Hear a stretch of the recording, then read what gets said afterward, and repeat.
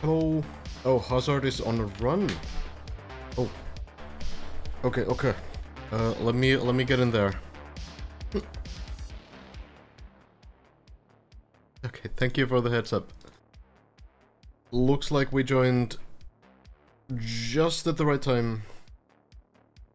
Hello, everybody. Mirage, Razor, Go ahead up. Eloil, Hype, Alem, David, Dendariel, Not, Fishgrad. Oh, Hazard fell. Okay, oh well. Getting some better runs going, I suppose, though.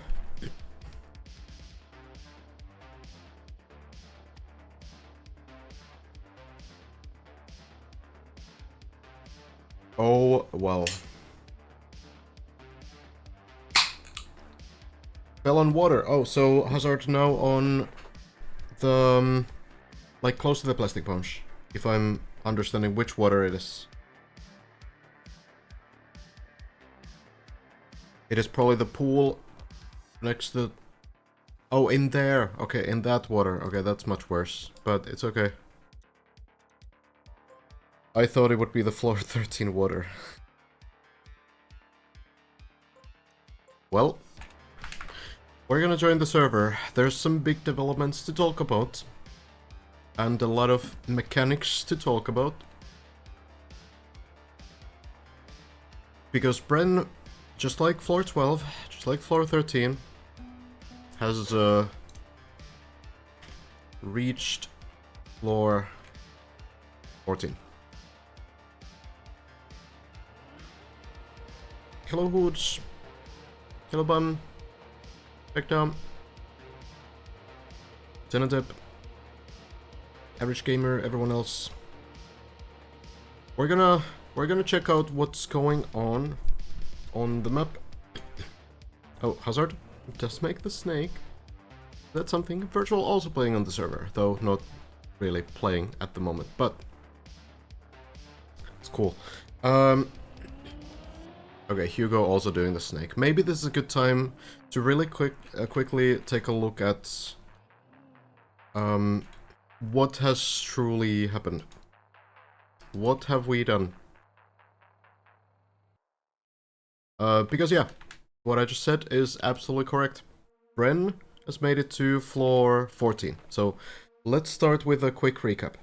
The Waltergard clip comment is already up to date. But let's take a look. So, last night... Hello, Lexi. Hello, Hoof. Everybody. Red, hello. Okay. Last night, Lars made it to...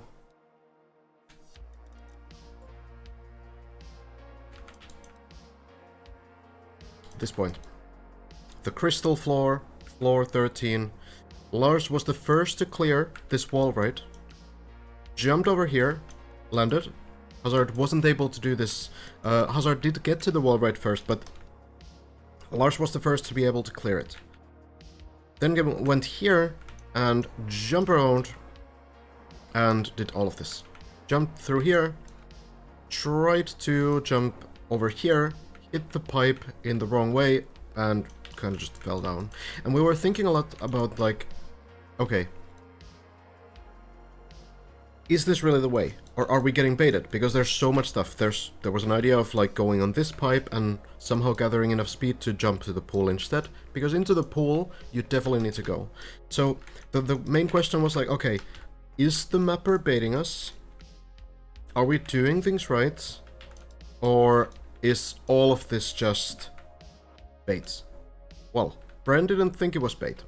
Bren thought that as you go here, you would be able to get enough speed to avoid one really important thing. water. There's a pool below here, and the way these kinds of, like, overlaps work is that if you land here, you will get wet wheels. So, when you reach, like, a high enough point, because there's, like, a ramp, then you will no longer land into the water, right? So Bren figured, okay, you can probably avoid it. You can probably jump over it. Then you can have dry wheels. And why this is important is because wet wheels also alter your airtime, probably at least making this less consistent. And that's probably what happened to Lars, kind of like getting weird handling and getting, like, you know, weird bounce and such. He made this jump even with wet wheels. Oh, really? So it would be possible, I guess.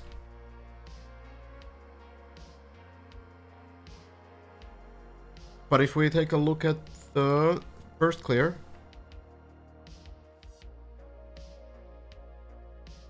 so Bren did this off stream and then showed it on stream. Jumping through. It doesn't show wet wheels. It doesn't show wet wheels here. So I'm imagining that this is a skip. Jumping over the wet wheels. And then jumping to the left and lands into the pool. That is already a new world record.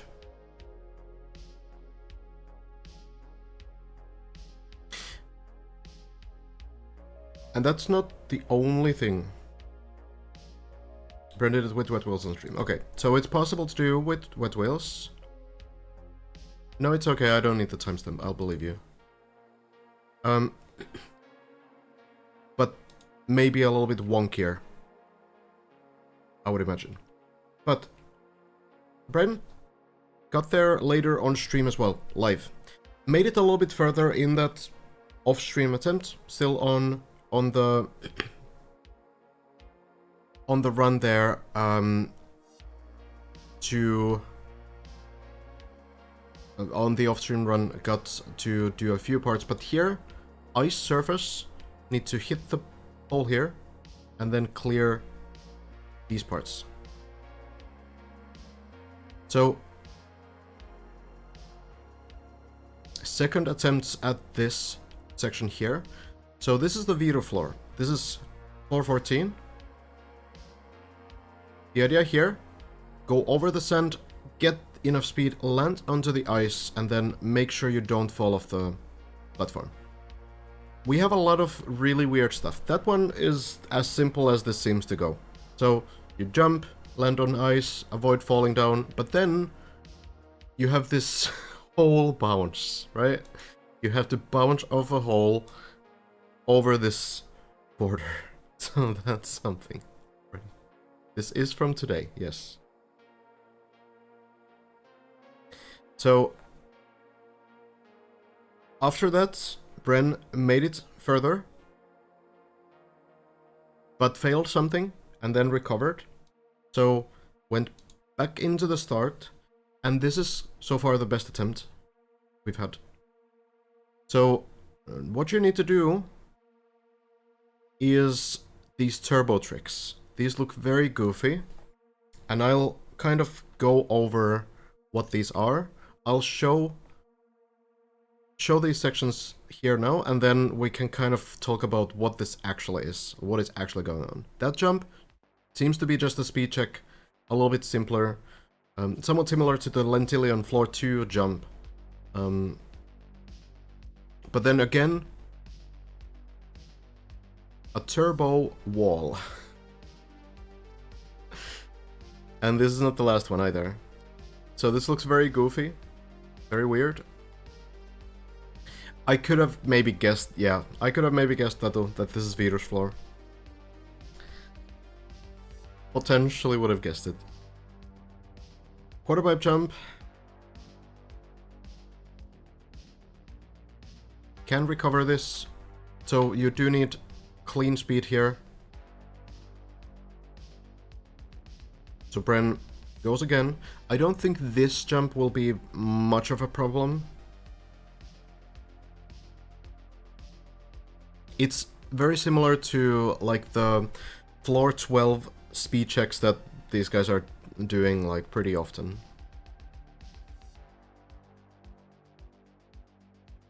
Who knows what can happen with these wall things? It is weird, but so far looks to be fairly consistent.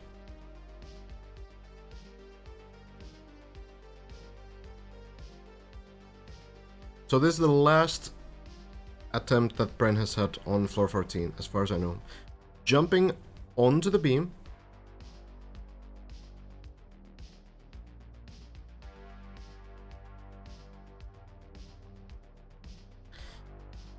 And then moving on to the big one. This is a long sequence, a lot of jumps. Need to get clean lines here. Very similar to floor 12 so far, right? We have these same ramps, but then one more time we have the turbo wall. That is the third one so far. Viro seems to really like this one. And there is a Kaki map where Viro has used this trick before. Though it's not the entire Kaki map, and it's probably the easiest part of it, but still it is, in some way or form, it is a Kaki trick. So then, a turbo ground thing, plastic bounces, some ice there as well, bouncing all the way into this pool here. Seems to be like a pretty press forward sequence.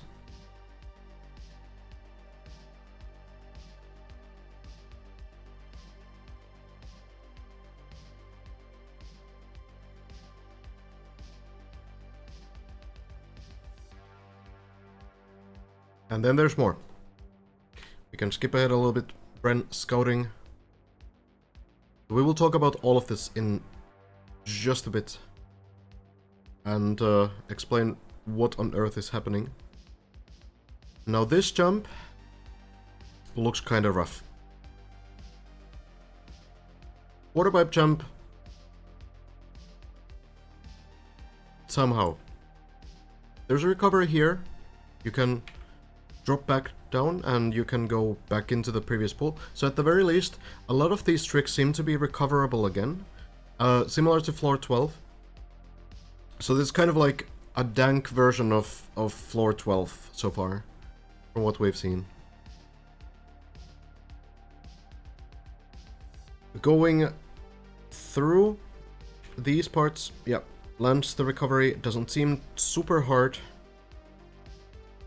And then we'll skip ahead a little bit for the next attempt.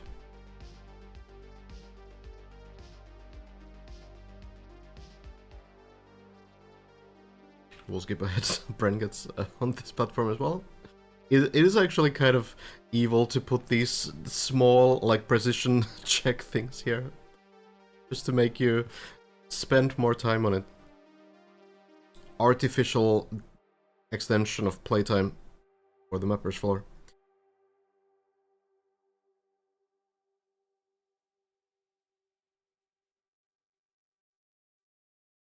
So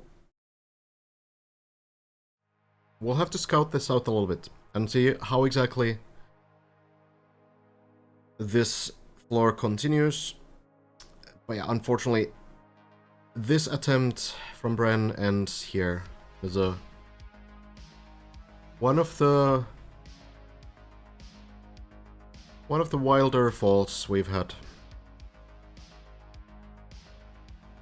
Bouncing around. Not landing into any pools. All the way down. But that is the current progress.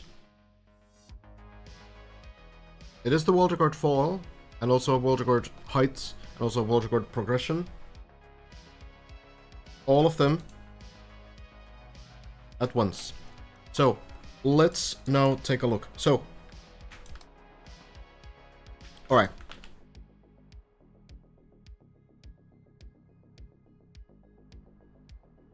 Elcon floor 12, okay. But yeah, Bren, floor 14. Floor from Viro. So yeah, this first one First one, simple enough, right? Sand slows you down, you go over it, you turn, you max out speed, jump on the ice, try to slow down. But then, the next part already, kind of weird, right? You have to drop into the hole slightly, so that you clip the edge over here, and the car bounces up over the edge. It's not like super complex either, but it's scary, because if you go too far, then yeah, it's a long way down. And then, at this point, we get to the turbo stuff. So, you go over here, jump clean, try not to plastic bounce from here to floor 10 at best. Need to be a little bit careful. And then, turbo. So how turbos work... Embarking on a journey like this, it takes a certain kind of person. You see, before you reach the top, you will face many challenges, and I promise you, there will be times where you ask yourself why you're doing it in the first place. Only those willing to fail are the ones that will succeed. This is the first ever voice line we've got, by the way. I don't know, I'm spectating someone, I guess? Somewhere? Okay, that was surprising.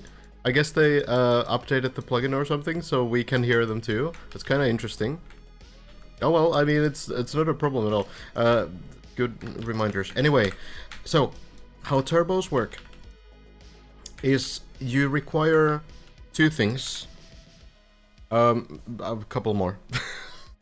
But the main thing is that you have to have some kind of a turbo.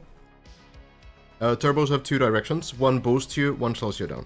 So these ones are always going to be, boosting you. But that's not the only thing that you require. You also need to be touching something. The car needs to have contact with something. So for example...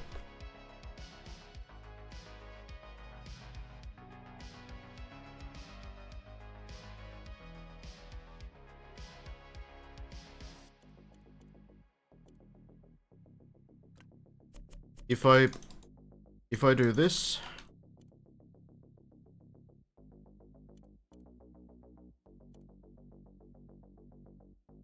and I'm not. Does this look like a remake of the map? What's a car's length? Actually, much less than that.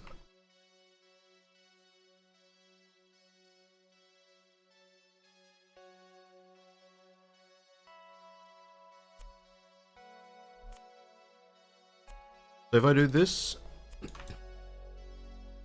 and I drive through it, if we watch the speed closely, you'll notice that absolutely nothing happens, right? We get the sound effect, we get everything, we don't get any speed. But now if I extend this, so the wheels are touching the ground,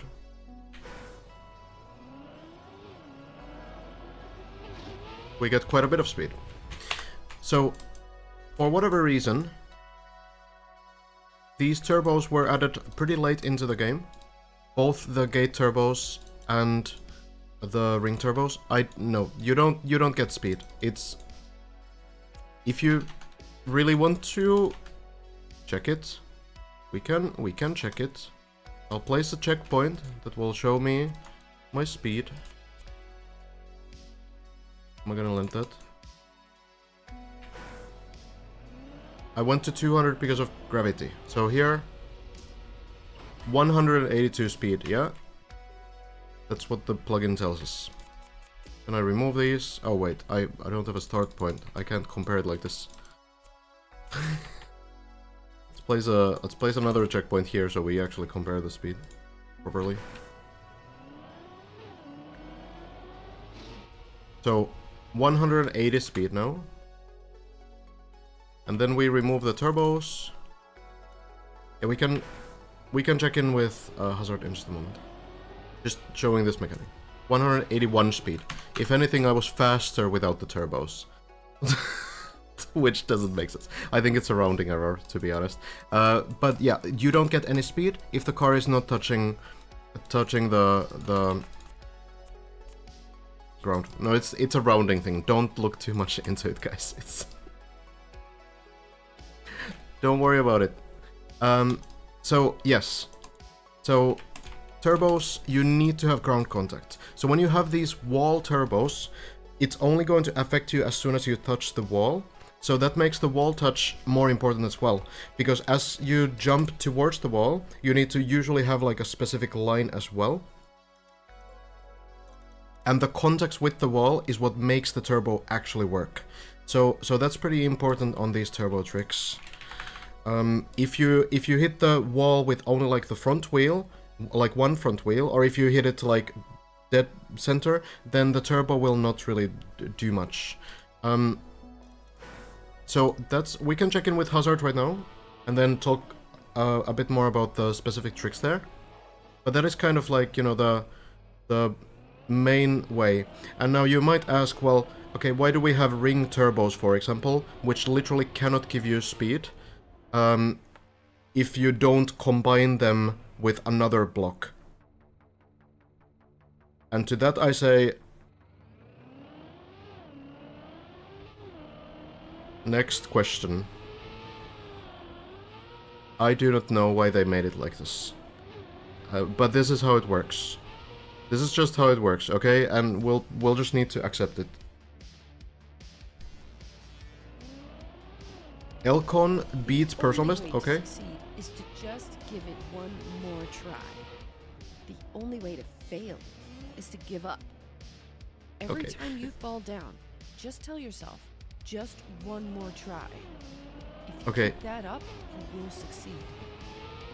So we are now getting voice lines, which is cool that you can get this in Spectator, but the problem is that now I'm going to talk over them, and also we will get all of them. So I think we will we will mute them. Oh, plays voice lines when spectating. That's like a setting now. Yeah, I think we'll just untoggle that. To you know. No, yeah, I think it's when you're spectating, then we're always gonna hear them, which might be a bit much at this point. Hello. Well, let's check in. Hazard. Floor 12. Solid run. Lands it in.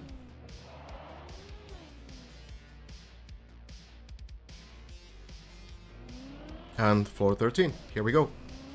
No longer the top floor. Well, I suppose never the top floor, but it is not the highest we've reached. Bren has cleared this. Cleared this floor.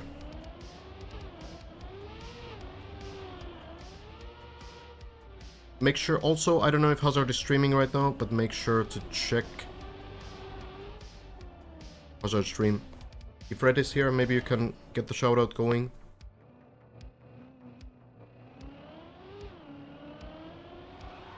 Not live, okay. But streams pretty often.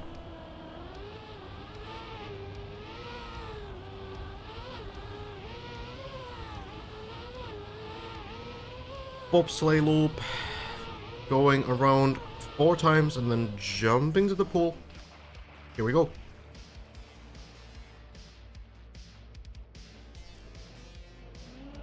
Red, are you here?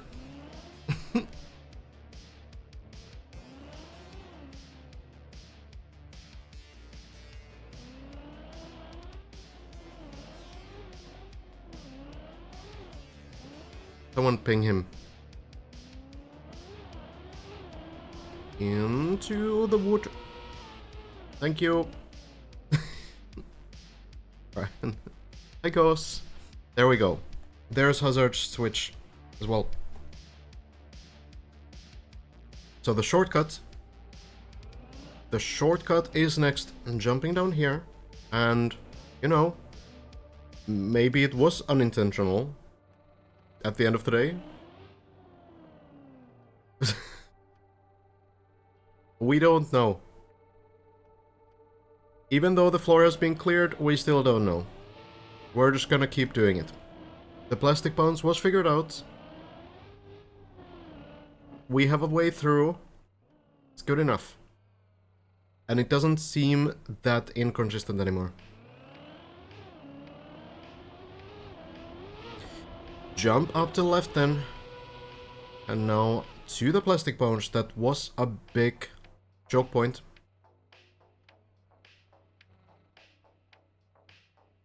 It does not. Vox Leviously. They need to stream themselves. Air brake at the specific time. Wow, it's so perfect. It's truly being figured out. Truly being figured out. It's kind of crazy. Took so long to get those clears on this plastic bones going, but now they're going. Good job indeed. And now, taking speed from the half pipe there, landing into the plastic and bounce up. It looks to work. Gaining speed on that half pipe is a pretty clever strategy.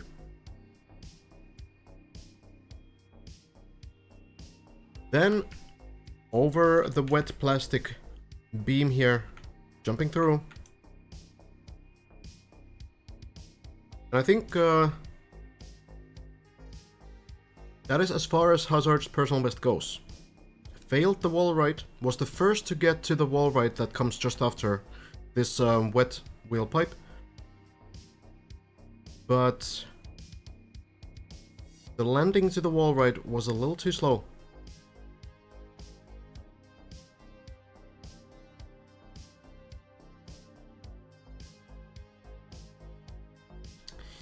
We shall see, we shall see.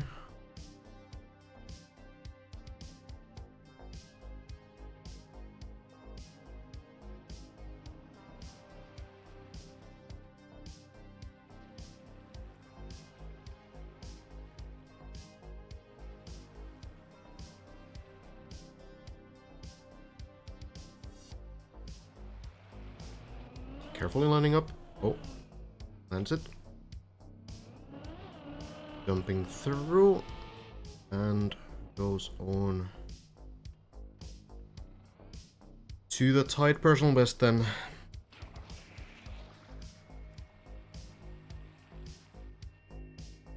So this is it. Clearing this wall right, going down, red turbo, jumping through, going all the way around and landing here. That's gonna be a personal best for Hazard. Has tried this before. To the best of my knowledge, hasn't managed to do it.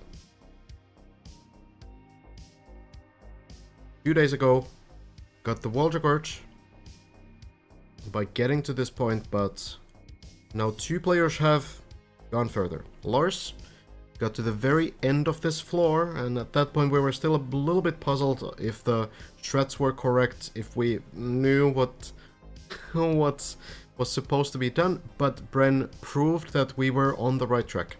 And Bren earlier today has cleared this floor, has gotten all the way to maybe 6 sections into floor 14. Well, here we go. Hazard. Landing looks good. Wheels upwards and the personal best is there. Really nicely done. The key here really is that you angle the car upwards.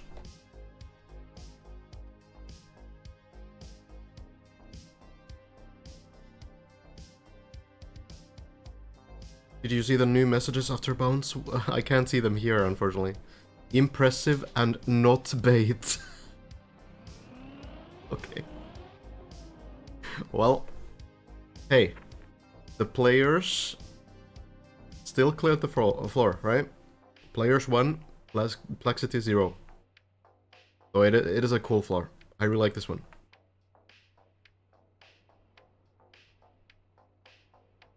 This is live. So the next part is to turn around on this plastic jump. Go down and hope you get enough speed to not get wet wheels from this pool here. You can do this with wet wheels, apparently. Bren has done it. But it's probably a little bit simpler, a little bit more comfortable to do it without. Jump up to the left, hit this pipe, land in the pool.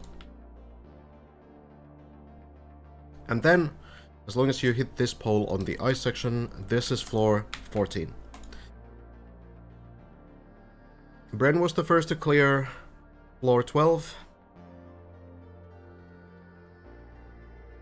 And then if I remember right, Hazard followed as the second player.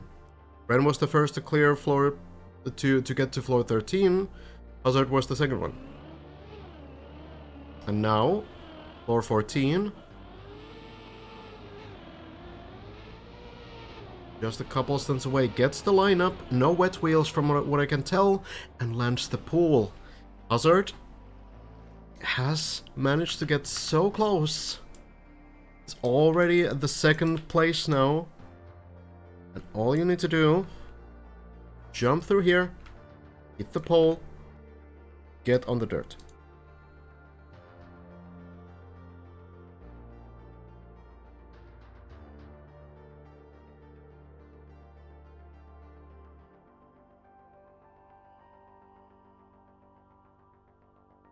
Elcon and personal best right now. 1400 plus meters. Yeah, that should be floor 13 as well. There's a website where you can see the current runs. So as long as players are using the plugin, you can see those. But if the players are not using the plugin, then we have no way of telling. But of course we can't see Elcon's run anywhere at all if Elcon is not streaming and also not on the server, so.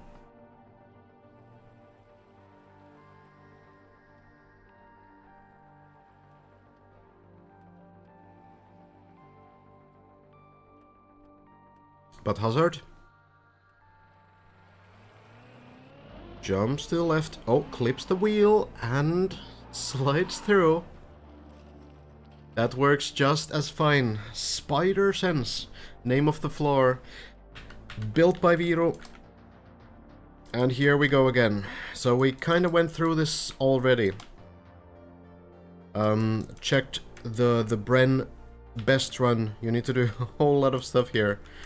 And Hazard will maybe look into the tricks here too. The first trick, really the simplest one. Not necessarily the easiest, but the simplest. Go over the sand, build speed, jump here, avoid sliding off with the ice.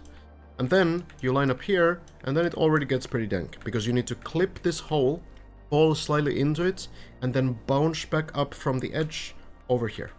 Avoid this hole as well.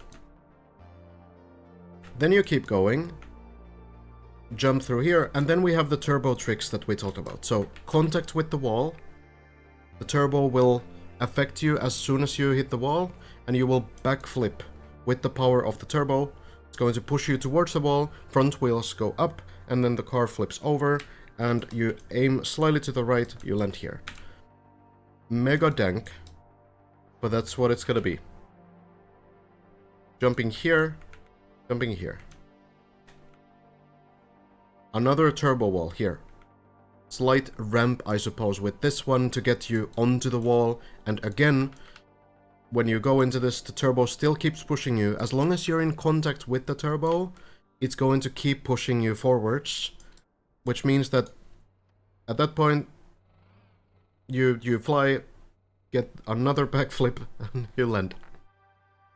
That's what the mechanics are. As far as execution, I think you just need to... You need to be...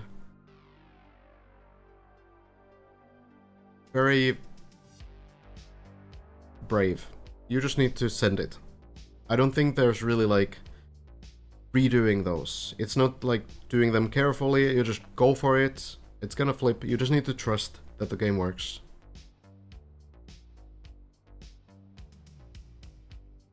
Well, first, it is a pretty sort of less complex section, let's say.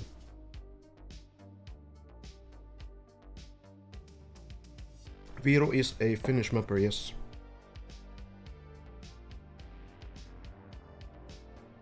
Elcon 1475. 1490 is the... That's the height maxing spot, right?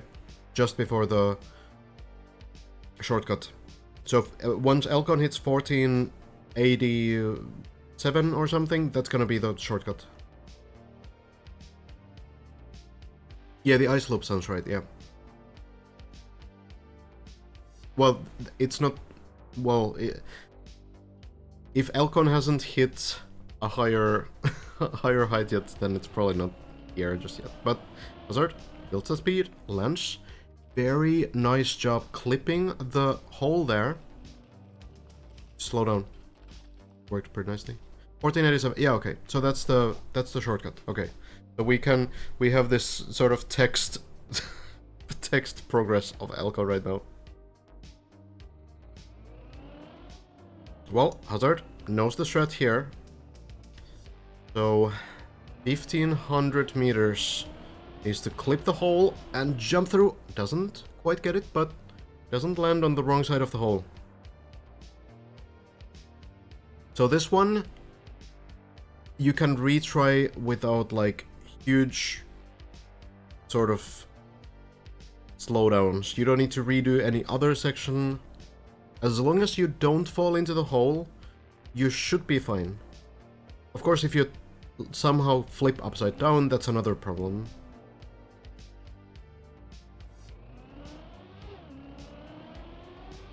Second try, goes a bit more into it and does survive. Oof.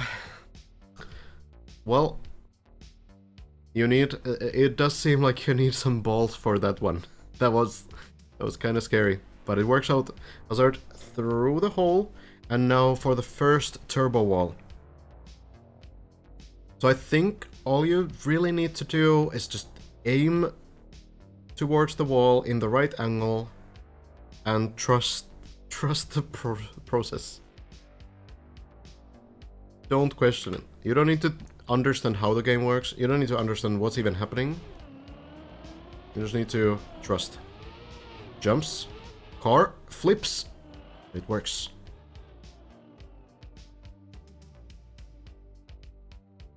That's... You don't question it too much. Slightly more traditional stuff. Jumping here.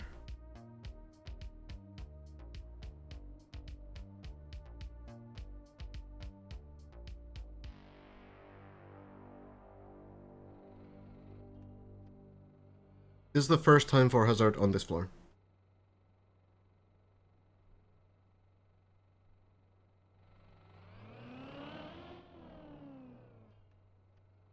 This one reminds me of some of the floor 2 jumps. Also, sharing some similarities to floor 12. Just aiming, lining up, making sure you clear it, and there's no problem for Hazard. Wasn't a problem for Bren either. Kind of more like a transition point, yeah?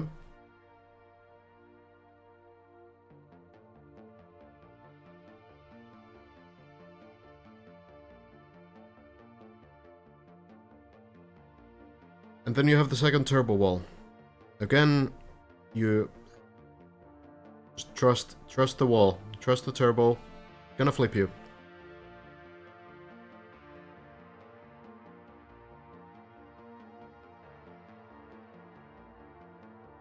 I suppose it's gonna be possible to land upside down on the platform though. Hasn't happened to Bren yet. But I suppose it's possible, so you need to be prepared. Not the cleanest landing, Hazard. Not really. Well, no, it's fine. Just lines up here. This seems to be the setup anyway.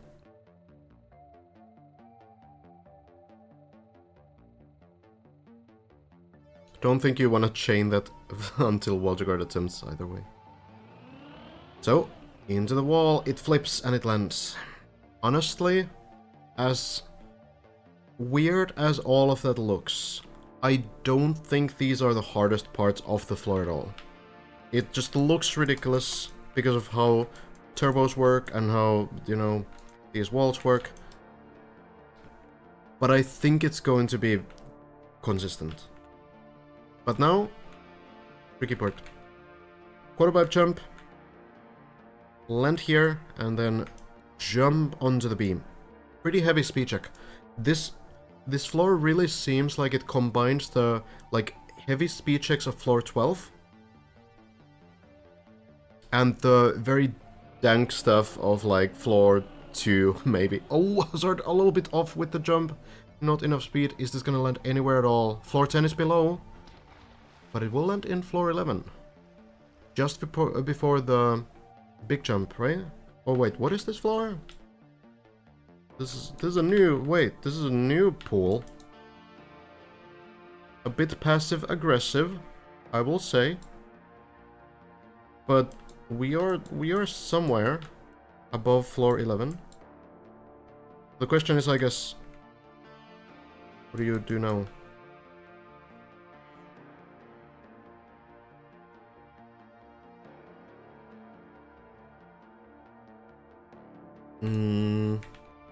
Suppose you go here, land here, and maybe retry from this point.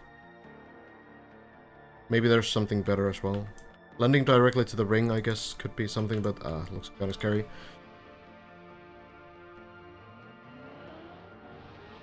Gonna be that, I suppose. Jump down a little early here and air brake so that the front wheels land early. Oh, actually, no. Just go. Oh, oh no! Oh no! He didn't see the plastic. He didn't see the plastic.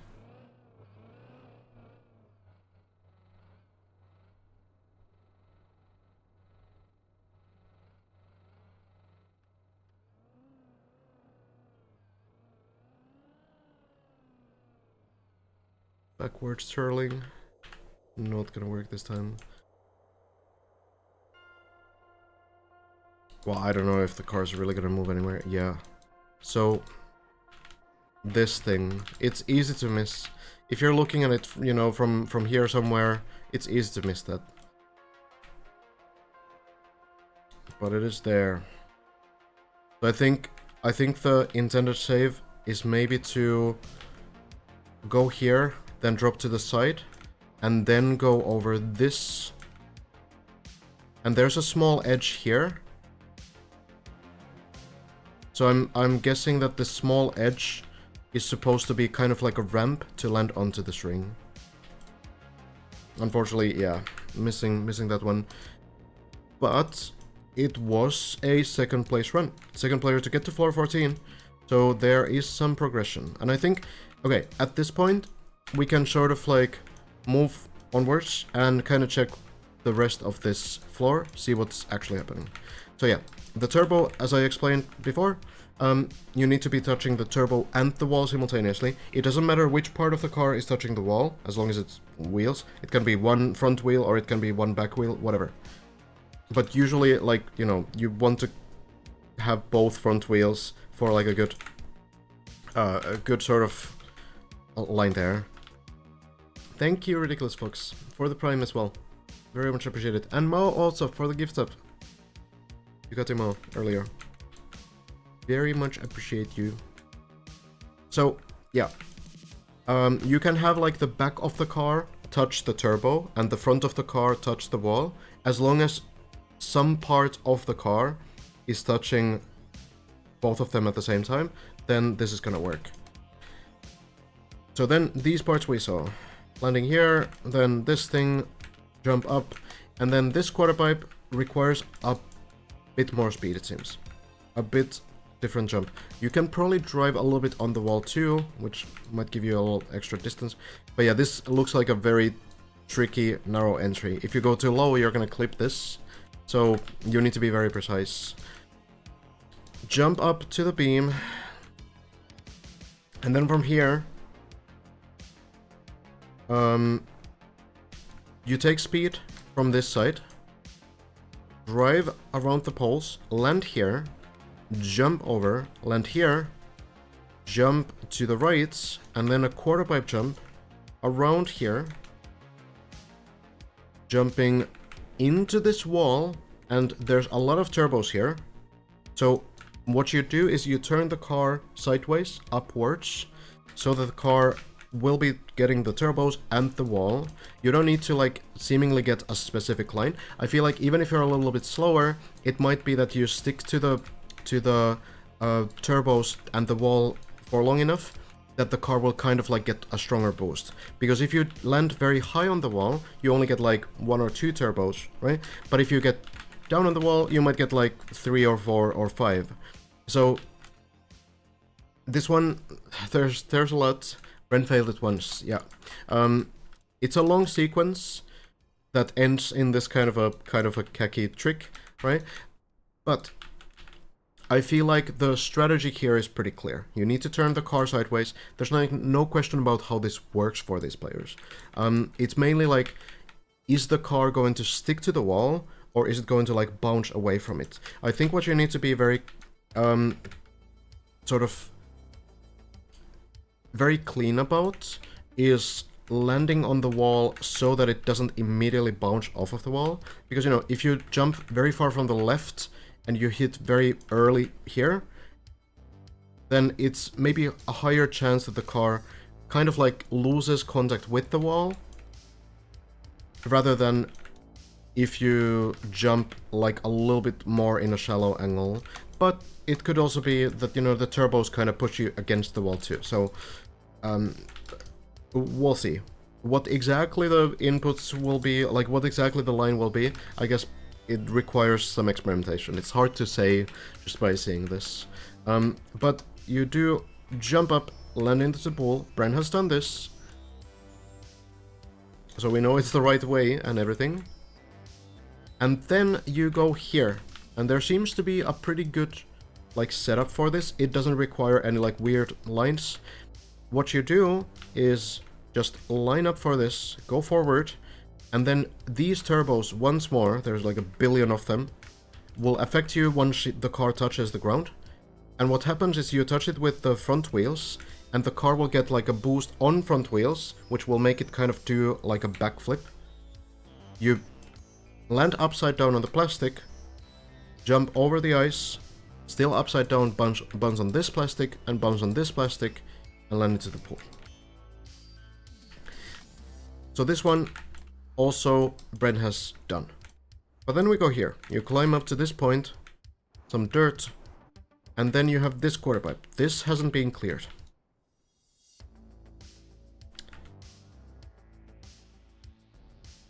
So we'll see.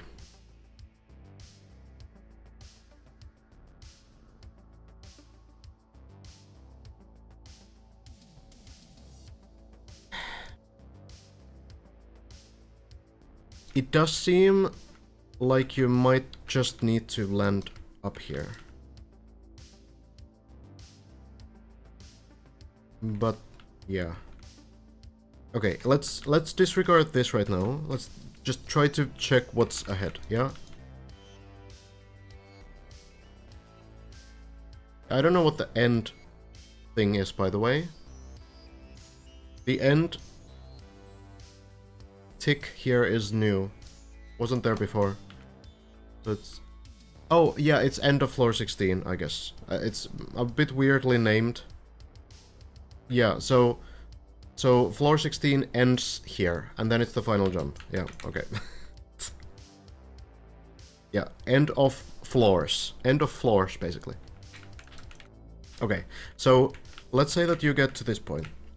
Jump over here, probably land onto this platform, and then probably an uphill thing.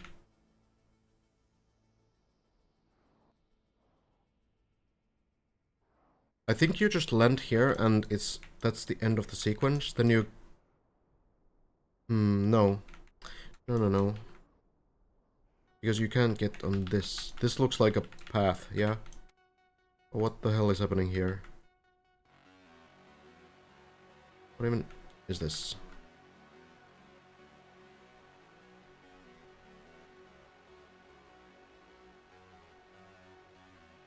So the turbos are pointing towards the ceiling. I know they're turbos.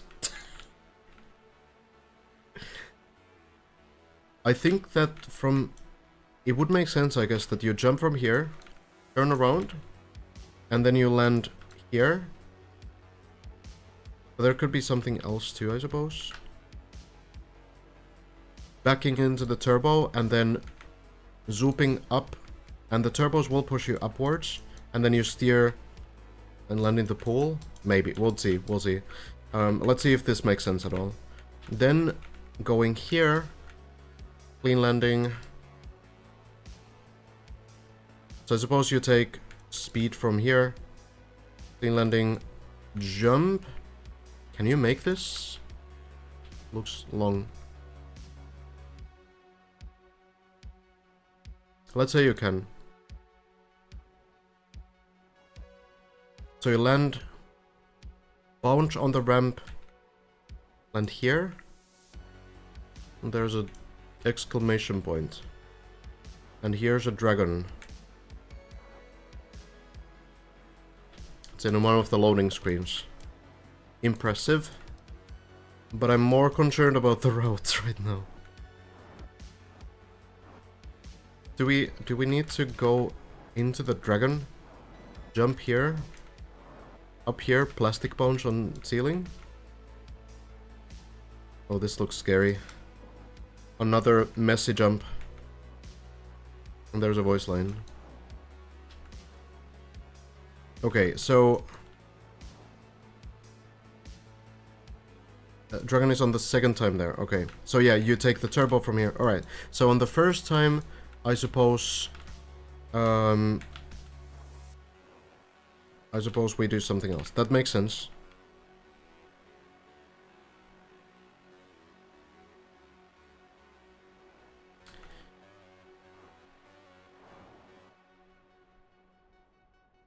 What was this one again?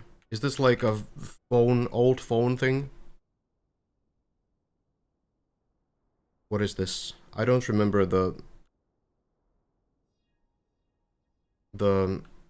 things. It says Bren Have. Oh, gotcha, yeah. It makes sense. Yeah, it's the phone typing thing. Right, okay, so... You definitely go to this direction though, right? And then there's the exclamation point.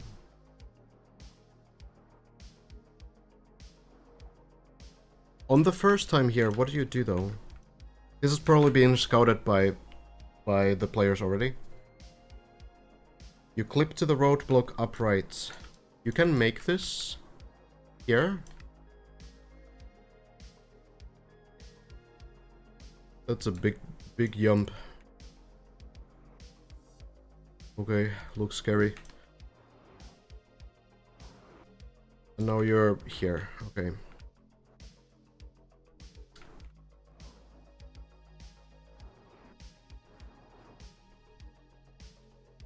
Okay, so then speed around, land into the ramp, jump to this ramp, flip the car upside down, bounce on the plastic, land in the water.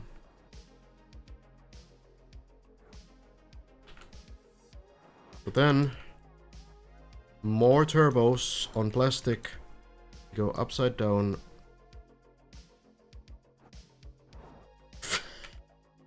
Hold on. We go upside down, onto the beam, flip the car here. Alright, then turbo, road surface turbo, so you will have good grip on this.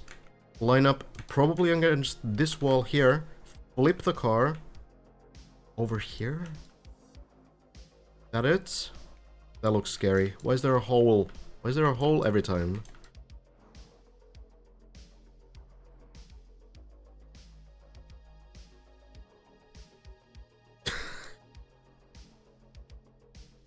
I mean, that has to be it though. I don't see anything else.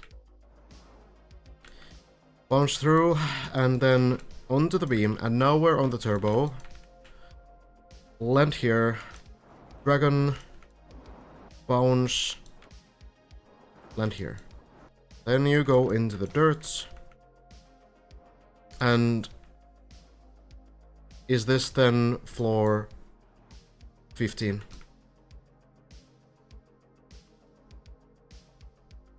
Okay. 16? Wait, where does floor 15 start again? Oh, was this was already floor 15 start. Okay. Okay. So, alright. So actually, floor 14, not that long. So we're already kind of halfway through floor 14. Alright, that makes sense. So, that's floor 15. And then it's 16, jumpers, floor, some UFOs, stuff like this. Alright, so...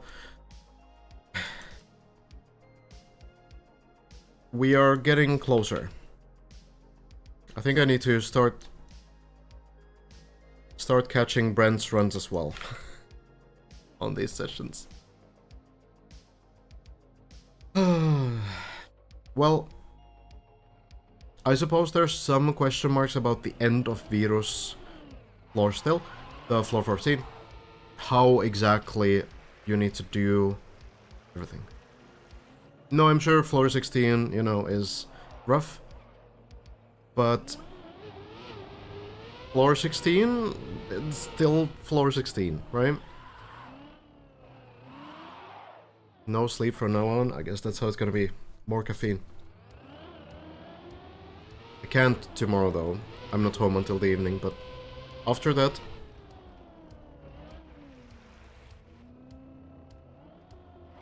actually looks finishable now. Yeah. Why don't you do an analysis of Bren VOD this morning? I already looked through it in the beginning of the stream.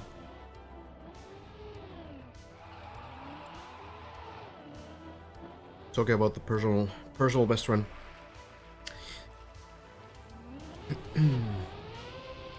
So yeah, the map actually looks like more and more finishable now, and I feel like we're close enough to the end that we need to start thinking about, like, are some players too far behind to actually get back in? It really depends, because like a lot of these things that look really intimidating, like the turbo stuff on floor 14, they don't really seem to be that difficult for these top players. Need to start thinking of what's next in our lives. Need to already start thinking about the post Deep Dip 2 time.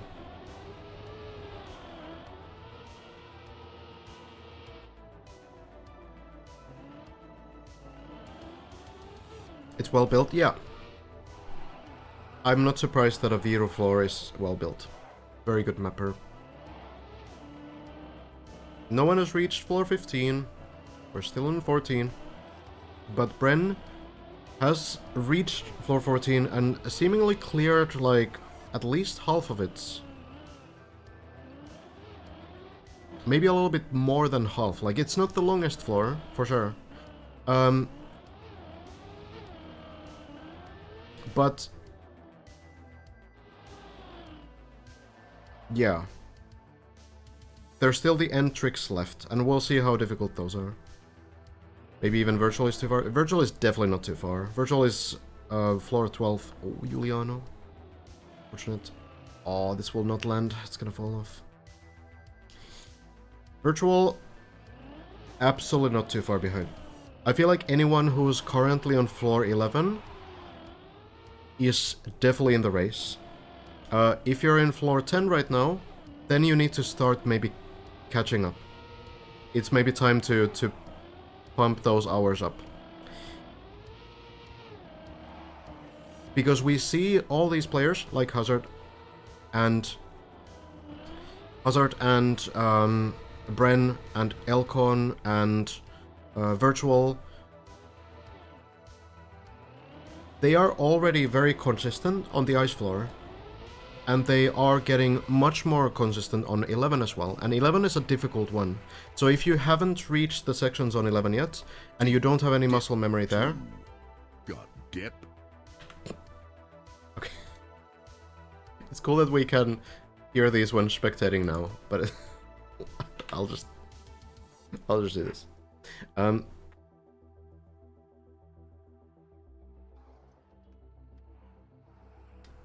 So yeah, I feel like it's not just about progression, but also about muscle memory and the like actual mechanical skill for these tricks.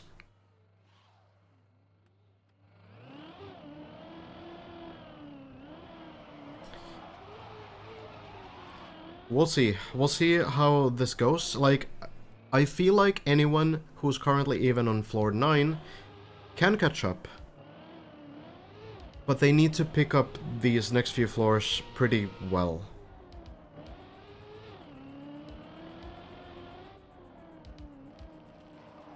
It's definitely not gonna be easy because, like, we have these players like Hazard and Bren and Elcon and Virtual and Lars who have been getting to floor 11, floor 12, like, every day now. And if you haven't even reached floor 10 yet, you're lacking quite a bit of experience on these sections to catch up. So it's possible, but it's gonna be tricky. It really depends, I suppose, how quickly floor 15 is figured out. But when we get to floor 16, then I think it's like anyone's game. And at that point, no matter how difficult those sections are, you only need to clear the final tricks one time potentially. Maybe twice, right? So you don't need to ever get consistent on floor 16. You need to get consistent on like maybe everything up until floor 14.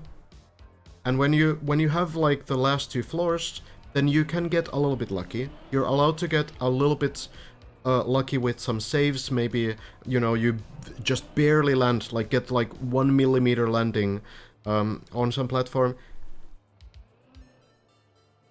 If you manage to get there on floor 16,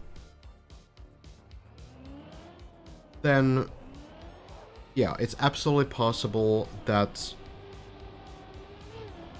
players will be able to clear that pretty surprisingly quickly, no matter how difficult it is, because you might only need to do those sections one time. It's not the same as floor 11, where you need to find consistent strats, and you need to figure out what exactly to do so that you can repeat those inputs every single time. You don't need to do that.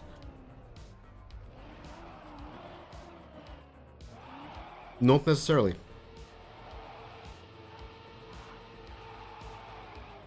So, in some sense, we are getting pretty close already. Like, yeah, we shouldn't say like, oh, it can happen today, because probably will not happen today. We are still like probably enough time away that it's not gonna happen this week. But floor 12 was figured out in 2 days. Floor 13, at the end of the day, didn't really take that much longer, right? It looked like it would, because the plastic bounce was sketchy. But now it's been figured out.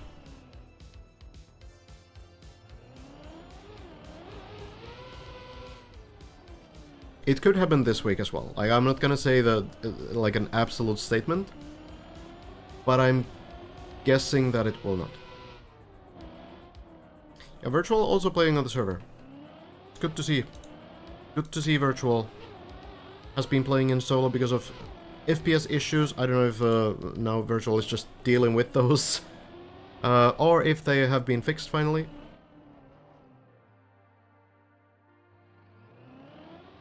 Despite everything that, you know, the conspiracy theorists say, I do think that that Virtual wants to play on the server, wants to have the social experience.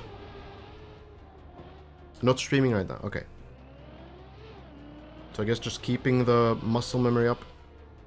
Yeah, it could be that, you know, we've also had issues where, like, when you lower specific settings in the game, they mess up streaming settings. That is common. So for example, there's a setting called GPU and CPU synchronization thing. You can get a lot more FPS through lowering that, but it usually messes up OBS. So your stream will just be very bad. So it could be that off stream that setting can be changed and it's pretty fine. But yeah, like for example, I can't change it because it will mess up my stream. It is the setting here. I don't know where it is even. Oh, here. Yeah, GPU CPU synchronization. That has to be on immediate or OBS. But it depends like what hardware you have and everything. It's weird. Everything is weird.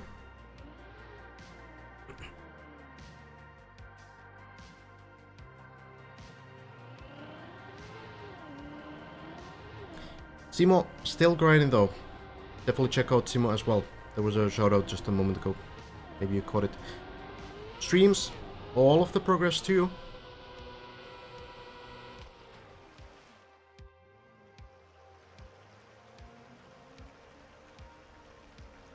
Doing some extra sightseeing in the pool.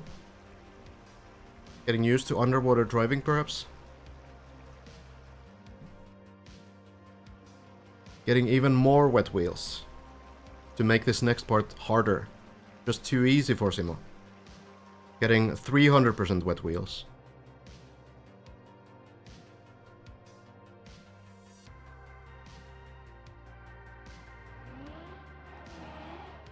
And it still works.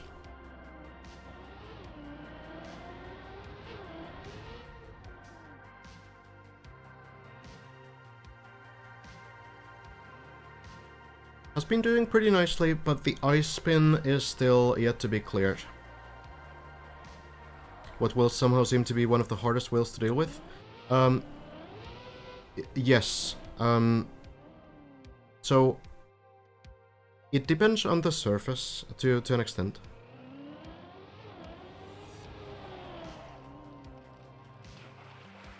But the wet wheels have like a couple disadvantages compared to icy wheels. So one is that icy wheels decay faster, which means that when you go onto like road surface, you will get rid of icy wheels faster than wet wheels. Wet wheels will stay with you for longer. Also, when you enter a drift, wet wheels make it pretty much impossible to exit that drift on road surface, like on the concrete surface. Whereas icy wheels, you can generally deal with a little bit easier. So they do end up being like a little bit more slippery still.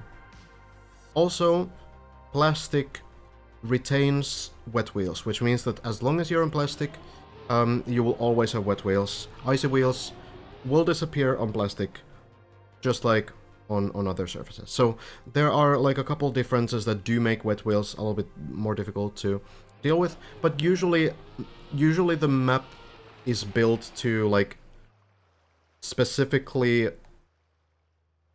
do those interactions. So it's also kind of hard to say, like, it depends on the map. You can probably also build some like icy wheel trial map that's like super cursed. Probably possible. There's one interesting thing about icy wheels that we don't talk about a lot at all, which is that icy wheels, and there might be some players actually who don't know this either, icy wheels increase your turn rate. Oh, Simo with the worst plastic pose. Oh, so close. This is dead center as well. It's down to the bottom. Floor 7 has these choke points and... Yes, icy wheels make you turn faster.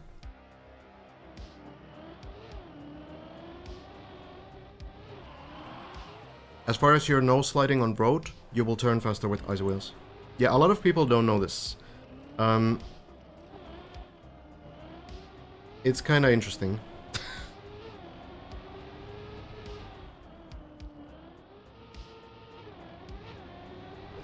I don't know why all of this exists. Someone asked about dirt wheels. So dirt wheels make the car kind of get a lot more grip on entry to ice.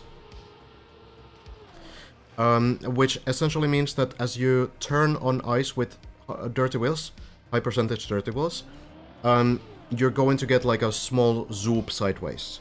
So that's one. And also, brake taps are stronger when you have high percentage dirt wheels, which means that if you go to like a drift section after a long dirt section, which dirt wheels take a long time to accumulate, by the way. So if you go to like a drift section with high percentage dirt wheels, then it might be that the brake taps are surprisingly strong, and especially high-level tech players don't really like that. So as a mapper, you need to know this interaction as well, but that's kind of weird. I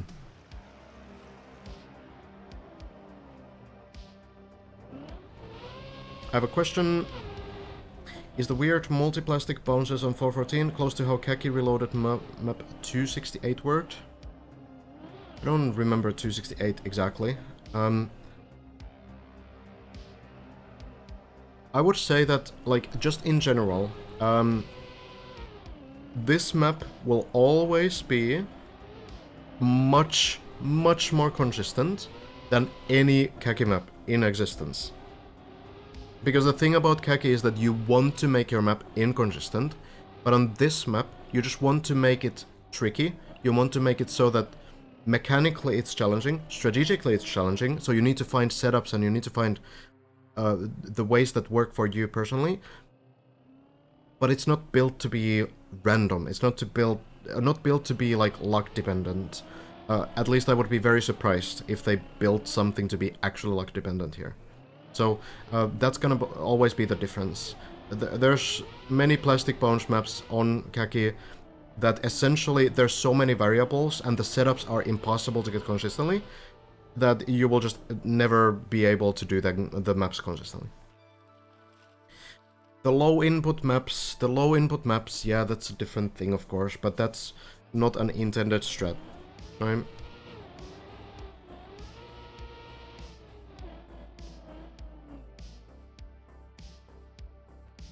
How do you get a map into Khaki? So there is a public submission phase, usually like a month long, where you can send in anything. You can send in anything at all. You just need to follow the few rules they have, build your weirdest map ever, and set it in. It is difficult to get your map into Khaki. I think in the previous season there were like 400 to 500 submissions or something, and 75 of them will be selected. Oh, virtual, too slow. Everyone kind of trying to get those runs going in, but it's good to see virtual's progress. I'm looking forward to seeing the ice floor as well from virtual. I know virtual is very good at ice, but haven't been able to check a lot into that. Tally also trying to get some floor 9 runs going, currently PB on floor 8. But yeah, so maybe like 20% of Khaki maps get accepted. Even though there's 75 every season, they still have a lot of submissions.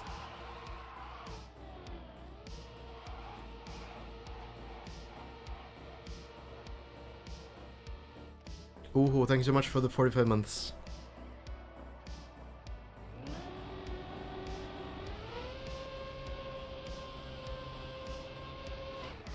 Ali has been doing nicely.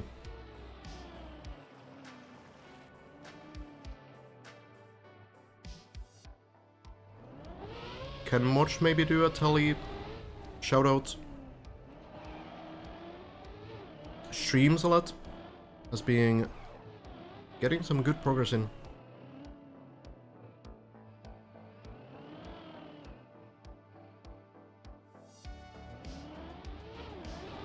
Getting to floor 8 is very difficult already. It's truly not easy. There's, I think, less than 30 people still to do that.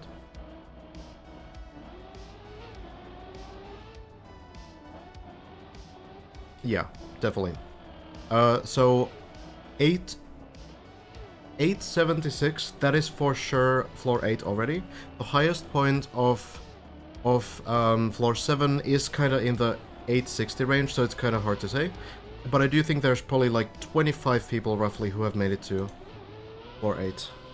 Out of like tens of thousands that have tried this map, so it is quite the feat for sure.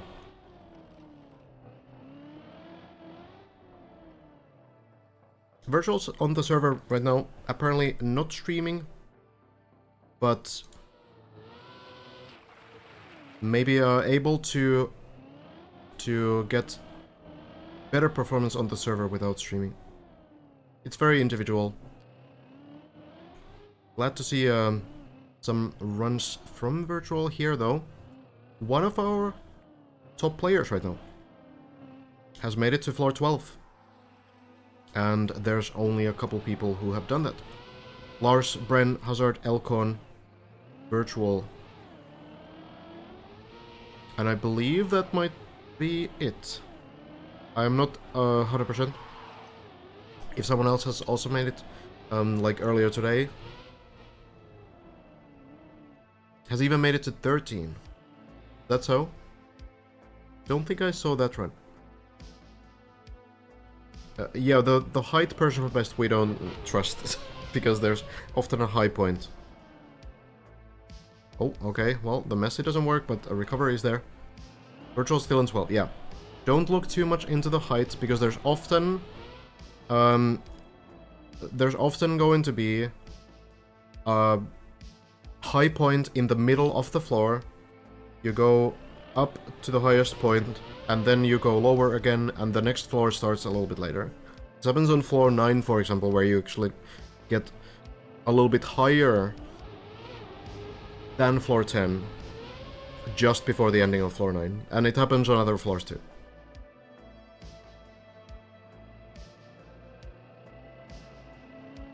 Hasn't been to 13 yet, okay. Oh, that's an unfortunate wheel clip there. Disables the bug slide because Virtual just barely tilted the car too much and lost the grip there. Oh, Ellie going in. Don't look at the inputs too much either, because when spectating, the plugin that we use to display the inputs estimates the inputs based on wheel position.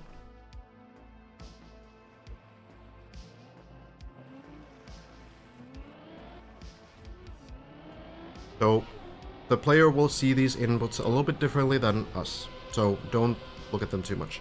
They should land. Should land indeed. Nicely done.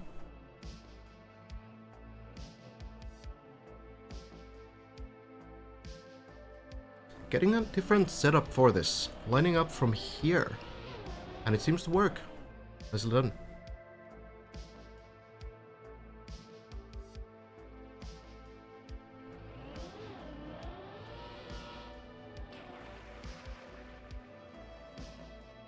Virtual has been to floor 12, that is for sure.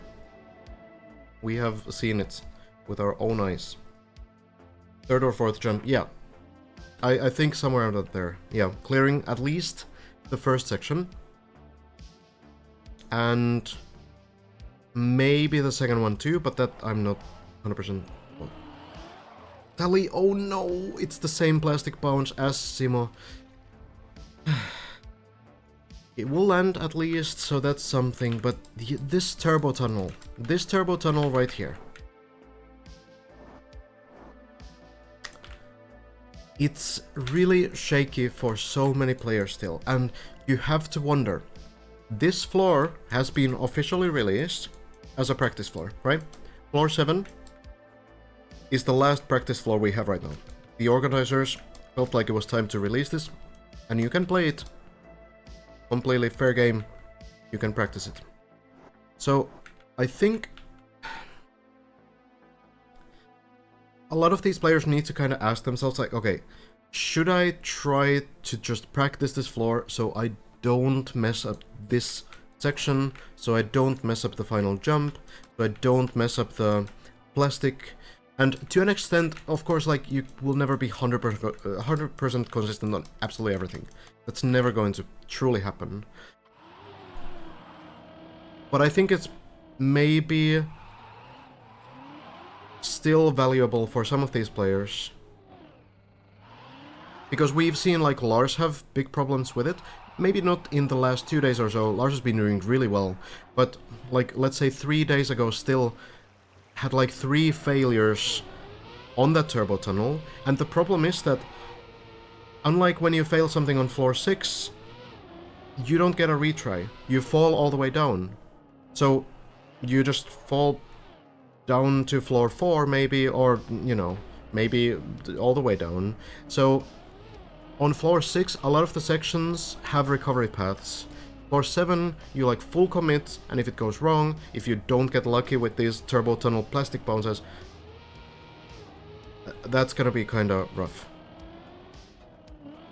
So, I think it's a valuable question.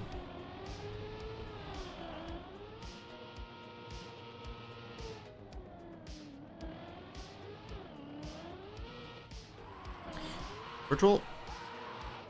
On the grind. I feel like at this point when, you know, Bren and Hazard both have reached floor 14, I feel like at this point you kind of ask yourself, like, okay, am I kind of falling behind? Oh, this is not good. I don't know if you can flip this.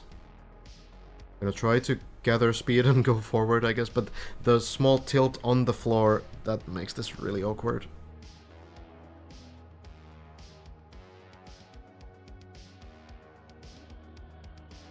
My PB is on the start line of the map.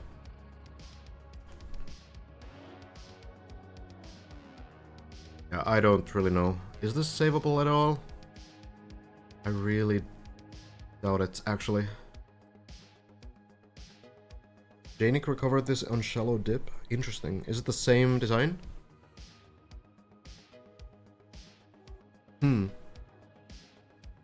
Well, maybe. Maybe you can do it.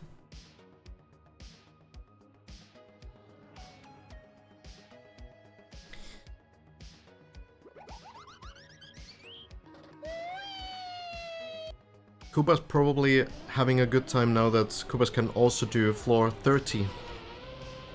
One of the mappers. In fact, Kubas is the builder of the floor that we scouted a little bit earlier. So, our mappers here. Sparkling and Spec building floor 0. Then Mudgy, Lentilion, Maxchess, and Sparkling built floors 1 to 4. Then from 5 onwards it's Jaga, Classic, Techie, Doondi, Rioter, Maverick, Sidelord, Whiskey, Plaxity, and now we're on the Vito floor. Floor number 14, and then Kubas is 15. Jumper 16, and then the final jump built by Sparkling W again. So that's what's left. It could be that in these next few days, Bren, Hazard, even Elcon, who has gotten to floor 13 as well, at least off stream, people were checking the website that shows everyone's like current progress. So Elcon's still using the plugin, but playing offline. So we know a little bit about that progress. We know that Elcon has had a run to floor 13, even though we haven't seen that run. So then, Kuba's floor with the Majestic Dragon. This is all built from the vanilla blocks, by the way. All of this is the default blocks that the game gives you. Items, to be more specific. But, you know. It is pretty great. Where is the dragon looking at? Is there a hint, maybe? There's absolutely nothing there. Anyway. Kelly?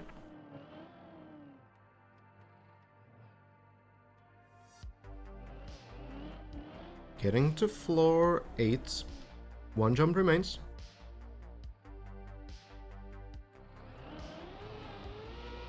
Looking at the floor 13 pounds to say that it is the way? Well, now we know already. It's a bit late, no? So the numbers on the wall on floor 15 apparently spell Bren Have. So Bren for, I guess, winning Deep Deep 1, and Have for having the Walter card, probably, by the time this map was done. So it's kind of like how you would type letters in older phones.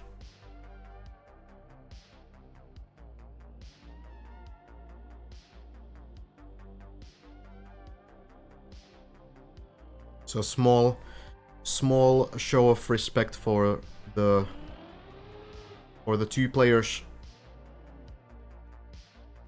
that achieved great things in Deep Deep 1. Who validated these floors? So every floor has been done by more than one person for sure, because they did have playtesters as well to make sure they find like unintentional shortcuts and things like that. So obviously the builder of the floor has validated the floor, but there's also probably been like a few other players testing them out and finishing them. Ooh, Tally a little bit short on this landing. Land somewhere. I don't know where we are. Kind of the issue with floor 7 that it has these like platforms that actually don't lead anywhere at all. I don't think you can get anywhere. Your best bet is maybe some floor 5 jump. Yeah, no, this is in the middle of nowhere.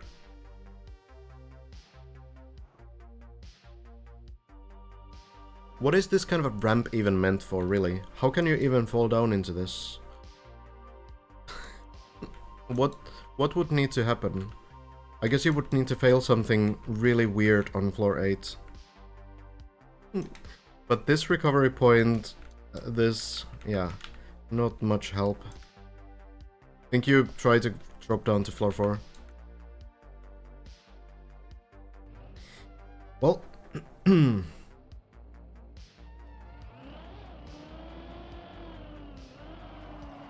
beam landing is looking like the toughest part of floor 8, honestly. After that, everyone seems to be getting a little bit more confident. But I think the problem with the beam landing and the following jump that Tally just failed is that you just can't recover them, right?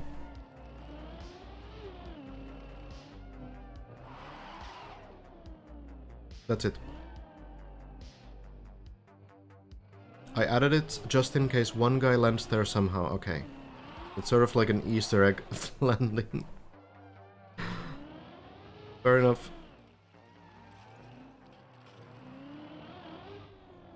Just try to prevent any stuck areas. Yeah, I think in general it's good. It doesn't hurt.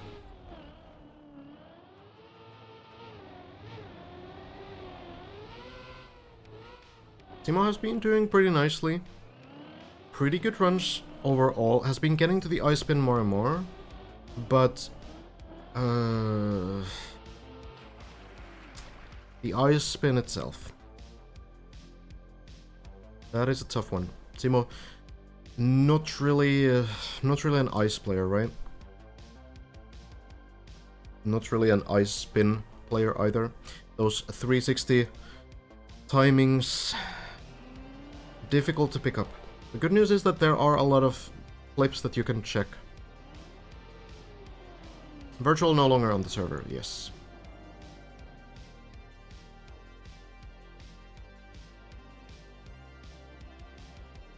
I think if Simo can figure out the ice spin, there can be really, really quick discoveries on floor 11 and 12 for him. Might be able to improve a ton.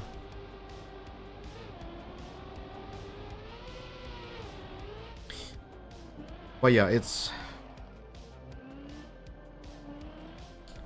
really the ice floor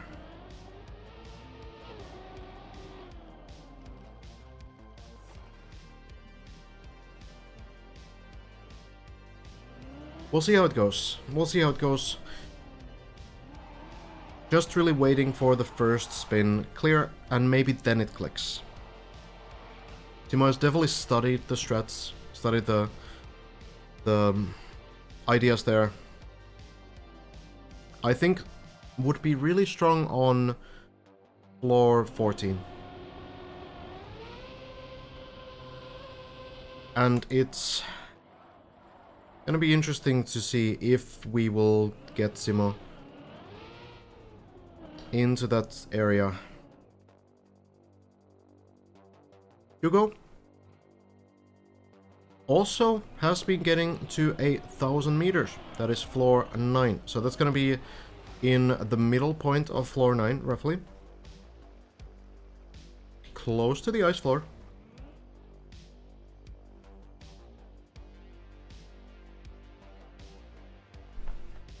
More specifically, I believe it is this part. I think it's this part.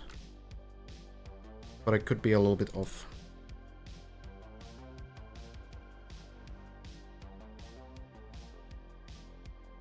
This is recoverable, but usually is a bit of a patience test. You need to just stay calm, try to go into the corner a little bit, wait for the car to do its thing a little bit sideways. You can climb up the middle, but it can be also a little bit easier to go into the corner from what we've seen.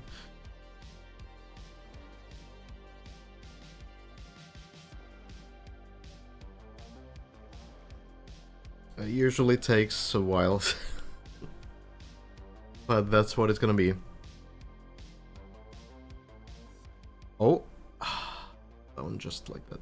It is especially dangerous if you get the front wheels on the platform, but then fall down again. Because then the car might be pushed back a little bit too much, loses grip on the plastic, but Hugo makes it.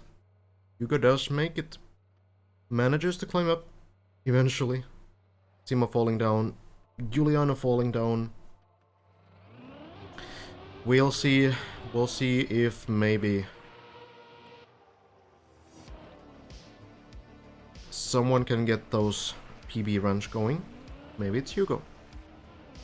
Now for the plastic, send drying your wheels into the loop. The line looks good.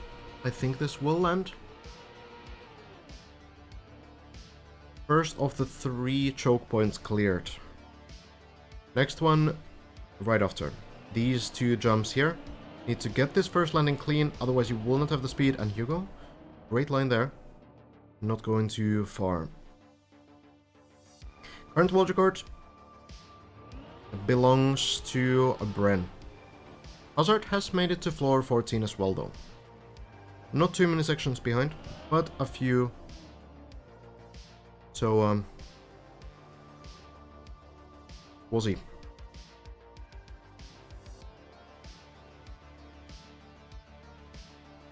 Hello, QFM. Witness as well. The floor 13 route, I suppose, was the right one. Were we supposed to find the shortcut? Maybe it was unintentional after all. I mean, I don't think Flexity will reveal anything until the event is over. Oh, Hugo makes it through the turbo tunnel. Yeah, I don't think we'll get anything from Flexity still, except for XTD. But we'll wait.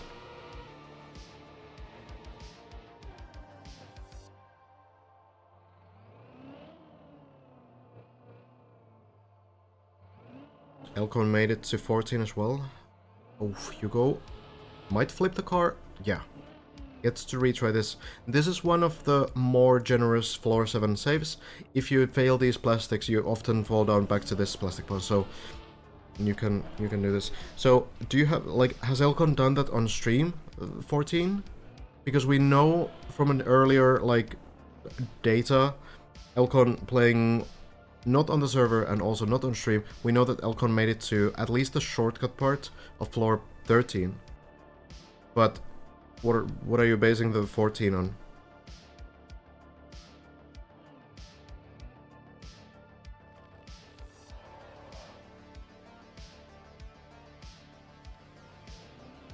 very clean this time. You need to go sideways over the turbos. If you don't, then the turbos will affect you. So it's kind of like the opposite to floor 14, where you need to make sure that you do get the turbo effect to climb the walls. But here, you should not be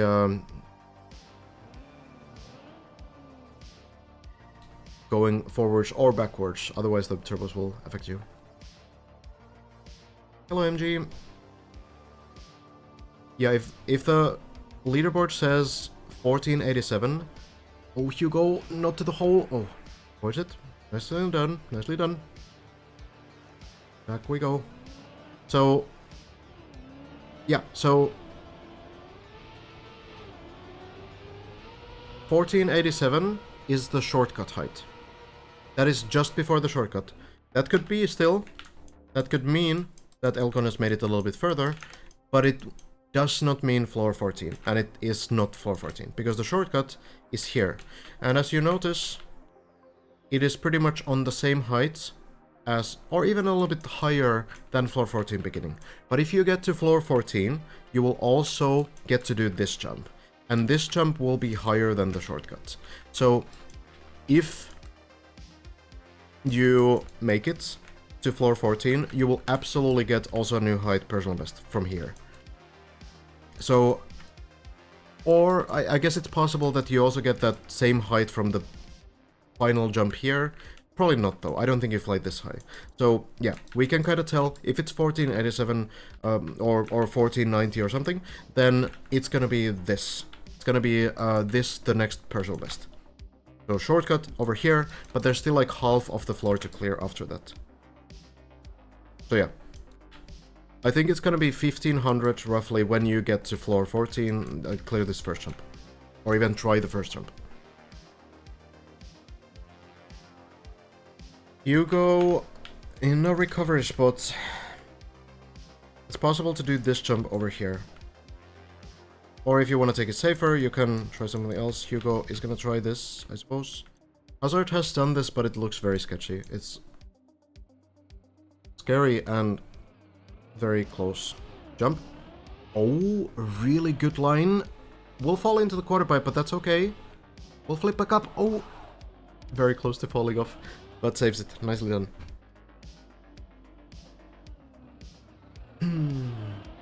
Bit sad that without Bren and two others, there's barely anyone close to getting a new Walter card. Well, it might change, like, Lars also wasn't that close to Walter card until Lars figured out the final parts of floor 11, cleared floor 12 relatively quickly, and then just breezed through floor 13. So it's not impossible that someone has similar progression, now that all the strats on floor 11, 12, 13, and half of 14 are kind of figured out. So it's not at all impossible that someone will actually be able to pick some of those strats just by watching others do them. And then, you know, a little bit of luck mixed in, they will get them first try, or will find some recovery ways, and one run, and suddenly you're on floor 14 and you're contesting Walter card. Not at all impossible. Hugo, bit too slow here, bouncing through floor 6, maybe. That's it, gonna be. Gets the landing. That's something. Skandir absolutely could do it. Virtual could absolutely do it. Scrappy could absolutely do it. There's so many names still in contention for this top battle. We're still quite far away. Quack. Oh, we can see the texts now. Nice. Thank you, Zertrov.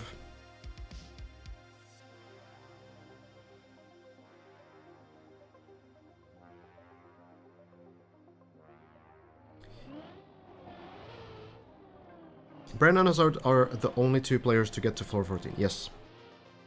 Lars is very close. Lars is the third place. Just on the final pool landing. Trying to get the final pool landing on 13. I did not, but...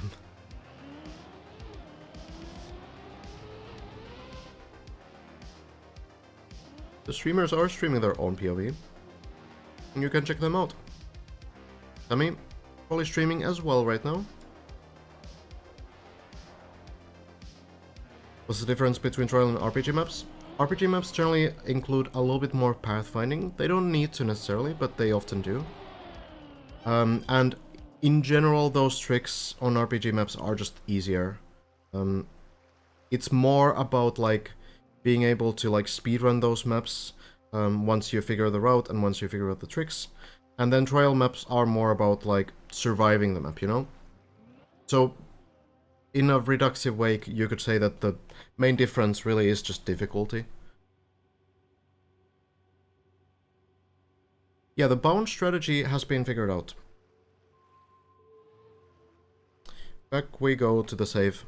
So how they do it is they essentially just line up forwards towards the wall, and once the car is facing like directly upwards, so they kind of do a front flip falling down, they air brake, so they stabilize the car's rotation. Sammy, so close. When the car is facing fully upwards. That seems to be very consistent though. Yeah, also RPGs have often like more like a thematic design than trial maps. Trial maps can have that thematic design too, but oftentimes it's not really the key.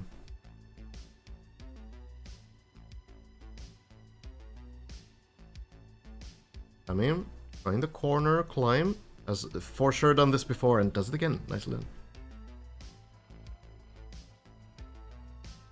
Why don't you play the map?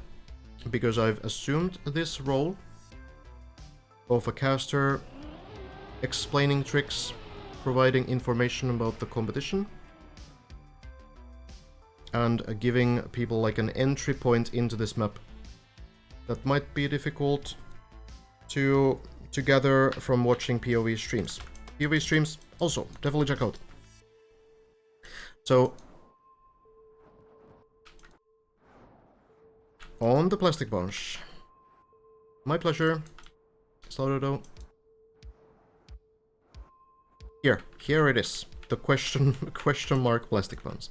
So they are basically just lining up straight, and they are dropping down, front flip, and once the car is like back down towards the plastic, they air brake, and that stabilizes the car's rotation, bounce up, and now the car is kind of like going straight up, both in terms of the direction and the like angle, the rotation of the car, right?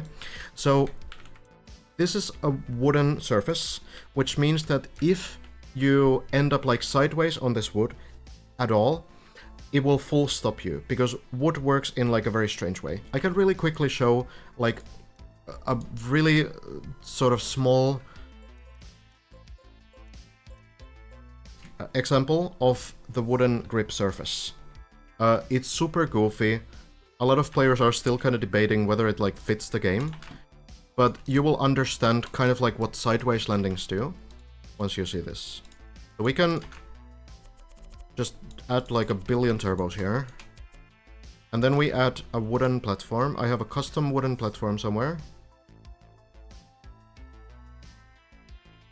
that I've made with the in-game mesh modeler.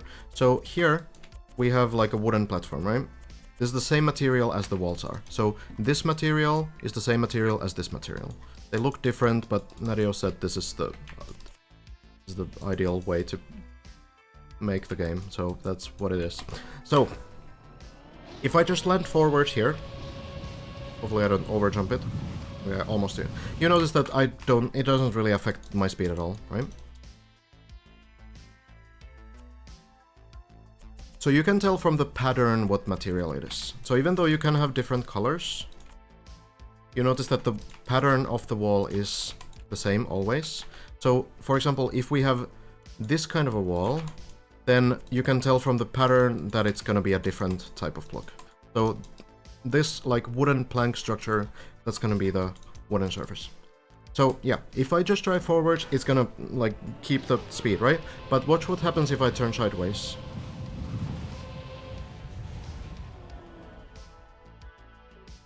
This is what we mean when we say that wood has like a infinite grip. It is super goofy. It's like straight out of a cartoon. I'm gonna make this a little bit higher,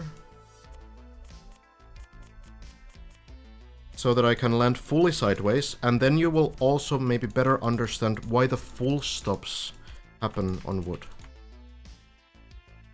I need to extend this a little bit more. I know the colors aren't the same. It's fine, it's fine. So here. If I'm able to land like fully sideways here, this is what happens. So it's like a completely ridiculous grip. Essentially, you cannot drift at all. The only exception where you can drift with this is if you have icy wheels. Then the car will lose a little bit of that grip. But this is how wood works. So when you don't land fully straight into that wall, you will lose your momentum. So what they're doing, what the players are now doing on this wall, is they are just doing the completely straight line, doing the bounce, so that the car is facing upwards. So the car is kind of like going in the straight line with the wall. So even if you hit the wall, which you don't need to hit necessarily, it's going to like carry the car to the landing instead of stopping the car. So that's kind of what they're now doing. It still seems cleaner to not hit the wall at all. But in case you do hit the wall, if your line is straight upwards and it's not like sideways or anything, then it can climb up here and it can be fine. So that's what they're figuring out for the plastic balls so far. Thank you, Thomas, for the prime. Appreciate it. What if you go backwards? No, the backwards is the same as forward. So when you land backwards, you're also not going to lose any grip, because you know the car will just go along the wheels. So it really, the wheel direction is what we're looking at. Yeah. Was that how would work in Trackmania original? No, not at all. Not at all. And it still doesn't work like this for the other cars.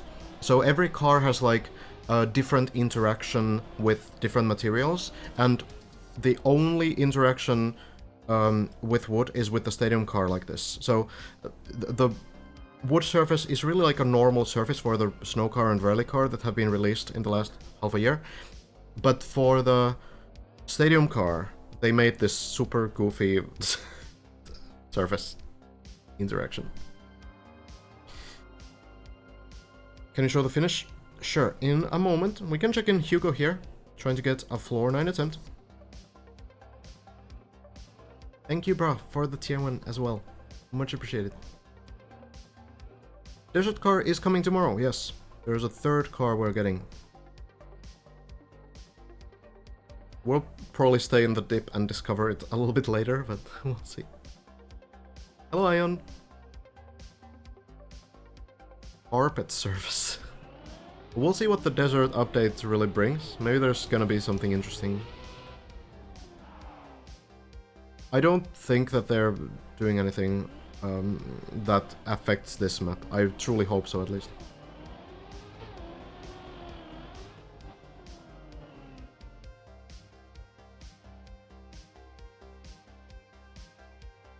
We have emote redemption, Max. I'm afraid to mess with the economy of the channel.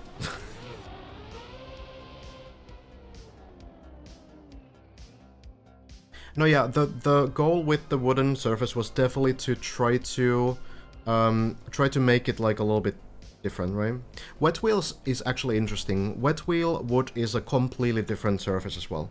So it's kind of hard to describe, and we don't have any wet wood on this map, so maybe we can skip that for now. But it is like a completely different driving style. There's some really cool wet wood maps where you kind of slide around constantly, like you're always drifting with wet wheels.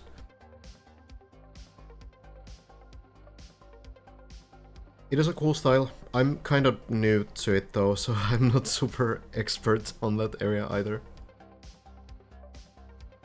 In your opinion, did they clear floor 13 properly? I'm undecided. I feel like the shortcut might have been unintentional after all.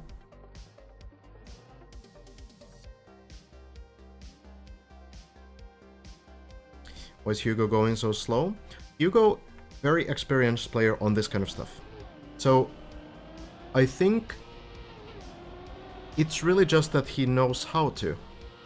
I don't think it's like, you know, being too careful or like when you're doing this upside down driving, your main goal is to just keep the car stable. And it's actually harder to keep it stable when you're going slow, but it's easier to time these narrow sections when you're going slower. So if you're like full sending it, then it's much harder to you know, actually get the timings correct where you don't flip the car to the like air side of the beam. So I feel like Hugo just knows how to control it, so confident in it that he can sort of slow the car down and do it very carefully so that you make sure you don't make any like mistakes just because you try to do a little bit more. Hugo streaming sometimes? Yes, sometimes, I believe. As a Twitch stream. Maybe if a mod is here we can get a shout out.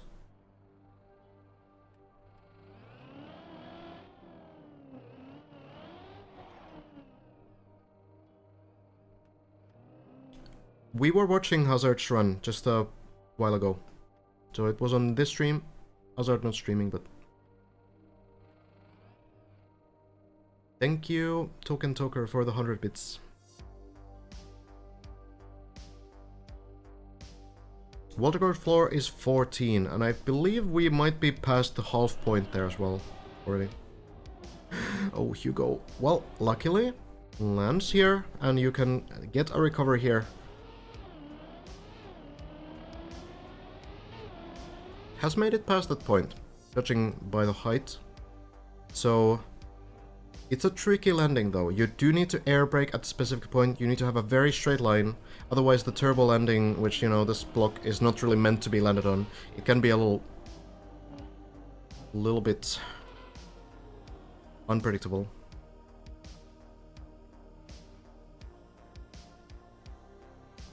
Kubas, one of the mappers, so we don't care that much about the runs here because they are not really eligible for the leaderboard or the prize pool. But it's cool to see Kubas enjoying this map.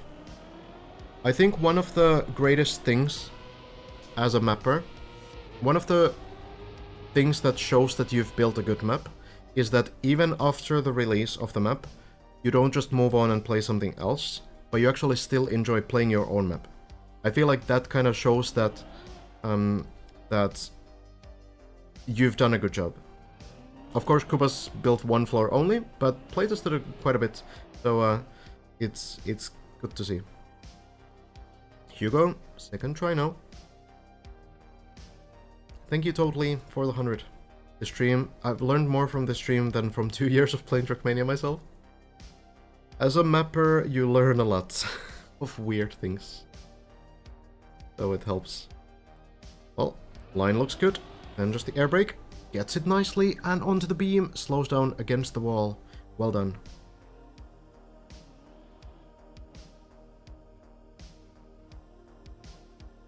Kubas built 15.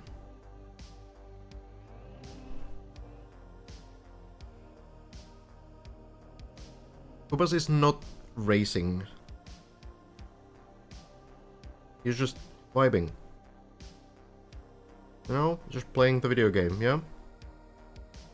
So, the mappers are allowed to play the map, but they are not allowed to show any undiscovered strategies or show any new floors.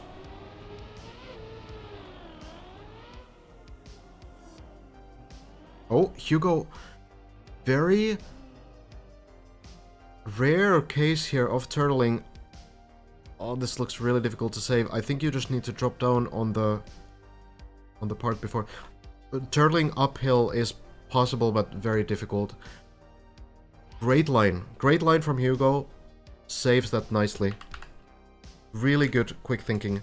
And now can drop down and restart the floor again. I don't think there's... Well, actually, no. You could go also on the beam here and follow the beam like here. Probably going to do that. Kubas can't beat Waltergard. I feel like Kubas would actually stop playing long before floor 14. Okay, Hugo going for the safer way. The beams are a little bit scary for sure. Is release the same as air brake? No. So releasing slows you down in the air, but air brake, instead of slowing you down, simply freezes the car's rotation. So if you're like rotating, doing like back flips or front flips, then you can tap the brake button and you can freeze the car's rotation. It doesn't slow you down. You can hold brake during airtime and it's not going to slow you down. Releasing for slowdown and air braking for stopping the car from rotating. Does air brake work IRL? I don't think so, but I could be wrong. Hey Santi.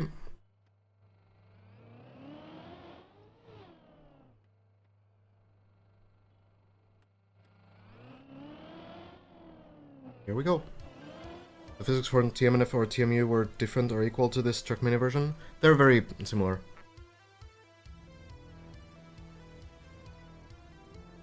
There's some differences, and this game has like new materials, like surfaces and different block shapes and such, but oh, there's a little bit to the left. Let's see if it works still. I think it's gonna be the recover here. Oh, turtle. Oh, this is difficult. It's against the wall. Oh, unfortunate. But a good try.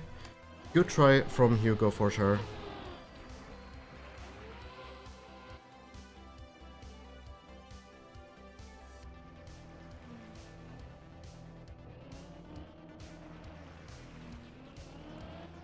Yeah, also, please do not trash talk players or streamers here. This is not really the platform.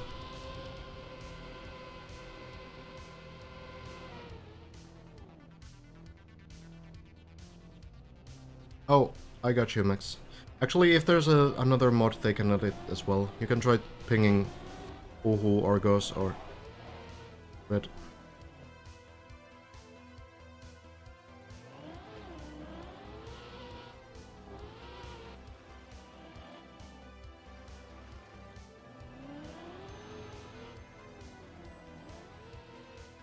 Why can you only air brake sometimes?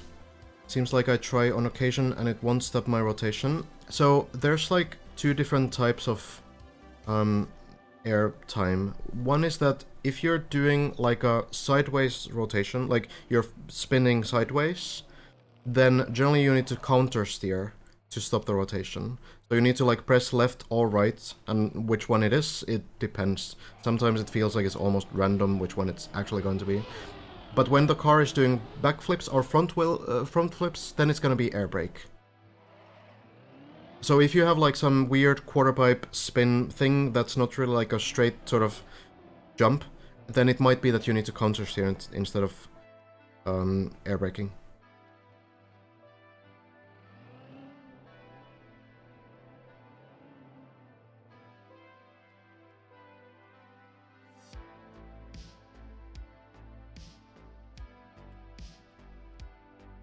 Floor 8 pretty close.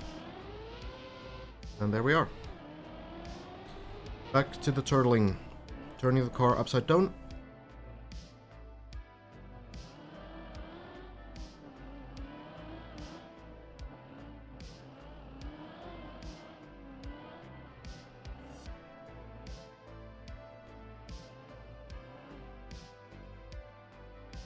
And the flip works.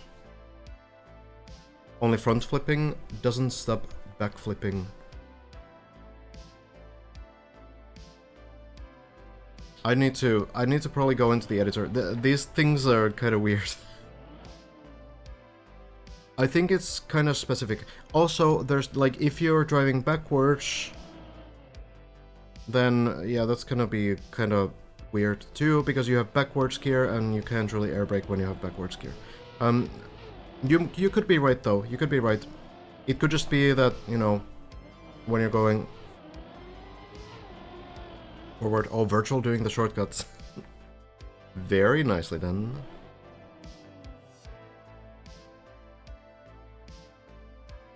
Yeah, counter steering slows rotation, so you do need to hold the counter steer usually for it to fully stop the rotation. Also, if you have wet wheels, you can't air brake. True, but partially.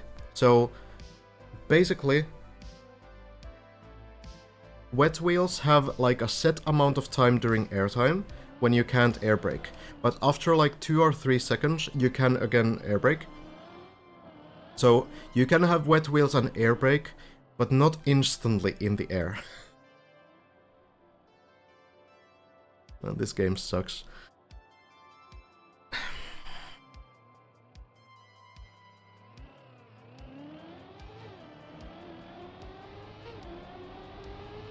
They actually, there was a patch sometime last year where they actually shortened the time you need to wait in air with wet wheels to be able to air brake.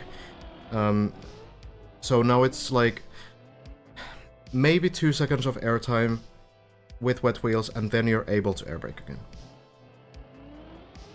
It's definitely on purpose because they adjusted the timing, so there's like something, you know, to it.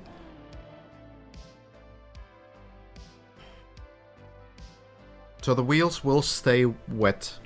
They will not dry in the air. You will just be able to, you know, air brake. The thing is that you don't necessarily need to know this stuff. This is live, yes. We're on the server. Virtual, getting to the final parts of floor 8.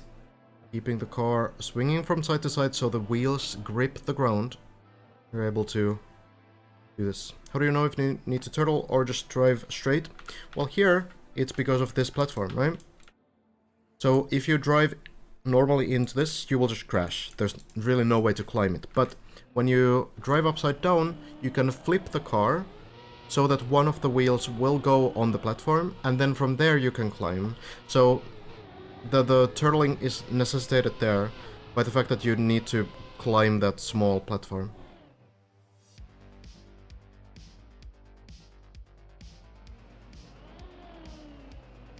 There's different ways of forcing upside down sections. A lot of the time there ends up being like some cheese way, because it's really difficult to force the player to flip the car like this. Even here, I suppose it's possible that there could be some weird way you can like skip at least part of the upside down part. A lot of the time you kind of end up having these sections where the players figure out some way to flip the car back up in a different way, or climb this kind of a thing or whatever. There's something about grip while turtling? Yeah, sure. So, essentially, what that means is, by grip I mean the wheels touching the ground. So when you keep the car swinging from side to side, the wheels will first the right side wheels will touch the ground, then it flips, and then it goes to left side, and then that will, touch the ground. So that's kind of the idea. So if the sideways motion, the swinging stops, then you will not be able to get grip anymore, the wheels will not be touching the ground anymore, and you will not be able to drive. So that's kind of the idea of this. This is Virtual's personal best, 1247. That is on floor 12. White getting a clean landing there. Goes to the plastic. Already knows recovery here, it seems. Oh, dropping down to this beam. Clever.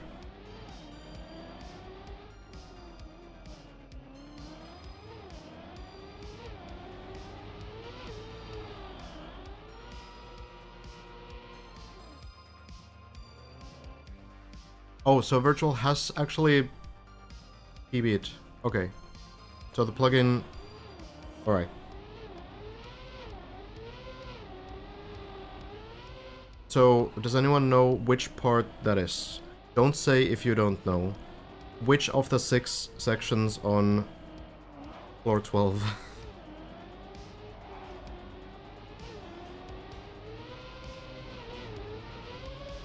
End of 12, the final section? Section 2 still?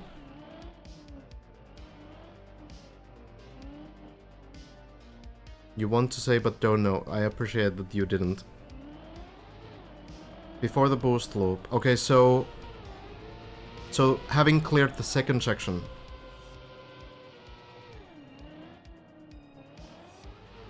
Okay, thank you. Now we know. Good. appreciate you, chat. Trying to get one of those runs going. And I actually haven't caught Virtual doing this ice floor, so I'm really excited to see how this works. Landing looks clean. Players have figured out how to land this upright. They really struggled for a pretty long time, trying to get these like turtle landings to end. Oh, I know Virtual is very good at ice, so I don't expect any like struggles. But I'm still excited to see how exactly this works. Looks to chain this one, yeah. Damn. Is it enough speed? It will be. Good line as well. Very fast.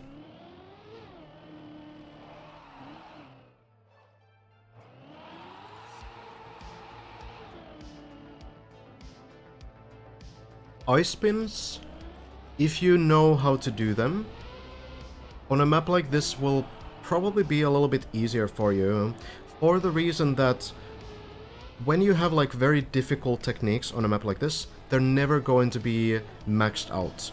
If you have just a jump, like, you know, you just have like the sort of normal jump, you have a ramp, you jump, and then you land, that's gonna be maxed out, because everyone knows how to do that kind of a thing mechanically. But when you have ice spins on a map like this, they're always going to be a little bit forgiving, because some people will be new to it, and the mappers generally don't want to like make it into like an impossible section for anyone who's not an ice master. So for someone who's very good at ice, it's always going to be a little easier. Sends it, ice slide, spin, looks good, lands. No issue at all. Very solid.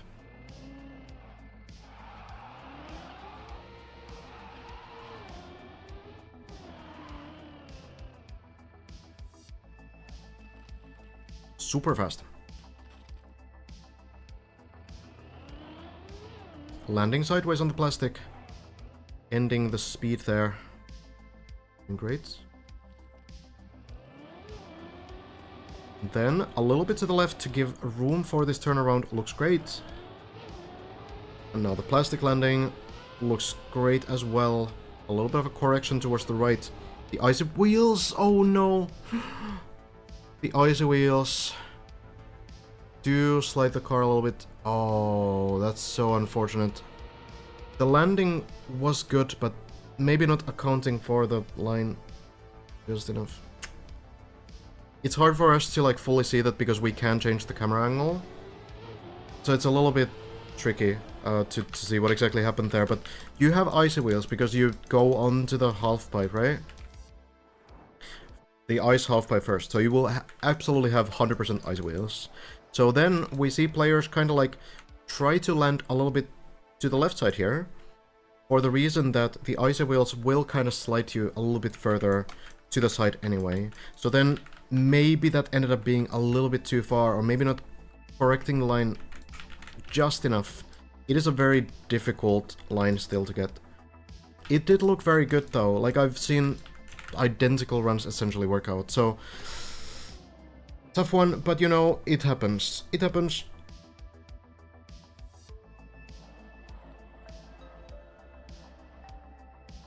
Yesterday Virtual said he thought the floor 1 ice slide was harder and more technical than the 360. Yeah, and I think that comes down to the fact that generally you can trust that people know how to ice slide when you build a map like this. So then, like an ice slide that, you know, seemingly is pretty simple. Tommy, I think we'll be saving this onto floor 6. When you have an ice slide like this, you can say like, okay, we can kind of buff this. We can make it a little harder, because people will know how to do the inputs. But then, when you go into the ice spin, it's something like, first of all, it's much later into the map, right? So it probably shouldn't be maxed out anyway. Not that the mappers would maybe think like that, but you know. You have this ice spin here that not that many people know how to do intuitively. A lot of the time, you don't really get a lot of experience on these kinds of tricks when you play like normal Trackmania. Ice slides you will absolutely get experience on. Not that I can see it from here, I suppose. But you know how to do the ice slide, you know the inputs, but ice spin, it's a little bit more mechanical, right? So this kind of a ice spin will always be a little bit nerfed. Like we've seen Elcon land like almost too far, like over here somewhere. So you don't even want to max this out. You might go too far if something something bad happens. So yeah, it seems safer to try to do it a little bit more carefully, actually. So yeah. For anyone who knows how to do it and knows how to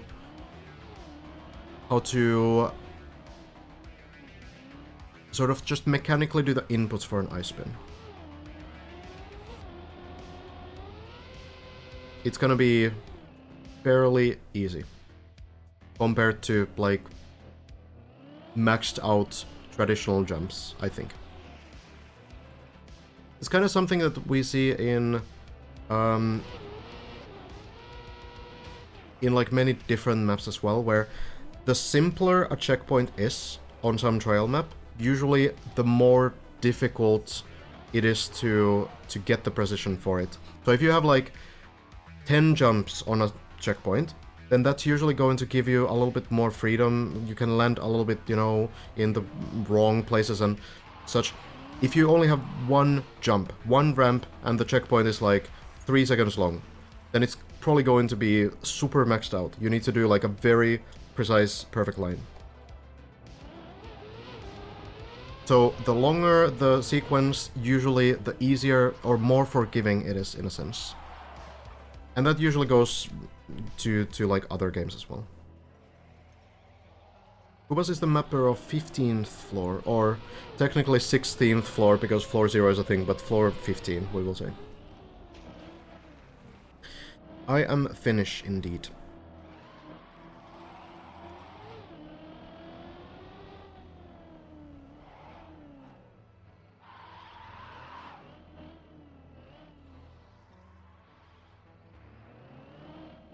Timo, trying to clear that ice spin. That's the next step.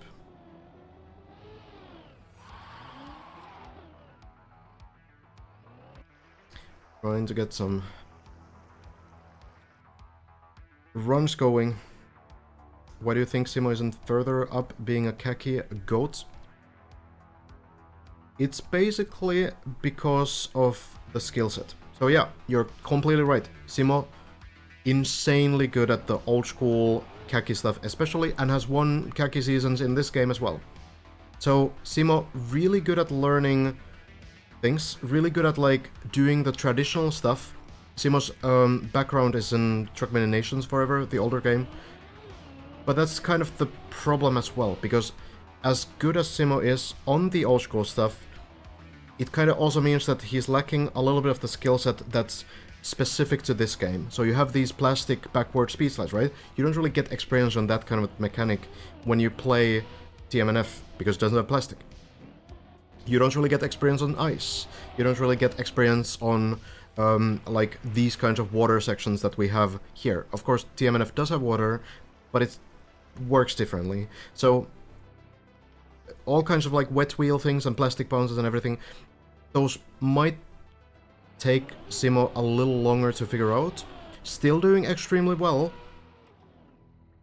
Not many people have made it to floor 10, mind you, but it is kind of like a weak point in the skill set that we don't see players like Bren, Hazard, or Elcon, or Virtual struggle with, you know? Because they have played this game a lot, they've done these kinds of maps, and they understand how these techniques work, right? So Simo kind of has to learn a lot on this map that someone like Elcon might not need to do. Yeah, Simo usually plays TMNF.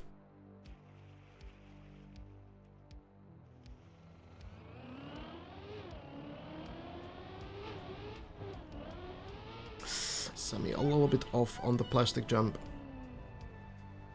Well, floor 4 it is. Here we kind of see the issue with floor 7.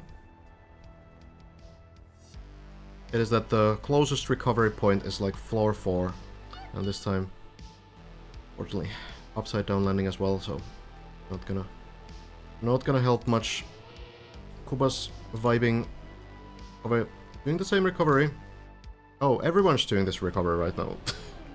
Absolutely everyone. Lars also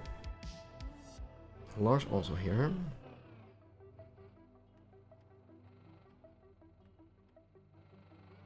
$14.99 personal best.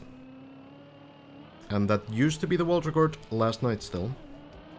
Bren, earlier today, managed to clear floor 13 and about half of floor 14 as well. Hazard also got to floor 14 a little bit earlier, about an hour or two ago, and here we go. Lars, top 3 right now. Looking to maybe capitalize on Bren's findings, mostly.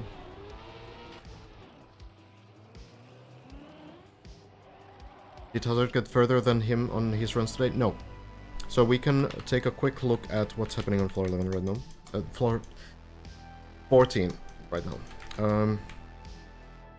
So, floor 14 starts after you clear this jump over on floor 13, hit the pipe, land into the pool. Then you go here, hit the pole on the ice, and this is floor 14. So, Bren got here multiple times earlier, managed to do this jump through the hole, then taking speed, clipping the hole, it's very scary, going into the hole and then clipping the edge here to bounce over this border. Then, driving over here, and landing into this turbo against the wall, which is going to backflip you. We talked about this quite a bit earlier, but just believe me, that's how it works. You backflip here, and then you drive through, land here, jump over here. Then, landing here, take some speed, and another turbo, you once more climb the wall and backflip onto this platform. Hazard reached this point, so Hazard got here, but Bren got a little bit further still. Managed to do this quarterpipe jump, jumping with the ramp onto the beam, and then taking speed from here, next to the poles, landing here, jumping over, continuing to the right, quarterpipe jump, landing over here, and then jumping to yet another turbo wall, angling the car sideways, doing another backflip, a big one, into this pole. Bren managed to do all of that, and then also managed to do this part, which is basically about the setup. Just figuring out what the setup is. You go straight, you bounce on these turbos, which will make you flip again upside down, bounce on this plastic, go over the ice here, bounce here, and into the pool.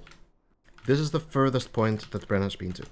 Over here, now you need to seemingly take the quarterpipe up on this platform. A bit of a question mark still, I suppose, but it looks like it's maybe the way.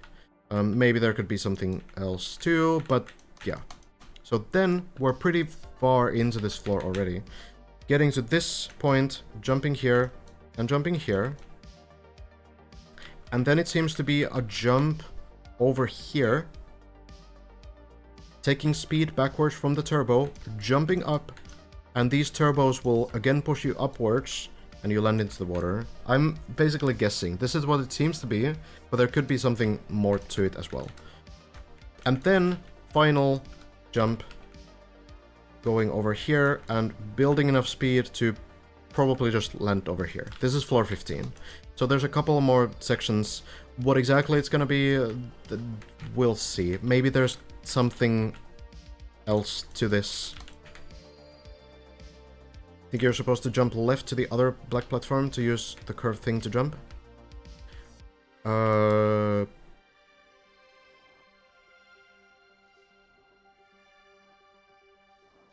Where exactly? I was kind of looking at maybe you would need to use this as like a wall ride. But I don't know if you have enough speed to jump into like a wall ride and then go all the way to this platform. Because there are beams here that you can't go over. Even if you manage to like unturtle on this one, you will not be able to climb on this. So it seems like you might need to get here, take speed from here, and then drive over, land here. That looks something. It's hard to say, I suppose. Tough to really tell. But I mean, we're pretty far on floor 14. We could say like 2/3 have been cleared, maybe. If that is the route that we kind of theorize could be.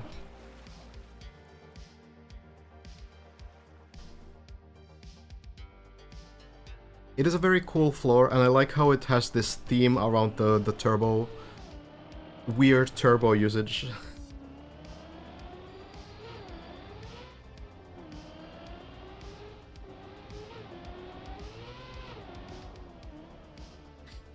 Not quite the comfortable line, but this one you can redo.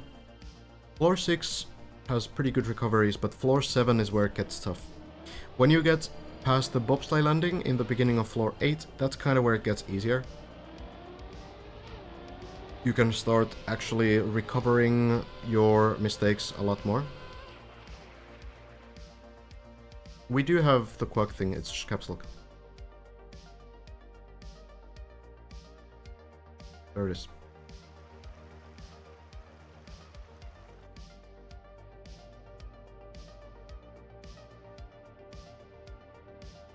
We will see.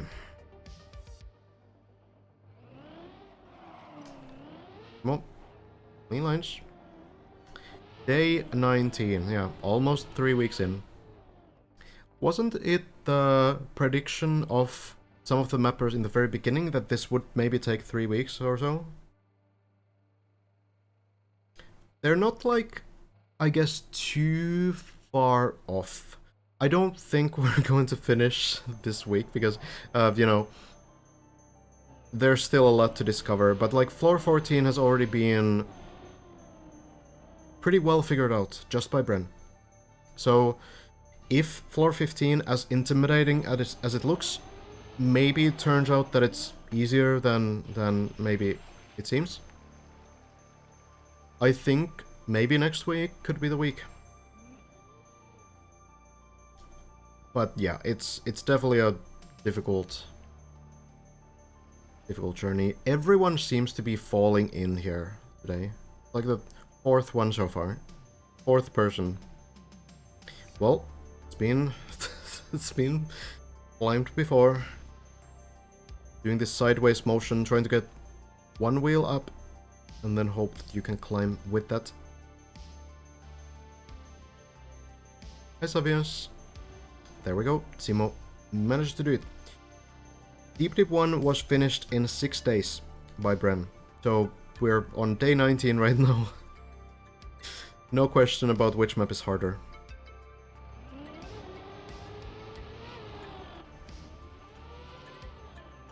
Virtual was the second to finish. Oh! Simo flipping to the wrong side but avoids the hole. Virtual was the second to finish Deep Dip 1. And Ixon was the 3rd one.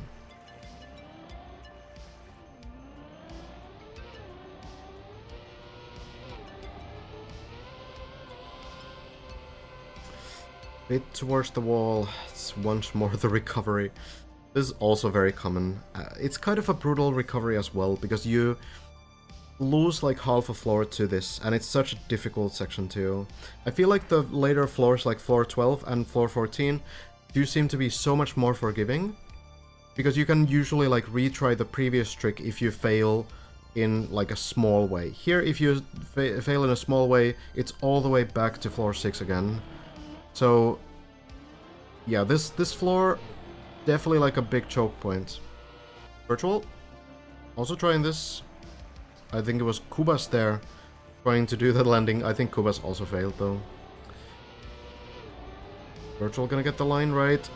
This is gonna be a little bit close to the edge. I think it's another recovery. Oh. That is so unlucky.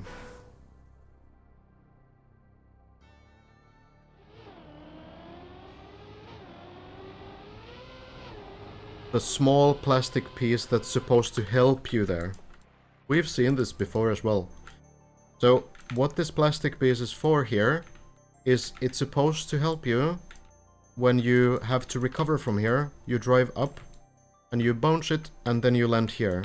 But when things go wrong with the jump itself, yeah, if you land it, then things can... Well, Lars almost there as well. So yeah, like, seeing all these mistakes on this floor, it's understandable because there's so much going on here, and I do think it's like very difficult floor to do. But yeah, I will raise this question again. Would it be worthwhile for some of these players to play the practice floor, because this floor, floor 7, has been officially released? Lars gets it. So you can play this floor individually. You can start from floor 7, try these out, try to find the tricks, try to find the lines. Floor 8 hasn't been released yet, so this is the last floor you can practice at the moment. Oh, Lars a little slow, still lands it though. Done. So yeah, for some players, I think it's already been like a pretty big deal, being able to practice this floor. Yeah, some players just choose not to, but for some players it can be beneficial for sure.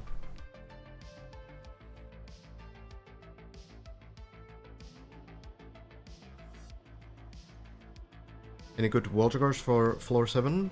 I'm not sure what it's like right now. I saw that Sami had been grinding it quite a bit. Had been trying to get it down. And had the record there for a while at least. Well, Lars into the turbo tunnel. Tough times. Going for the high-speed strat. Lars switching the strategy. Does end up working this time. Maybe not perfectly.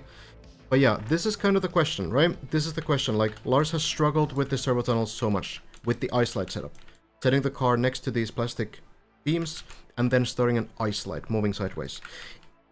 Has failed it many times. So now, changing to the other strategy. Going forwards, turning the car sideways, hoping that it stays in the center, and then just not pressing anything. And, well, this time it works.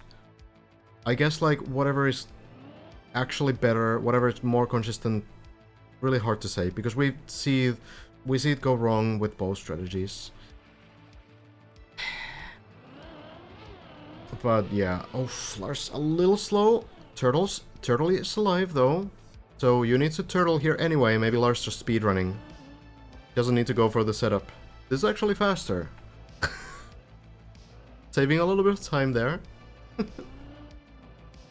You have to drive upside down anyway because of this platform here. You flip the car onto it. There we go. Surely intended.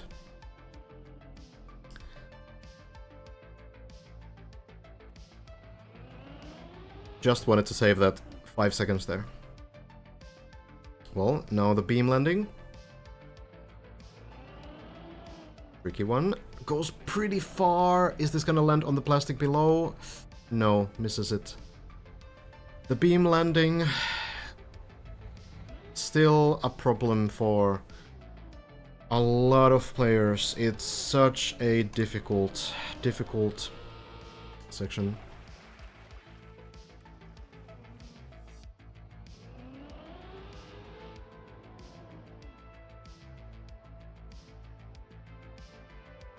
Who plays with wheel? Mudda and Grenady. There's a small difference though. Mudda still doing the upside down parts with wheel, but Grenady switches to keyboard on those. Tally, clean line. Clean line through.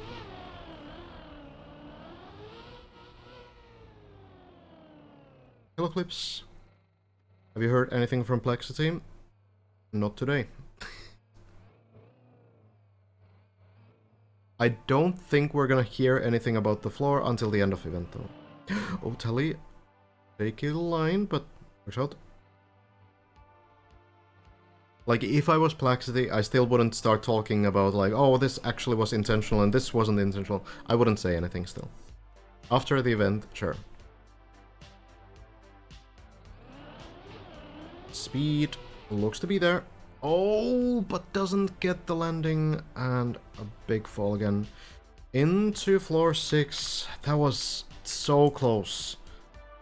I really thought that it would be close enough. But so it goes.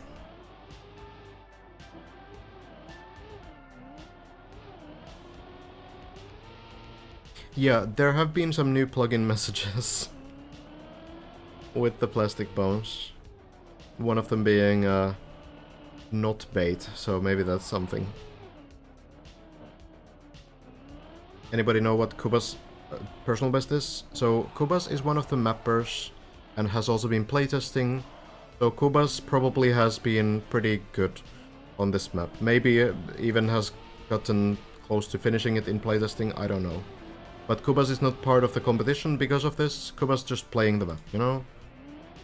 Vibing. PB is -1 so that it doesn't appear on the leaderboard. So, yeah.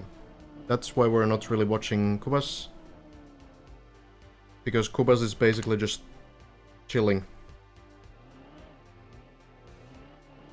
Does he have to stop at 14? Yes, probably before as well. Like, if I was Kuba's, I would probably not do anything on floor 13 still. Because there's, you know, probably some undiscovered strats or setups or things like this that the mappers are not supposed to reveal. Timo's personal best is on the ice spin.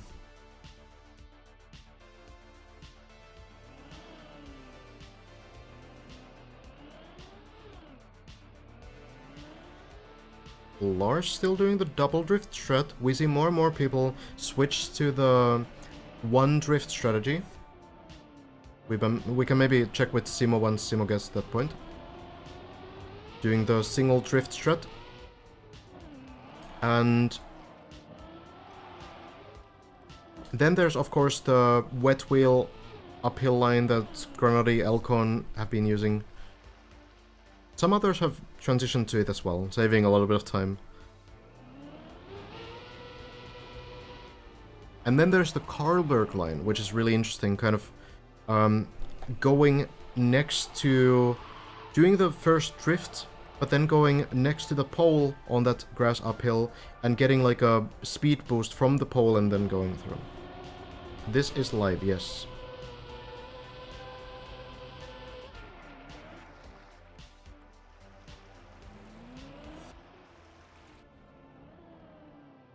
Virtual is doing that too? Which one of them? The uphill strat? Timo's gonna get there pretty soon, so we can check in. Direct uphill, yeah. Timo getting the bones, and now we can see this single drift strat. So still drying the wheels, getting rid of the water so the car is not that slippery, just like a safer strategy. Because if you make a mistake with the wet wheel straight uphill, then it's likely that you will go all the way down. So Simo, one drift here, and then tries to go up over the left side. Oh, this is tricky, but has the dry wheels, so it's much more savable. And this is why these players are getting the dry wheels, because this save will be possible and will be more likely if you have those dry wheels. So if you fail something, it's not game over. Again, wet wheels out. Drift. And then up on the left side. So it's kind of cool. Kind of different strategy. And then virtual a little bit further behind now, but getting to it pretty soon too.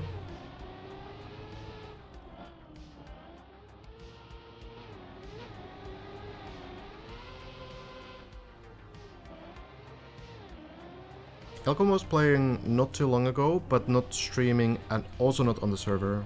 But we know from the plugin stats that Elcom has been playing. So virtual doing the straight line, but it is very scary because if you drift at all, which is very easy to do, then it's gonna be difficult to recover. It's faster, so if you're confident in it, why not? But a lot of players, you know, want to avoid those.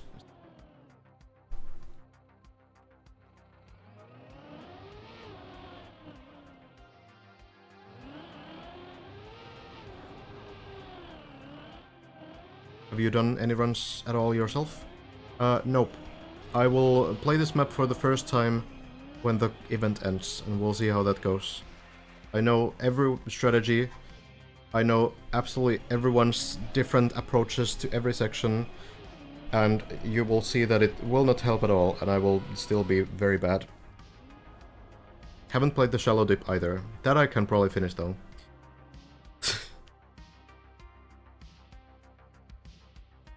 Kubas is not part of the competition, so we will watch the competitors rather.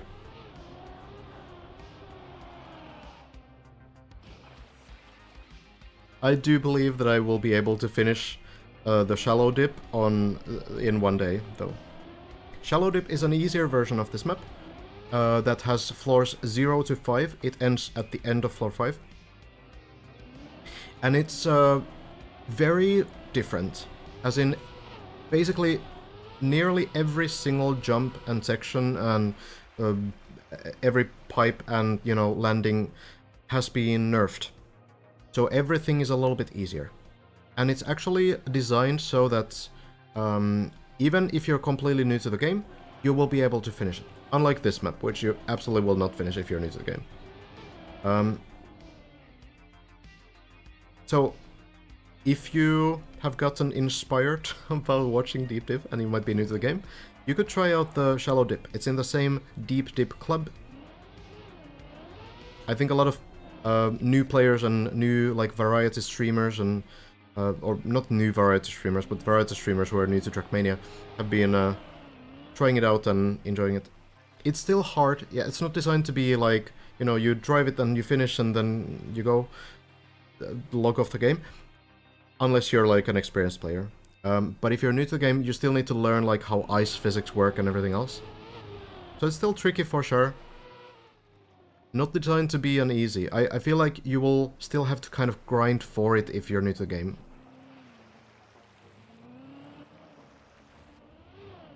But it's cool that they made it. More people will be able to enjoy the dip.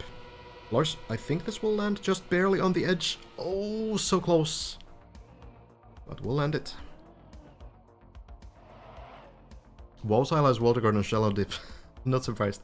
Wowsile was doing really nicely in the beginning of this map as well, but I guess stopped playing at some point.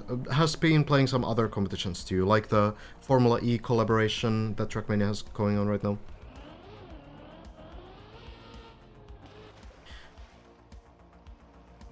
Do you think the top tier players will play off-server and off-stream to protect their strats for the top floors until they're ready to stream their final attempts? It's possible that someone will do that, yeah. I think it's only gonna happen when we get to, like, the further parts of floor 15. It's possible that someone will do it. I don't think that everyone will do it. At this point, I would find it kind of surprising if you know, Bren and Hazard would do it, because they're very close to each other and they've kind of been, you know, working together, finding strats as well, so yeah. Bren said he's not doing it. Okay, yeah. There was a little bit of question about it, like, I think the idea was thrown around by players as well. Yeah, Bren also did mention that if Bren and Hazard get top 1 and 2, then they would also split the prize even. As like a sign of respect between the players, because Bren and Hazard have been the two players figuring out the most on this map. Understanding strategies, doing the science, figuring out what to do and where to go and what the setups need to be and everything. So I think the two respect each other a lot. And they've really enjoyed this journey together. So it's a really cool sign of respect.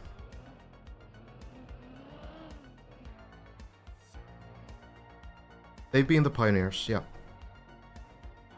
But, of course, it's not for sure that those two will be top 1 and 2, right? Right now they are. They are literally top 1 and 2 on floor 14. But are they going to be the first two to reach the finish line? That's the question. Lars here, he's pretty close to the two. And I do believe that anyone who's currently on like... beam landing again. Maybe it lands on floor 7 this time. It bounces. Is it gonna land? Oh, just barely off. I think this will go all the way down to floor 3 now. Maybe 4. It's the beam landing, like we've said many times before today. The beam landing is so brutal. Once you manage to get that beam landing, it gets easier. Then the bobsleigh landing, you need to get, but players have been getting so much better at it. Really just floor 7 up to the floor 8 beam landing. That's the critical point for when the run, like, starts in a way. But, yeah, it's hard specifically because there's no recovery point for it. That's the thing. This is live, yes. I am here on the stream speaking words and answering questions that are also live. Who are the pioneers on Deep Dip 1? So I know that Bren started a little later than others on Deep Dip 1, but I can't exactly recall like who did the pathfinding there. Of course it has to be Bren at the end, right? Because Bren was the first to finish. But maybe in the beginning, on the first few floors, it could be that it was someone else there.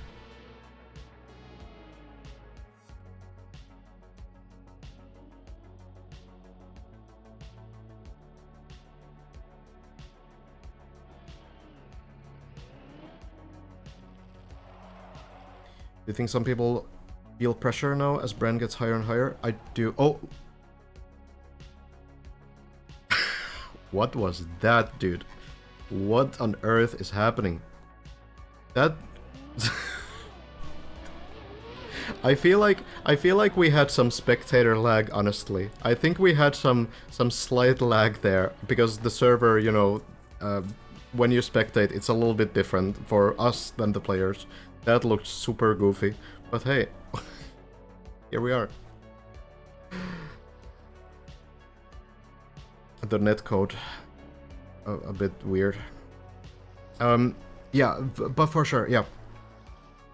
I do think that we're reaching a point where some players, as they get to like floor 15, will feel that they are actually in a position to start like thinking about finishing the map. And that will increase the top players' playtime for sure. And then, at that point, also the players who are lower definitely will feel the pressure as well. They will feel like, okay, this guy suddenly, you know, we've kind of been just discovering new things and having fun for the last 3 weeks, but now this guy is so close to actually finishing the map. And then they will start also doing longer days and trying to push more. Yeah, it's gonna be a big mix of emotions with different players pretty soon. It's not gonna take long now. Virtual gets the beam landing, and now just the bobsleigh landing, and you will be safe for a while, though Virtual is going for the shortcut, so I don't know. That's a little bit harder, for sure. Look at this. Usually you would do the tunnels to the right side, but Virtual doing the quarter pipe jump. That is so cool. Take some balls to go for it, honestly. But Virtual, no problem. Some players have been starting to do this one. It is an intended shortcut, yes. We've already confirmed with Doonty before. So yeah, just a quick note, I have no idea about anyone's stream schedule or their plans or anything else. So I don't know who's gonna stream or, you know, who's not gonna stream or who plays offline or who plays on the server. I'm just here checking what's happening, so I can't answer the questions about Virtual's plans. We're gonna stop when 3 people finish. So that's the end of the event, and we will also end the coverage there.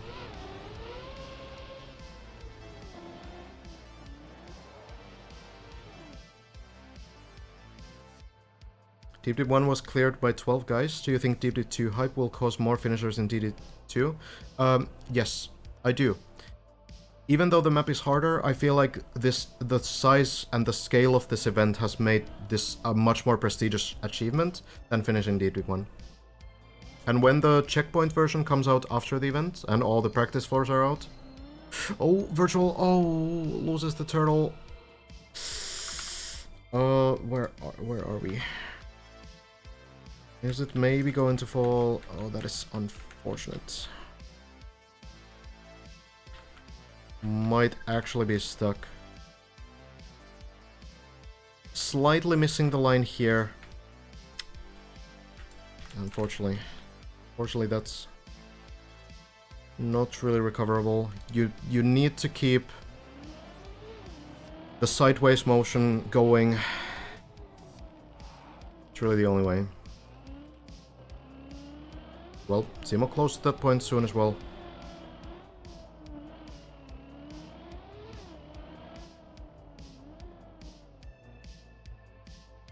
Don't you think it will die off once the first 3 finish?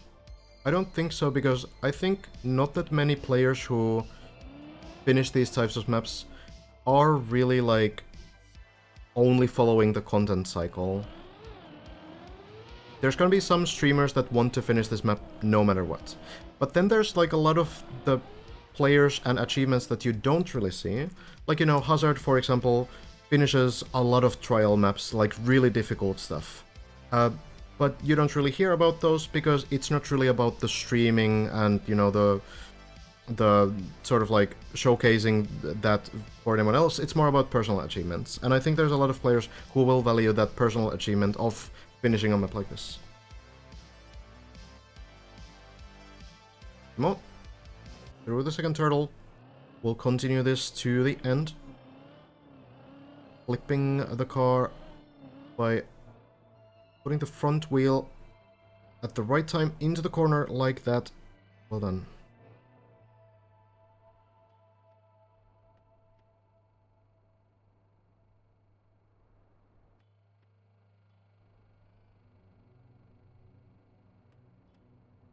What's your favorite floor so far? I really like so many. I like how the floors are so different. Some just have cool design, like floor 10, I really like the theme. Also floor 3, a really cool theme. Floor 4, the tilted design, super cool, clever. Not that easy to build either.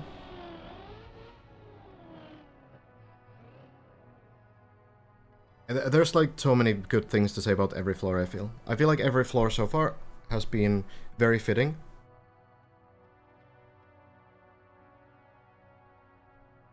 Seems like the mappers have done Netio a big service. I hope they benefit. There's the DD2 support comment. There's a fundraiser for the mappers and the other people who were involved in this organization. If you want to support them, well.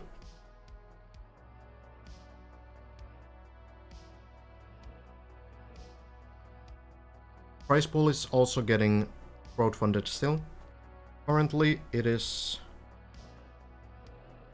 at $30,476.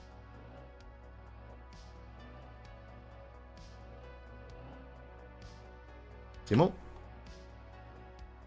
Into the turtle, taking it very slowly, carefully, making sure the timing is right. And does it very well.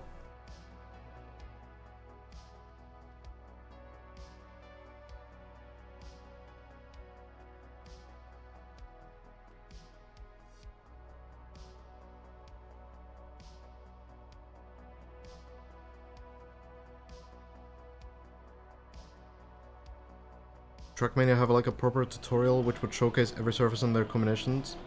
The training campaign should be much better, yeah. Yes, entry. Timo, not quite getting the line, but there's this pipe that you can take to the beginning of the section. So again, floor 8 having really good recoveries.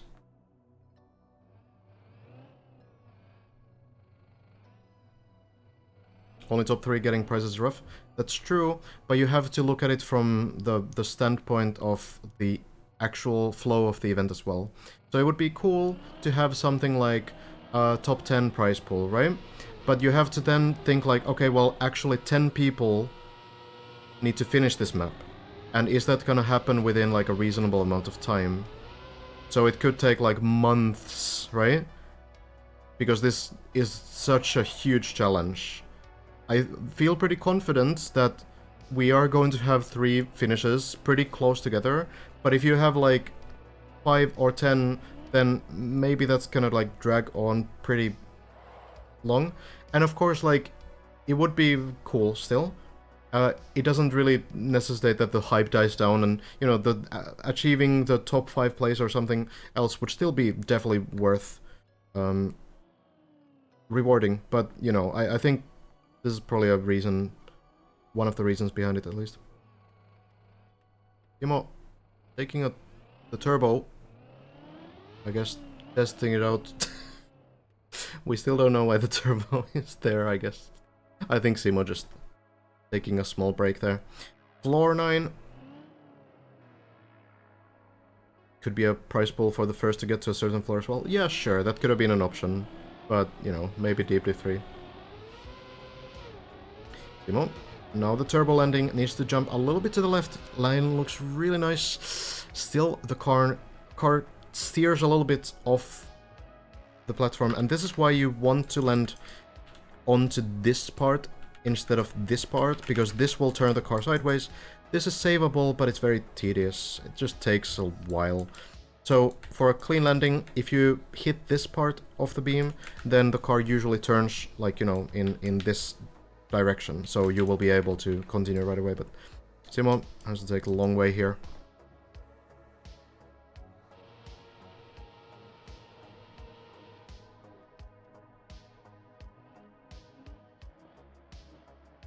You can also land on the booster, and that can still work. It's true. Oh, Simo! Oh! This is the better turbo to land on, though. So Simo goes a little bit too far, unfortunately, but there is the tunnel. On the right side, Simo, no problem, lands it, and back to the beginning of the floor.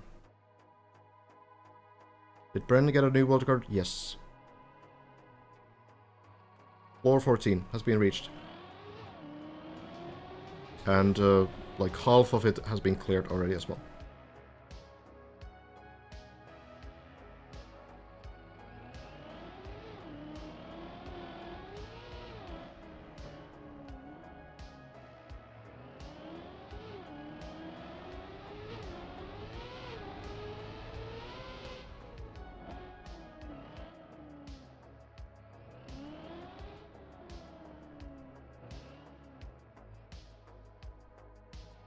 Back to the first sequence then. Jumping onto the pole, you want to be sure you have the speed here. Even slightly clipping the pole will make you too slow, and the punishment is pretty big. You fall all the way down usually.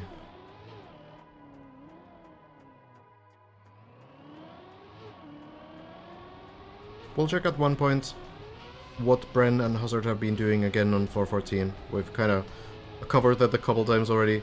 If you want to know it right now, you can check Bren's the bot there, the world record clip.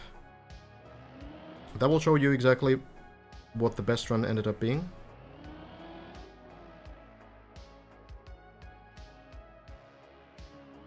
Who are world champions? You can probably find a list on Liquipedia. There's a Trackmania page for it, as far as I know.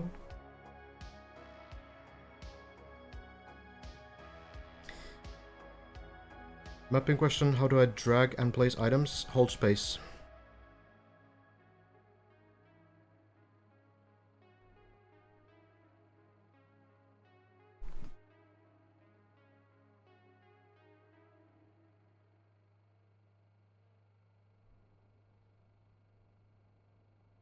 I don't remember a full list off the top of my head with world champions.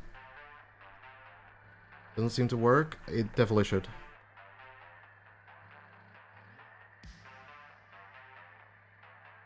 Are you holding space or are you just clicking it? There we go.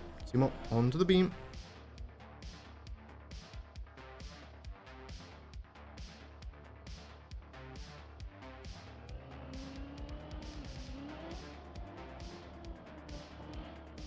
You're the Trackmania professor.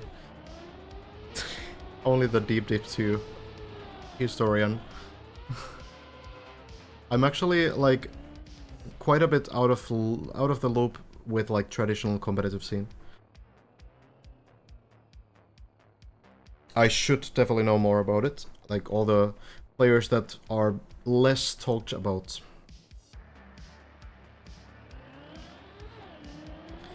Timo, into these big jumps on floor 9. Lands at them as well. Write a book after this. Maybe. Can I get a deep 2 PhD somehow?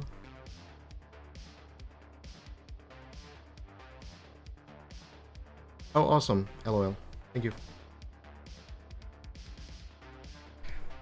Yeah, I've been thinking about it, Danny. Maybe I'll try to get something done. It's a lot of footage to go through, but maybe I'll find the time. It would make sense, though, to try to create something when everything's still fresh in my memory.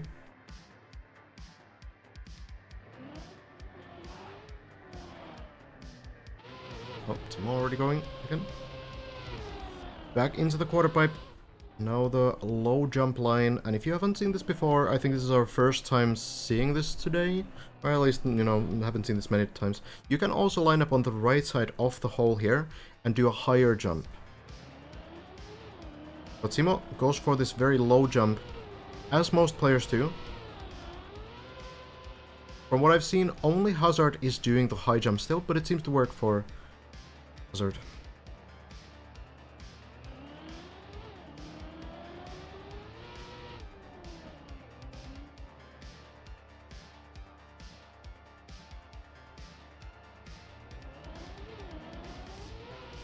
And then to the final quarter pipes.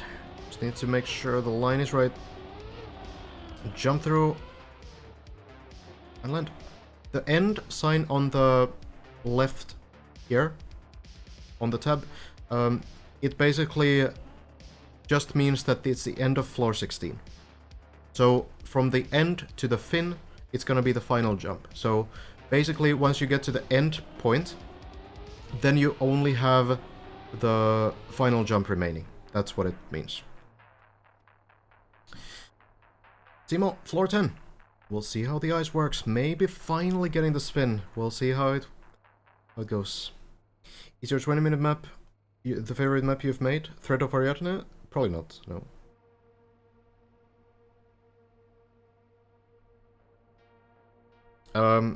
Core, which is another endurance map, 20-minute map, that we will hopefully finish soon. That's probably gonna be my favorite map. At the moment, my previous like NASCAR type map that I built called Sunder, that's probably my favorite map at the moment. Wish you had a counter for all the hours you spent casting Deep to 2. It's somewhere, you know, in the 150 range, I think. Maybe. I haven't counted. Oh, Simo, into the ice. Interesting interaction here. So you get icy wheels, and with those icy wheels that you get from this one block here, you can zoop on the dirt like this. Timo does it really nicely.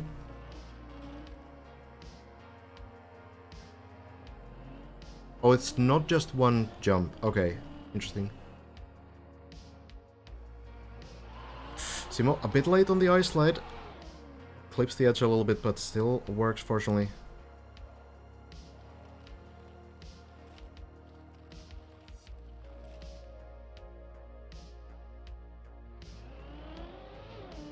Now, the pipe sections have been a little tricky for Timo.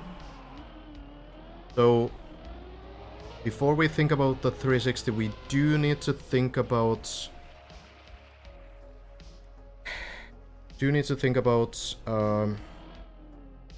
the pipe section, I think.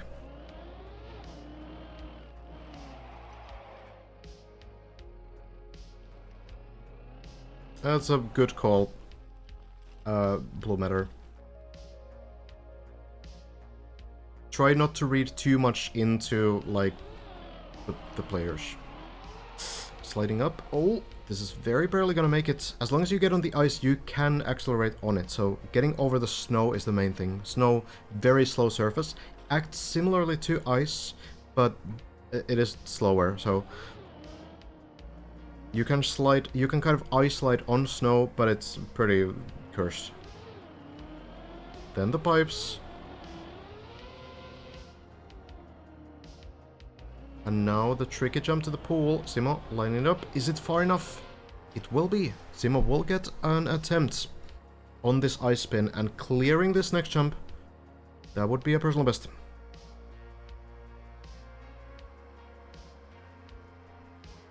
Let me do this thing real quick. Just in case you want to check out the POV as well. Simo has been putting in so many hours into this map. The dedication is admirable, but of course, dedication alone doesn't get you past the ice spin.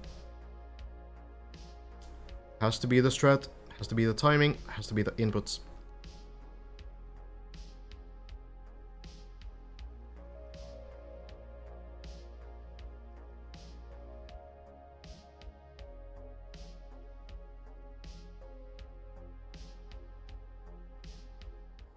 I've been trying this a couple times now. I've seen some attempts. I feel like what we saw of Simo was that the entry to this downhill was a bit too careful. Needs to commit to it a little bit more. So getting the second gear, gets it there, the spin. It's a little off. Is this gonna land anywhere at all? Floor 7, the best possibility. Oh, it's gonna go floor 6 on the plastic, maybe.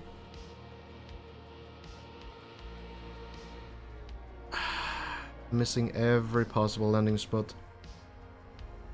It wasn't a bad try. Wasn't a bad try at all, but it's not quite going to work. At the very least, I feel like there was something to learn from that attempt.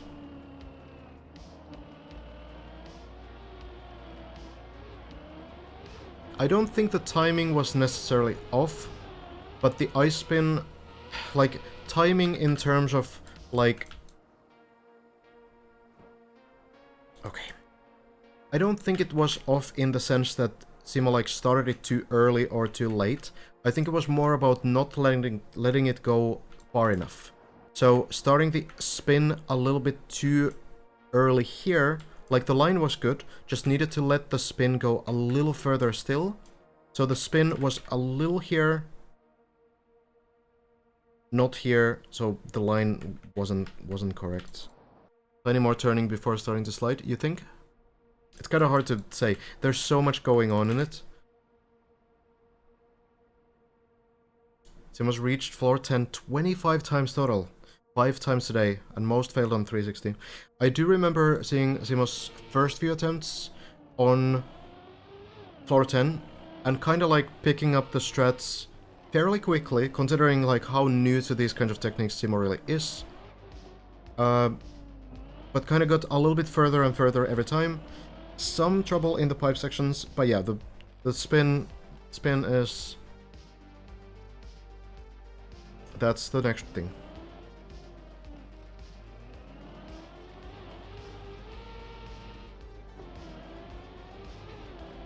Don't know how it feels, but goddammit, it's probably so heartbreaking seeing all your progression flashing in front of your eyes and the 5 possible saves playing with you. It's definitely rough, especially when you're stuck on a single section, right? I think what you just need to keep in mind at that point is you just need to remind yourself that you're still making progress in other ways. Like if Simo has been getting 25 times to floor 10, like that is progress still. Because getting consistently onto the ice floor means that eventually you'll get through it as well. So you just need to kind of keep this kind of mindset on. And I don't think Simo really has problems keeping that kind of mindset, because Simo is not new to this kind of a grind.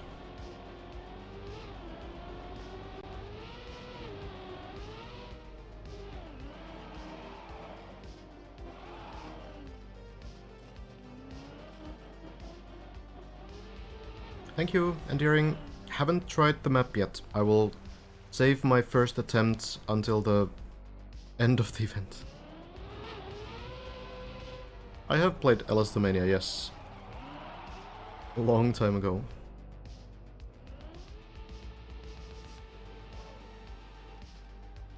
How long will you stream? We'll see. Maybe 5 more hours or so. 4 or 5, maybe. How much time do you think is left till someone completes? I think it's gonna happen next week, at the moment. But I could be completely wrong, because I haven't actually taken a look at floor 16 at all. We've scouted today through floor 14, the end of it, and floor 15 as well.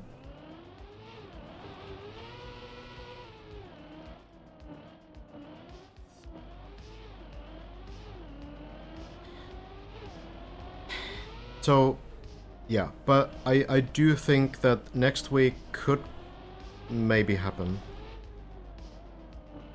I don't think it's gonna be this week. Brand said it's gonna finish on 27th of May. Okay. Thank you. There it is, guys.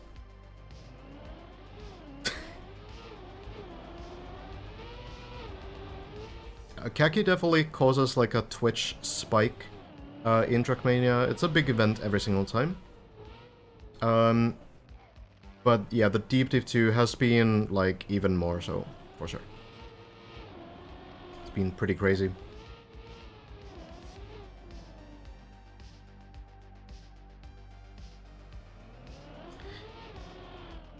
We'll see.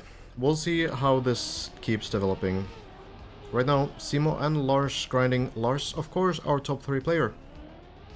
Still in the final sections of floor 13. Was the first to get there last night, but today, both Bren and Hazard have made it to floor 14. And maybe this is actually a good time to, once again, kind of show what exactly has been going on. So, on floor 13, I'm not going to walk through the entire floor because there's a lot happening, but this plastic bounce was a big issue. So what they finally found out as a consistent strategy, going forwards here, waiting until the car front flips so that the back of the car is facing the plastic, and then air braking, stabilizing the car in the air. Bouncing up, and then landing over here.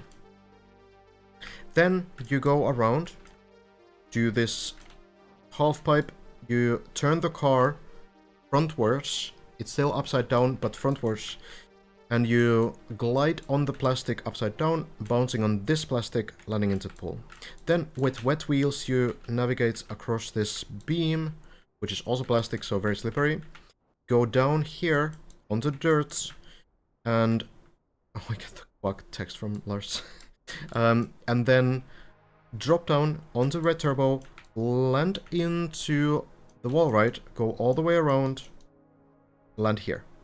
Lars was the first to reach this point last night. Then, going up here, jumping around, and jumping through the window. There is a pool below here, kind of hidden, which means that you can get wet wheels when you jump through this. Now, the wet wheels seem to make this at the very least more difficult. Bren has done it with wet wheels and without wet wheels. Landing far enough keeps the wheels dry. If you do land in the water, then you just need to hope that it works out. You chain all of this, land into the plastic, jump up, hit the beam, the pipe here, land into this pool. Hazard and Bren are the only two players to clear this landing. Lars still trying to get to this point. So then, today, Bren was able to go all the way around floor 14, jumping through the hole onto the ice, making sure you don't fall off. Then, flipping the hole, jumping up. So, to explain it a little bit more, you essentially drop down into the hole a little bit, and then from the edge you kind of get a bounce and jump over the border here. It is scary, but it seems to work. Then you take some speed, go over here, land over here, jump up into the wall, and there's a turbo here. And the turbo, we kind of were looking at this mechanic a little bit earlier. It was, you know, somewhere in the beginning of the stream if you want to get the full picture. But basically, turbos, the way turbos work, they will boost you only when you're in contact with ground. So if you jump through a gate like this, no matter where it is, or like a turbo ring also works, then it will not boost you. You need to stay in contact with the ground. So basically, you go here, and as your front wheels touch the wall here, the turbo kind of activates, and it backflips you on this part. Then, jumping through, going all the way here, landing to this point, and then going here, and another turbo wall, you backflip one more time. This is the last section that Hazard was able to clear. Then, taking speed, this tricky quarter pipe jump into here, jumping with the ramp onto the beam. Taking speed from here, zooming through, landing here, jumping on the platform, jumping to the right, another quarter pipe jump. This is very similar to some floor 12 sections, you might notice. Into this quarter pipe, and then jump up into another turbo wall. So you turn the car sideways, and once more you backflip, this time with a little bit more speed as there are more turbos, and you fly into this pool. Bren has been able to clear this. Then, going over here, this one, you just get a straight line. One more time, turbos that will make you flip over, plastic bounce, over the ice, plastic bounce, and land into the pool. Then over here, and this is as far as Bren has gotten. So tried this one a couple times, the quarter pipe jump here. We're not exactly sure how this will work yet. It does seem like you might need to land over here, and then get speed and jump over here. But we're pretty close to the final parts of this floor already, so Bren failed this quarter pipe jump, and unfortunately, that's where we got. But that is the current world record, and huge progression from floor 14 already so far. So then, if we assume that this is the right way, you seem to go over here, jump here, turn around, and then land sideways on this platform, get speed from the turbo here, most likely, and jump here into the turbos again, and then into the water. Are you allowed to look forward all the way to the end? With the free camera, yes. The players have already done so. Many of them have scouted the route to the end. So this is allowed. You can't play them though. You can't play them or watch anyone like play undiscovered areas. That's part of the rules. So then you presumably go here and you jump all the way to floor 15. This is where floor 15 starts. So yeah, this seems to be, you know, the final 3 sections basically of floor 14, and we'll see how that ends up going. It looks pretty difficult still. Yeah, that is the current progress, and that is what we have left on floor 14 right now.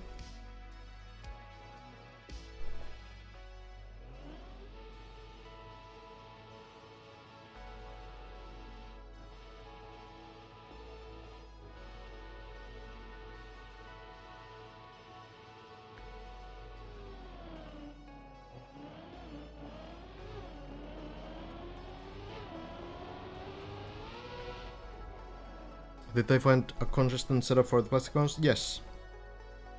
It is a front flip and then an air brake as the back of the car is facing the ground. Seems fairly consistent.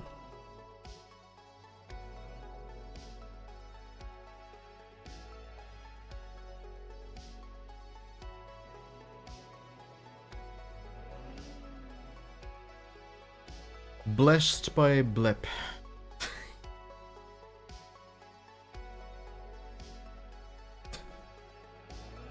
We can see these texts now in Spectator as well.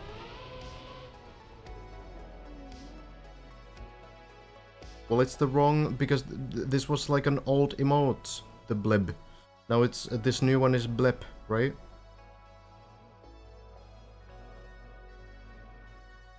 It's not my fault.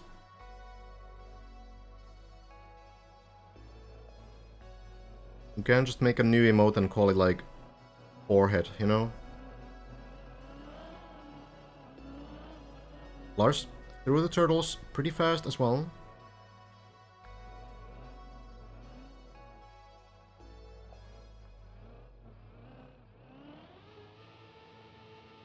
The flip works as well. Go through.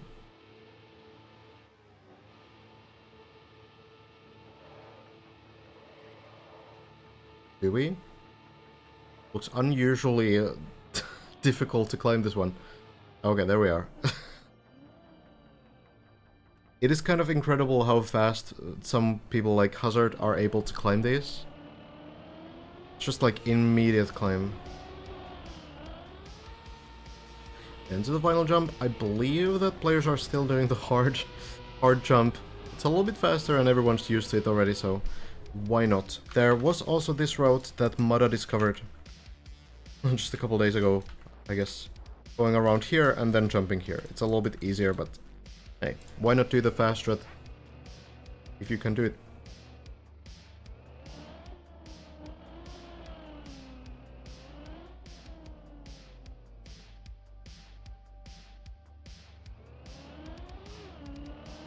I don't think anyone added the emote from Max earlier either.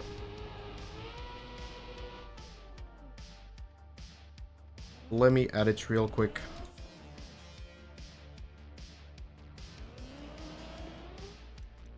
So I don't forget. 1 second.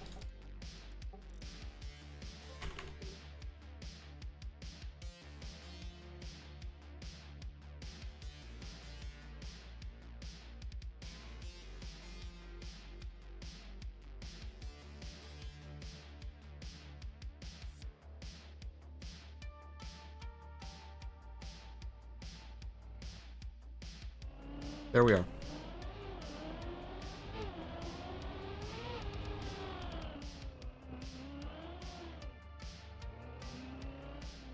Yeah, there's a lot of people playing the shallow dip stuff for sure. It is really cool how it's kind of attracted a lot of people who haven't played Trackmania before. You think on floor 13 the big drop down to a small platform a bit before the plastic bounce is the intended way? I don't know at this point, really. Right now, considering that everything ended up working, I feel like it might be unintended after all. I'm not sure though. We'll need to wait until the end of the event, I think. Complexity might tell us then. Oh, Lars, a little bit off. This is actually an interesting strat that Lars is doing. So, Lars actually doesn't go quite for the same line as someone like Simo. What Lars is doing is going very high on this quarter pipe, reaching the wall, and then doing like a very calculated drop down in here. What someone like Simo does, for example, is just dropping off from the quarter pipe. So going straight here, landing. Lars does like a very sort of high line here. So it's kind of like a third strategy almost. It looks very scary. But when it works, it works. But when it doesn't work, it's very scary because if you jump too early with this line, you're gonna hit the wall. And Lars very close to hitting that wall. So, we'll see. Oh, you managed to finish shallow dip. Nice. Well done.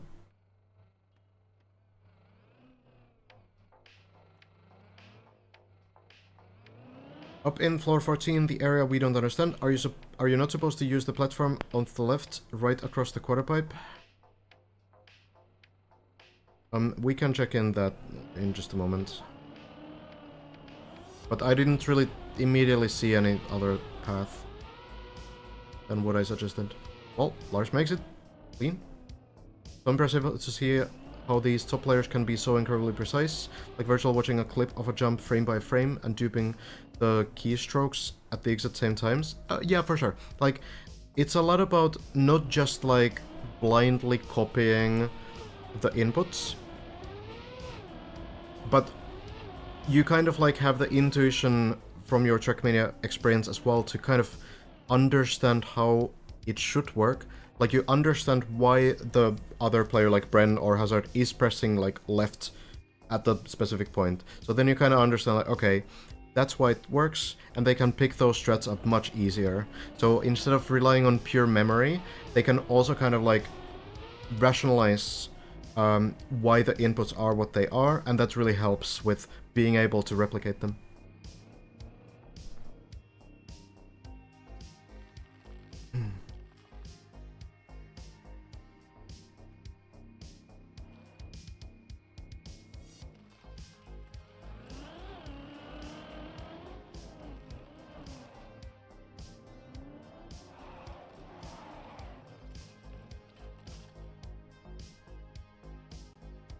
Let's see then.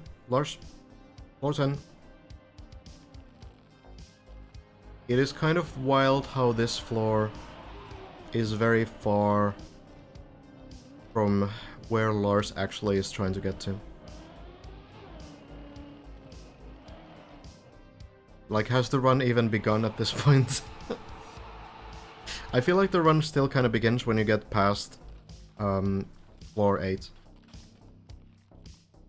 Because then you have, like, recoveries that are much better than from, like, floor 6 or 7. Especially 7. You're really good at explaining stuff. Thank you, long crime. I try. Up the snow. No real issues with this. And then getting the dirt wheels here. To get the uphill zoop as you turn to right full turn, and then immediately switch the ice slide, counter steer up, and it works nicely across the snow. Hazard also back on the server, but not quite yet playing.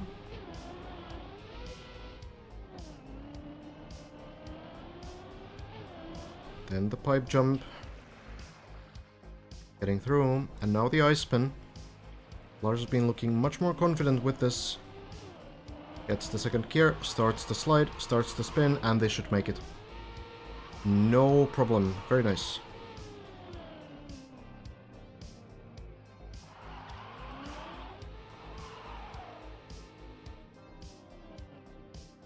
Whether the ice spin is a problem really depends on the player.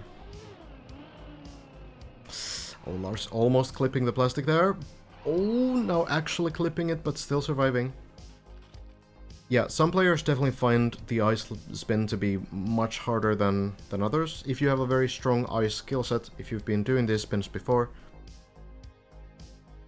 you're probably gonna be fine.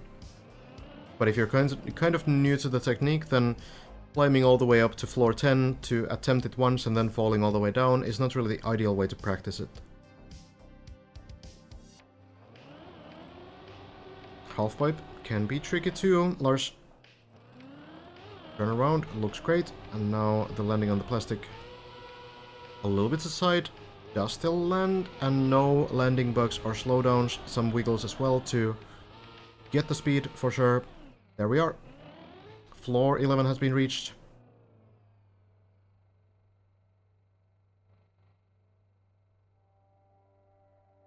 Lars doing great.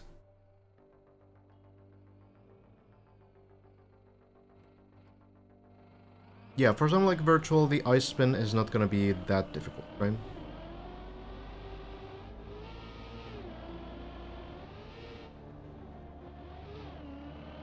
See the jumps here. Oh, that's a little bit off. Maybe on the floor 10 section here. Is Lars stuck on the tree? What is happening? What are we doing?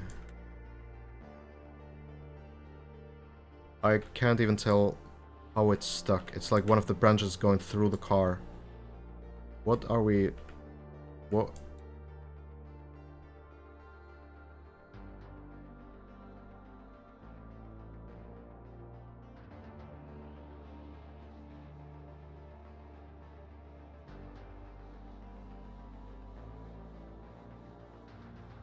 No need to be a Trackmania expert to figure out that this is not good.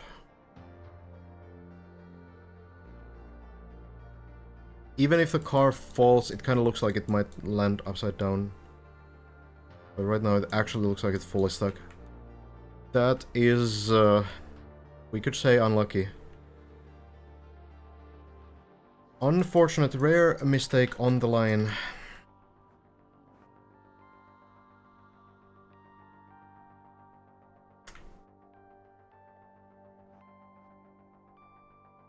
If it somehow does fall, like, it would be recoverable, but it doesn't really seem like... It's like this branch is probably holding it. It's super hard to tell. Like, I actually don't know what's really keeping the car right now. Could be that it's somehow possible to move it still.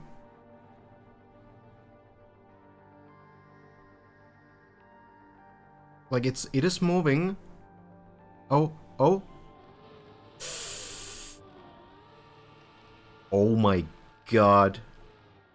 Okay, I take it back. Lars is actually the luckiest person in this universe. Actually. Snow unturtle? Really? Snow unturtle?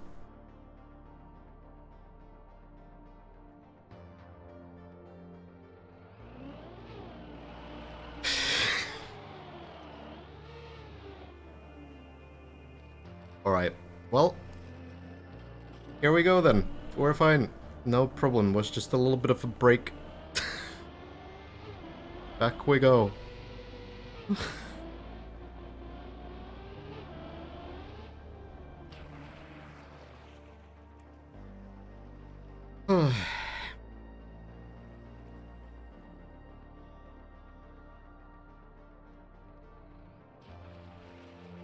You're not allowed to practice specific sections of the map, no. But there are officially released practice floors up to floor 7 that you can play. Ice spin works again. There we go.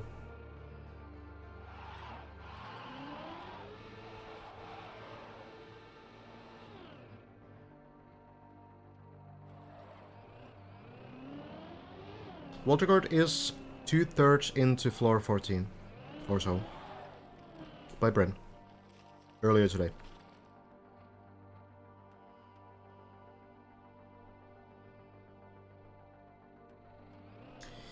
Well. Back to the plastic landing. Oh, that's a little bit to the side. Still lands.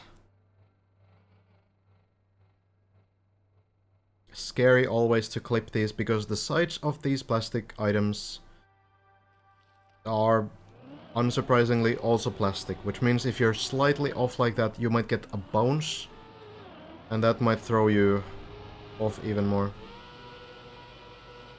Here we go then, downhill. And the landing works again. Well done. So somehow we're back on floor 11. Missing pieces by Sidelord.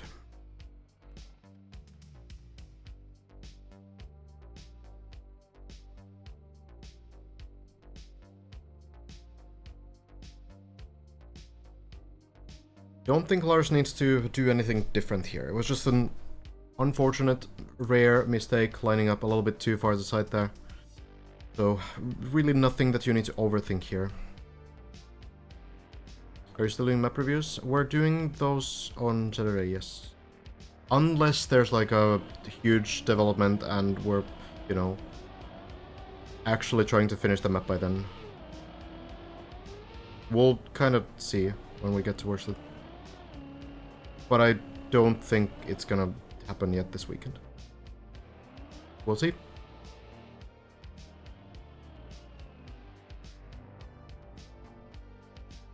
This time, Lars gets the correct line, and we move towards the next part.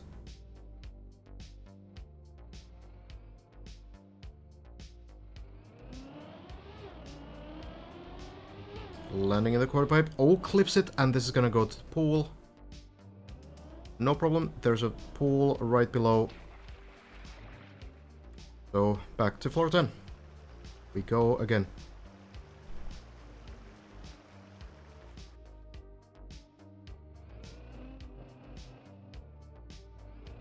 Lars will take a little bit of a breather there, Tully in some problems.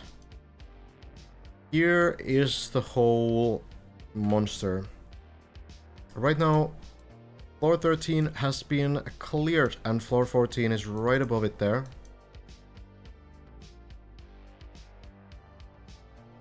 Floor 15, not too far after the dragon we can see there, that is part of floor 15. And we're getting fairly close, actually. It's kind of incredible, yeah? I still remember when we were looking at this like, oh, we're stuck on floor 5, that's so far away still, but, well, suddenly, after all these days, we are in here. These sections. Floor 16, of course, very tough. But, you know, we'll get there. Also, Lars likely streaming as well.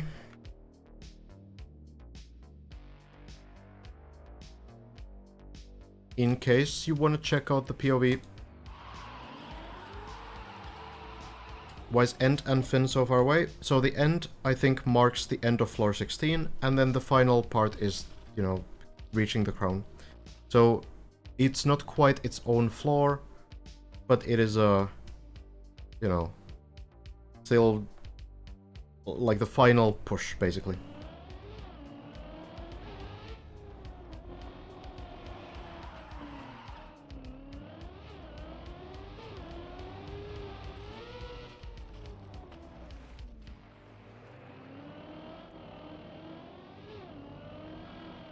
I installed the game for the first time in years. I suck at Trackmania.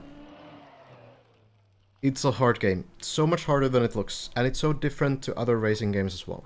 There are so many specific mechanics and techniques and surfaces that you just need to, like, learn. But I think it's quite rewarding when you do learn things and you reach gold medals and you manage to finish maps.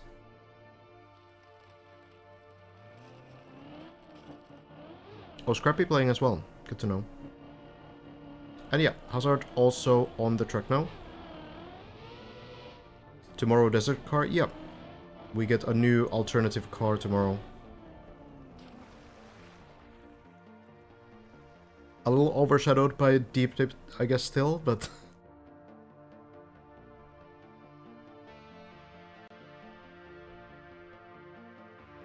we shall see. At least the car will not go anywhere. Here we go. Lars, one more spin. Starts it. Spins. Will land. That was very close to being right to the side of the plastic there, but just managed to get the line still.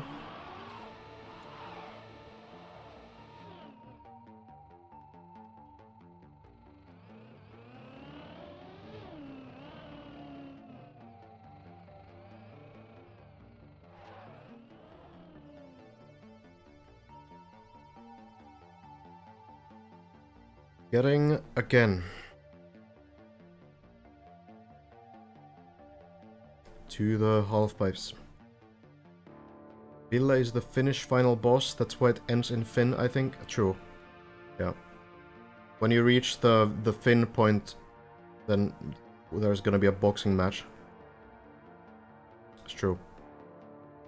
Yes, Hazard has actually not only done the bounce multiple times, but has also earlier today reached floor 14. Not quite as far as Bren.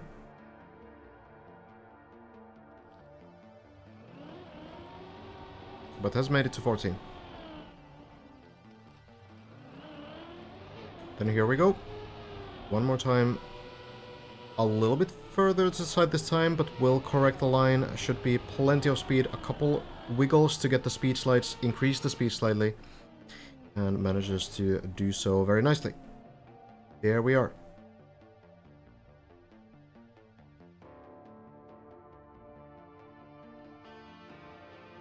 So back we go. Maybe this time clearing the first half. Lars has been looking really good at the plastic halfpipe especially, but now in the last two attempts haven't made it there, and again the line is not correct and this will fall further. Floor 7 could be worse. Could be worse, but it's back to this tricky part. Would probably rather fall down to floor 8, maybe floor 9, but they are not really down there. This first half of floor 11 is difficult, especially because the recoveries are very difficult. There's the pool over here, and that's, you know, pretty generous by the mappers, but if you fail anything over here and you don't end up on these pools on floor 10, then it's usually all the way down, and floor 7 is pretty terrible to recover on. It's nice that Lars managed to land into the plastic over here, at the very least, but yeah, floor 8, if you compare it to like the floor 7 design, it has so much more sort of ground to fall onto, to save yourself to. All these pools, and, you know, you can usually save yourself a bit better. Floor 9 also covers a lot, but yeah, floor 11... First half overlapping floor 10 and floor 7, and then the second half floor 8. So if you get to the second half, you're likely to get some better recoveries in, but not really before that.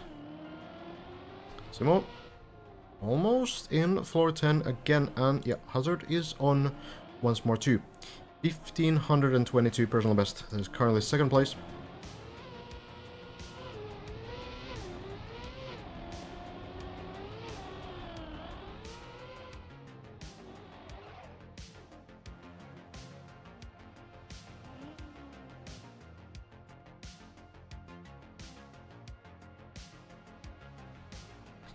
Final ramps, and we go again. Tried the spin many times and definitely has practice on it. But it is a difficult technique to learn, especially on a map like this.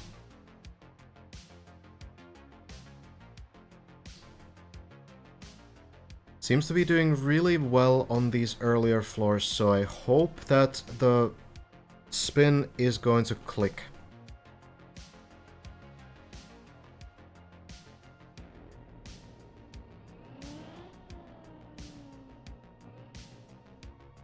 That would be really important.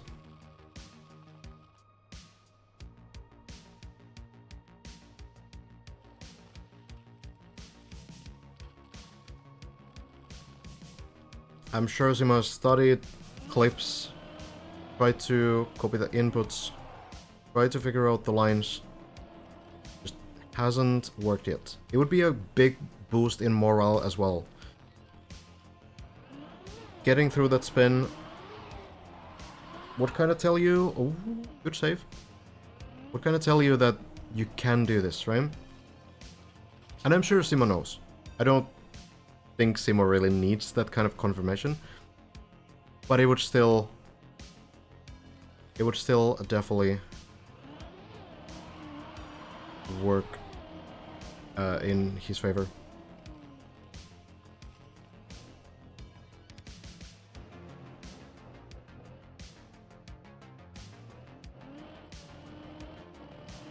Yeah, no, Simo didn't get an answer in the server chat. It could be in stream chat, someone might have answered though. I am supposed to be neutral here, so, you know, I've been told that I shouldn't take part in any server chat discussions like this, so...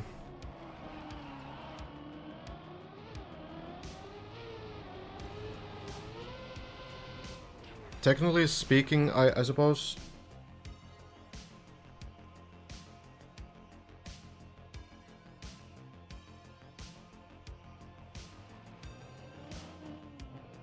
It shouldn't be a problem, though.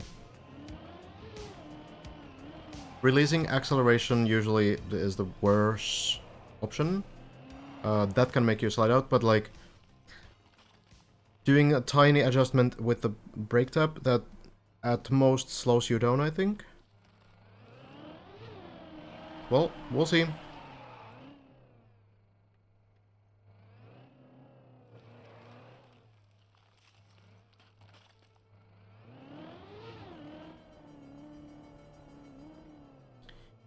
Going over the pipe sections, and we would be there again. Landing.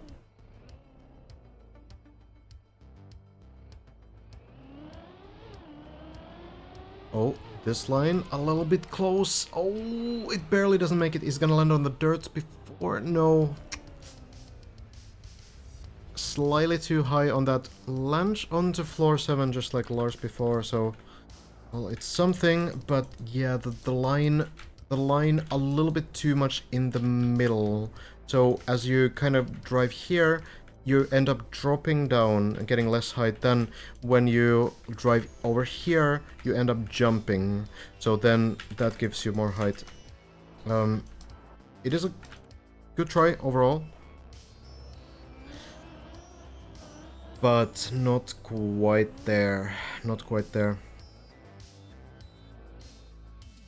Thank you, Sayman, for the prime.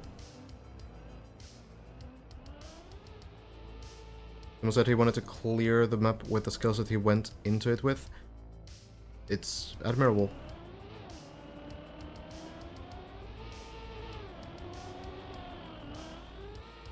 And so far it's been working. Like, there's more ice on this map than just floor 10, right? Floor 10, obviously the hardest one to practice because you get there less often, but the thing about it is that you already need to get through like the ice slide on floor 1, which is very difficult for like newer players. That's usually the choke point, big choke point number 1. Then you have floor 3, which is wet icy wheel plastic, which is similar to ice as well. So you do need to kind of get those together as well if you want to finish this map. And Sima has been learning really nicely. Lars pretty far landing here, but still works. Would rather hit that beam there, but this one will work still. Hello J Feather, it's going great. What about you?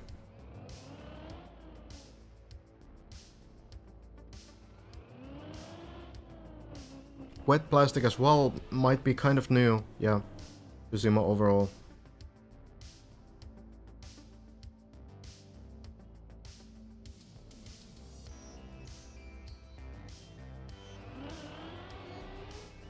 Landing here. You were able to do floor 2 as a new player. That is very impressive, actually.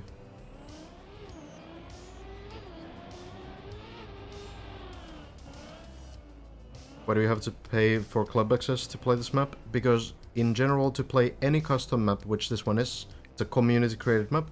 To play community created maps, you need to have the paid access. So there are some workarounds, but only, like, for example, to play on servers, you need to have club access. That's just how it works.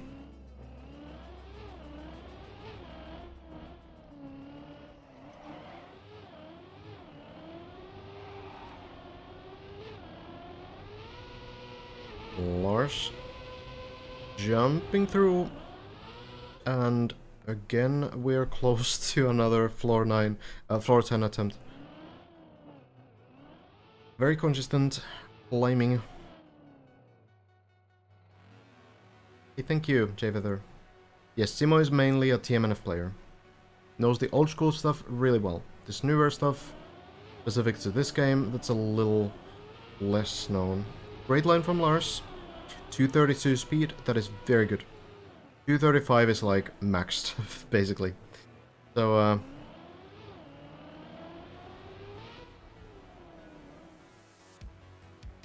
anything above 230 will be enough for sure.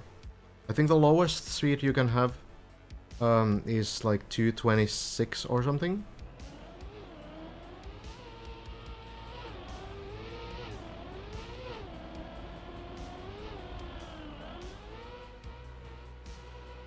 What does world record or WR, PB, and number 5 mean?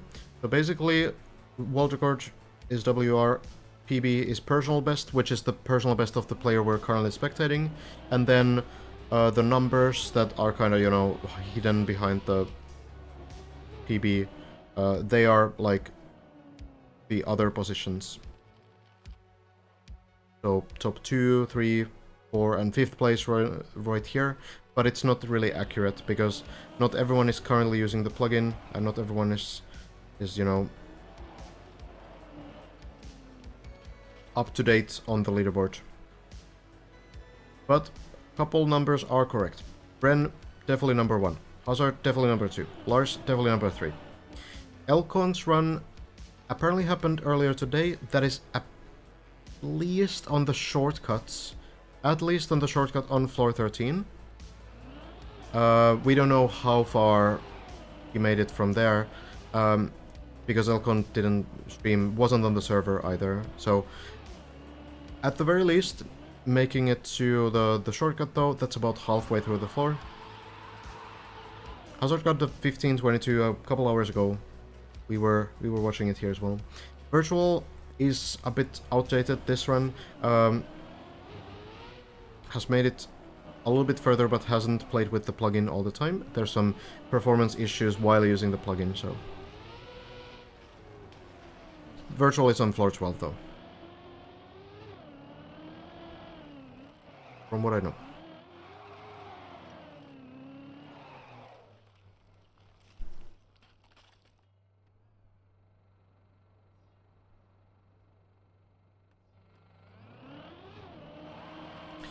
Up the snow again.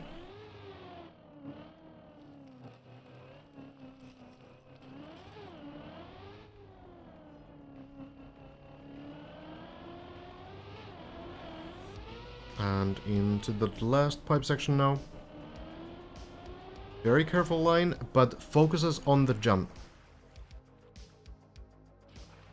So, it's not really as much as a speed check as it is like a line check. You just want to get the jump. You don't want to drop off the pipe. 360 works really well too. Lars doing super well right now. Very consistent on this floor.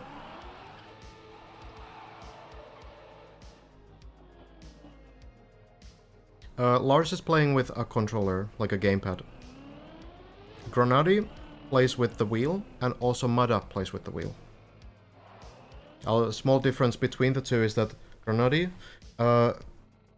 switches to keyboard on the upside down sections, the turtling parts, whereas Mada does those with the wheel as well.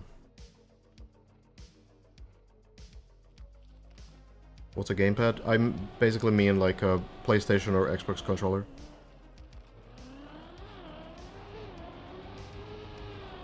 Lars, I'm landing in.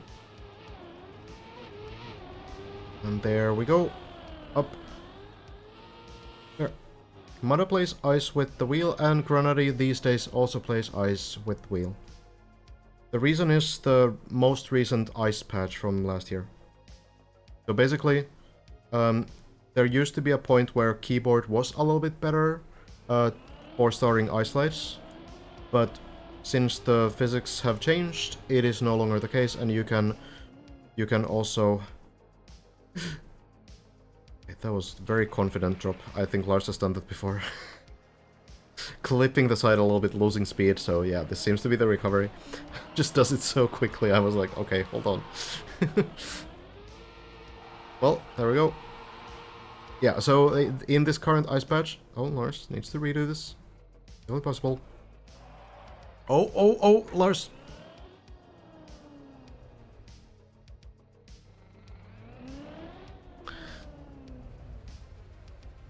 Oh my lord, where are we going? Floor 5. Okay. Alright. A bit of misjudgment in the handling of the car there. Not quite respecting the slipperiness of ice.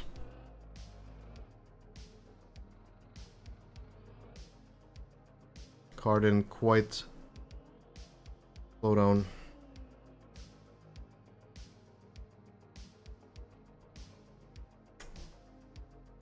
He's yelling, "Ice is so dumb" on his stream right now.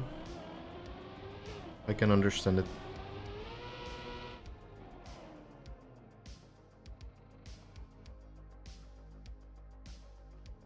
No, yeah, like, at some point you kind of want to be a little bit faster too. Like, for example, on this floor, floor 8, why does it always go here?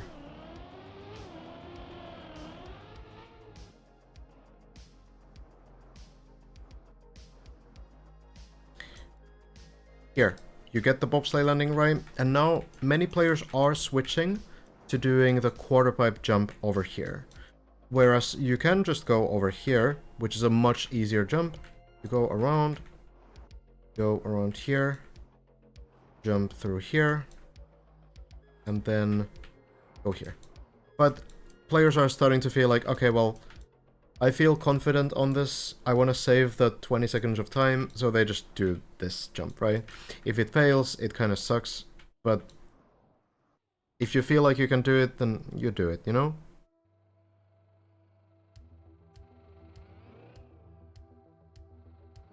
Ixon will be very close to the wall here. Oh, is it gonna end the turtle? It still keeps going. Still super close to the wall. Yeah, okay, the flip at least. The flip will save that run.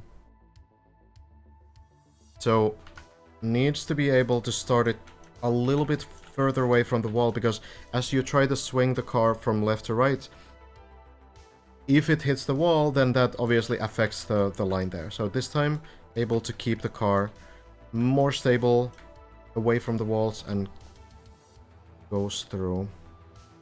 If that happens, the best thing to go for is probably to just flip the car back and start again. Not try to like force that, you know?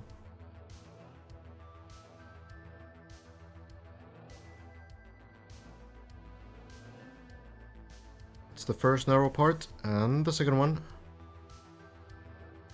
Ooh. Manages to make it work.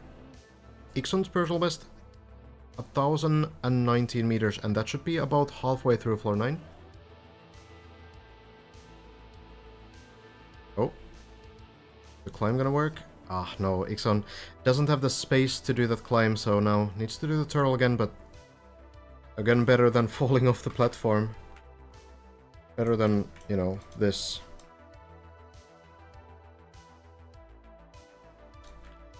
Well, you just go back then. You can check in with Hazard a little bit. Also streaming, as far as I know. Wasn't streaming a little bit earlier, but now if you want to check it out, then you can check it out.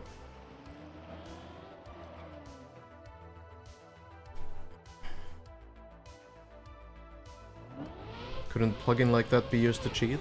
Which plugin?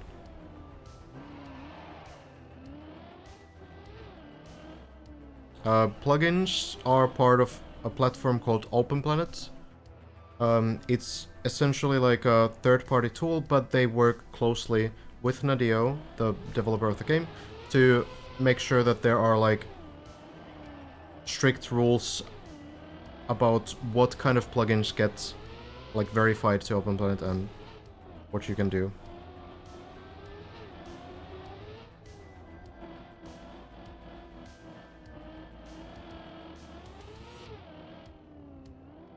How do testers fit into all of this? There's not really too many testers in this game. The issue is that in Trackmania Nations Forever, the older games, which you might have seen those kinds of test videos with like crazy nose boosts and insane sort of lines. So how those are done is by accessing the inputs of the car directly. You can frame by frame go and like change the inputs of the car and also brute force some inputs and do some things. Inputs in replays of this game, Trackmania 2020. Great horn. They are much harder to access. So it's not as simple to create a task tool in this game because the inputs that you modify to create a TMNF task are not really accessible in the same way.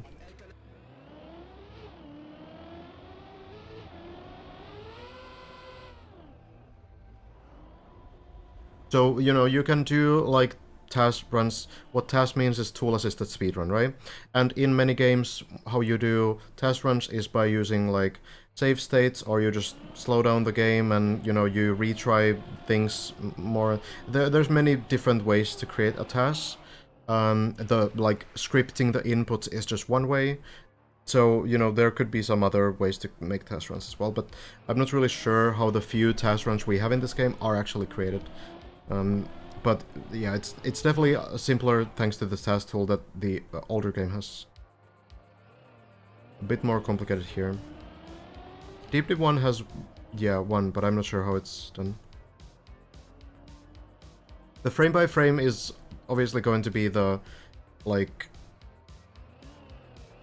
the sort of most, how would I put it? You can do the most with that.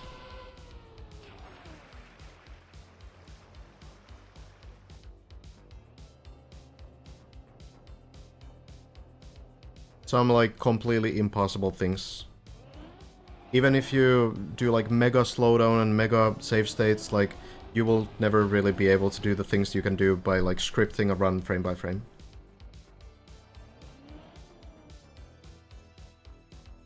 Usually all three techniques are combined in a task. Well, it depends. It depends what the game allows and what platform the game is on and everything else as well. But yeah, like oftentimes, like the best task runs are done with all. Like a lot of the classic task runs do use a lot of those all techniques. Yeah. Hazard getting a run going. Ixon now also getting back to the final turtle part here.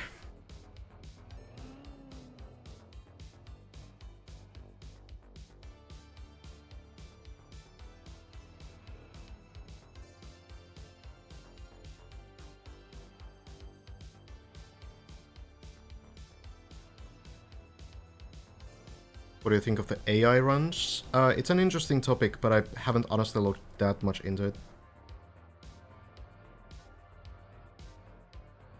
Oh, Ixon almost going a little bit too far.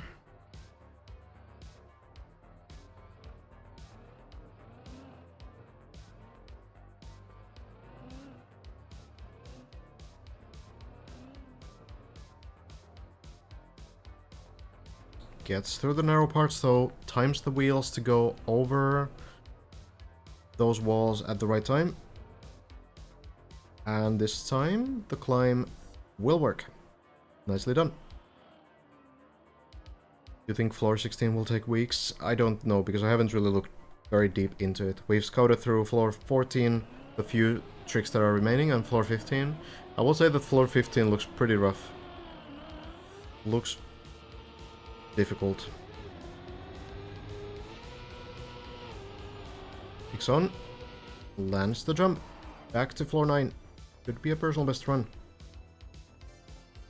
Hazard has fallen down. Now doing the first few floors again. Lars once more on the climb. Simo once more on the climb. Wally as well. Floor 6 right now. Good progress.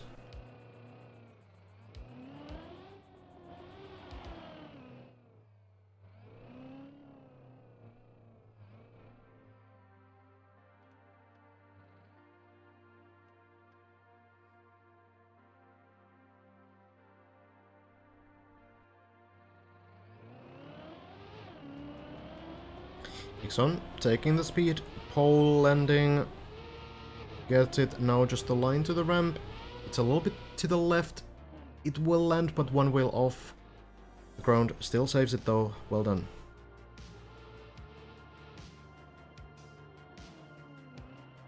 Do you think top players will eventually speedrun this? Yes. And it might seem impossible right now, but when the event is over, there's going to be every single practice floor. There's going to be every, checkpoint version. Maybe there's going to be multiple checkpoint versions even. You can practice specific parts of the map so much more that, yeah, people will learn the map and learn to speedrun it as well.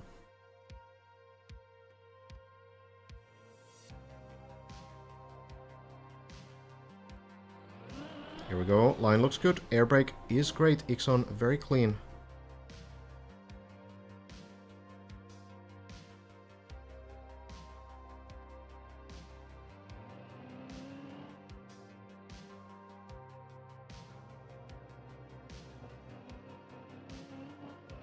I'm not sure. Yeah, Deep Dip 3 is hard to imagine right now because we'll see. Oh, it's on one wheel off the edge again, but saves it again.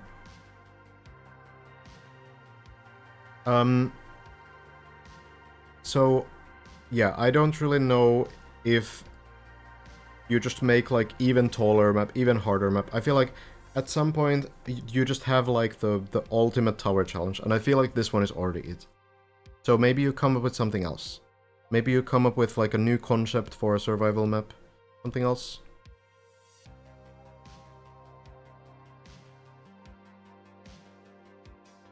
Are tower maps popular in Trackmania?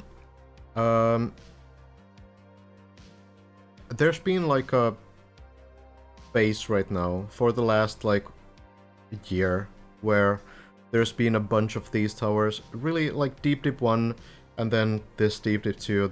I feel like this is gonna be like the ultimate tower. I'm not sure if you're gonna make like another tower map after this. Maybe, like, sure, the concept works and you can build those kinds of things again, but I don't think it's gonna have the same like level of prestige anymore.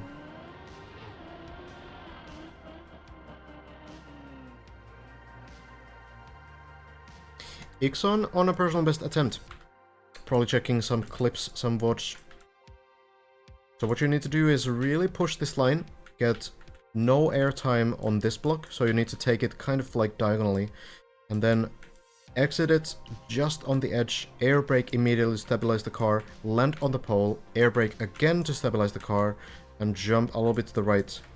And if you do it well, it's going to land, but you can get a slowdown from a bad landing on the pole, and then if you land here, then it's a long way down, unless you're able to save yourself somehow on this block. Well, Ixon. Okay. Got the slowdown on the pole. Went just as I was watching that, unfortunately, but that is pretty much what happened. That is the outcome. Very unfortunate. Very unfortunate. It's a hard section. It's one of the hardest sections of the floor. Once you get past that section, it gets a little bit easier and more retryable. But yeah, that one is something that if you fail that, it's hard to take again. You often fall down pretty far.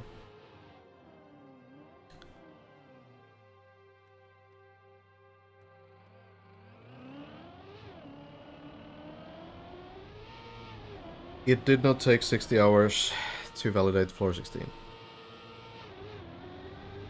By the way. Oh, Lars. Straight back to the pool.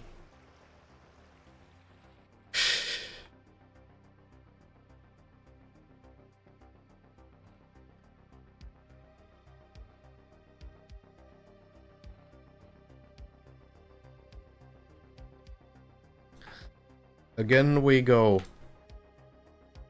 Lars might have done this save 66 times by now. Possibly. Should be fairly doable. You can drop down and do the final turtle part again.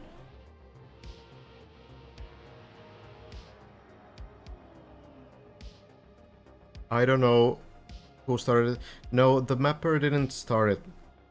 From what I know, like Jumper said that he didn't even know where it started from. So, who knows who started it, but I know that it's not true. Timo, through the turbo tunnel.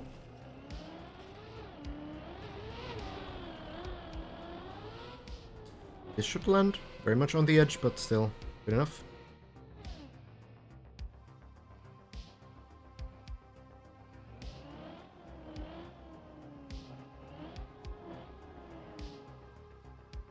I started it.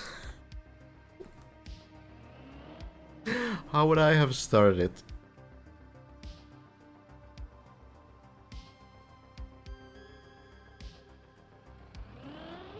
No, like, I understand, especially if you don't know Trackmania too much, that the 66 hours sounds believable. I don't blame anyone for, like, even Trackmania players for believing that, but you have to kind of put the math together.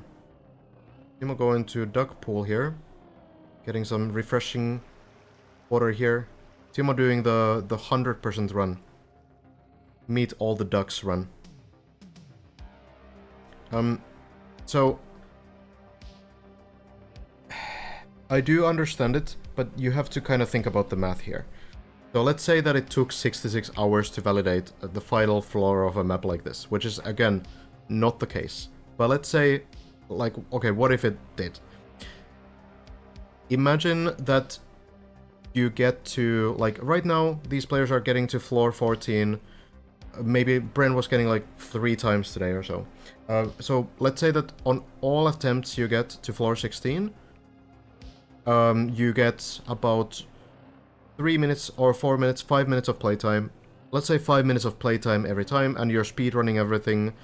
So you're just, like, executing the strats and, you know, trying to get everything done. So, with the 66 hours, let's say that you get there 4 times a day. So, you have a total of 20 minutes of playtime. 5 minutes is way too much, and 4 times a day is also way too much. But these are very generous numbers, you know? And it's still not gonna be good. So, let's say that you spend 20 minutes a day on floor 16, which would be already like a completely ridiculous performance.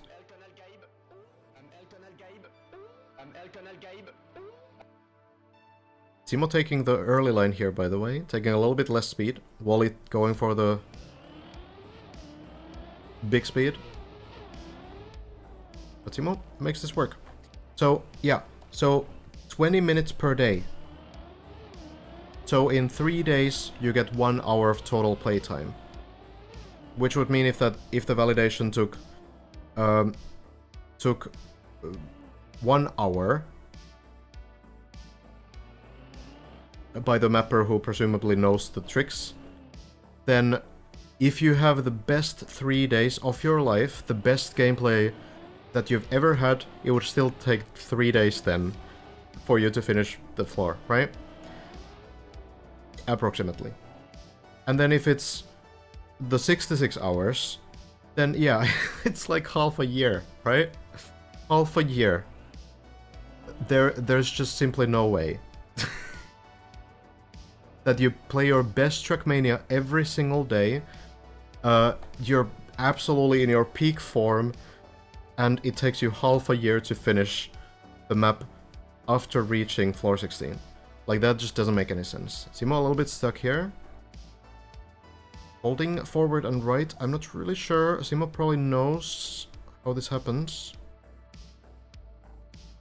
The mapper is not bad at the game, also.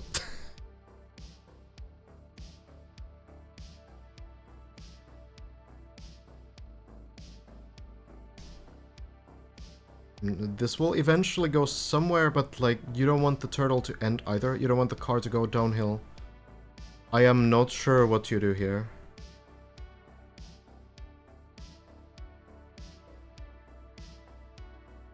I guess you just hope. Lars's run is probably alive still, but I want to see this save. Releasing acceleration a little bit. Maybe that stabilizes the car slightly. You just need to keep the turtle going. Oh! It works. Alright, well, took a while. Simo is through, and the car keeps the motion. Well done.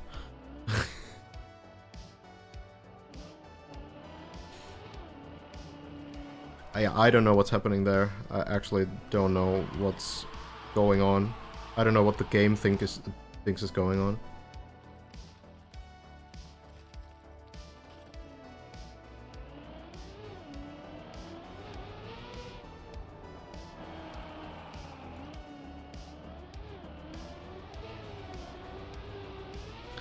Well, Lars for the 5th, 6th, 7th time on floor 10 now. Again doing the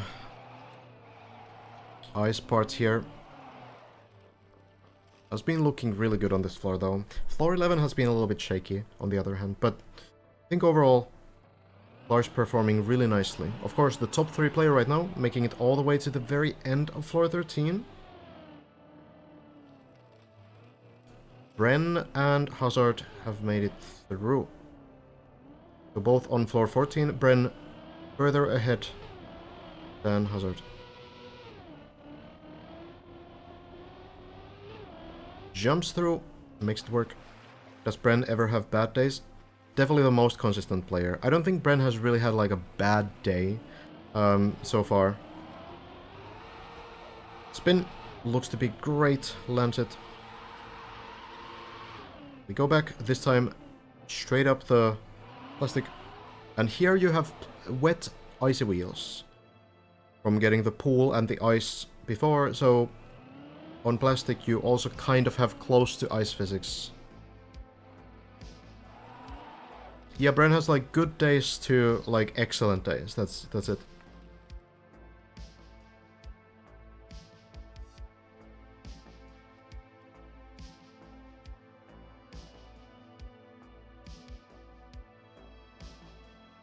At the same time, though, the others have been catching up. Like, Lars is not that far away. Hazard is not that far away. But yeah, at this point, I think we can say that Bren, if the consistency stays the same, yeah, Bren definitely a strong contender to win the whole thing.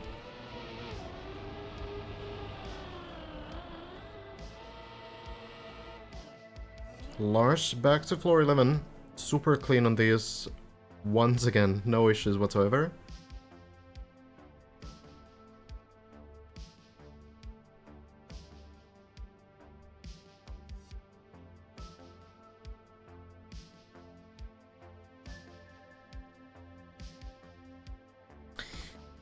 And then we're hoping for those earlier mistakes to not happen anymore on this floor. Some, you know, understandable mistakes like the tricky quarter pipe after these first few jumps, but Lars has been looking very strong on this floor before. So now just hoping.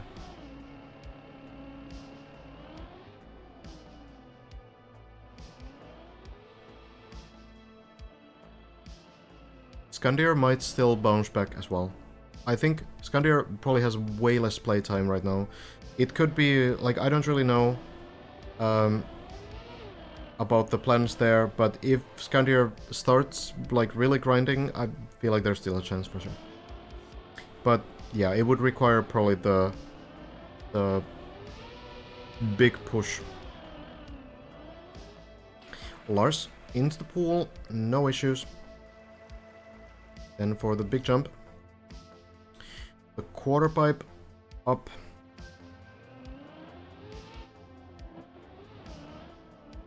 So Lars will line up next to the light here. Very established strategy. Kind of, you know, estimates it now.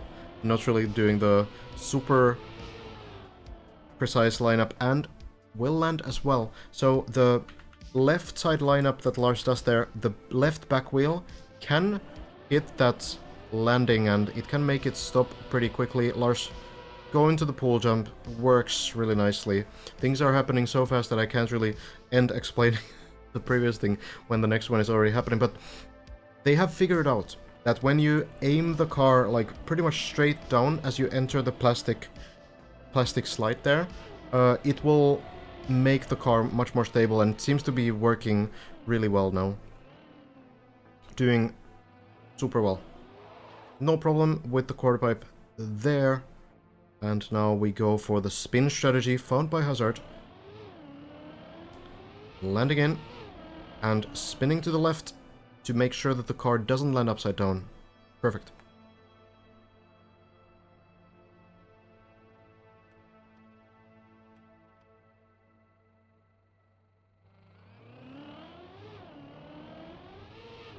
Landing looks good enough here and gets on the platform again. And now watching out for speed. Don't want to get too much because if you get 160 plus speed, you might get that third gear. Gears are automatic.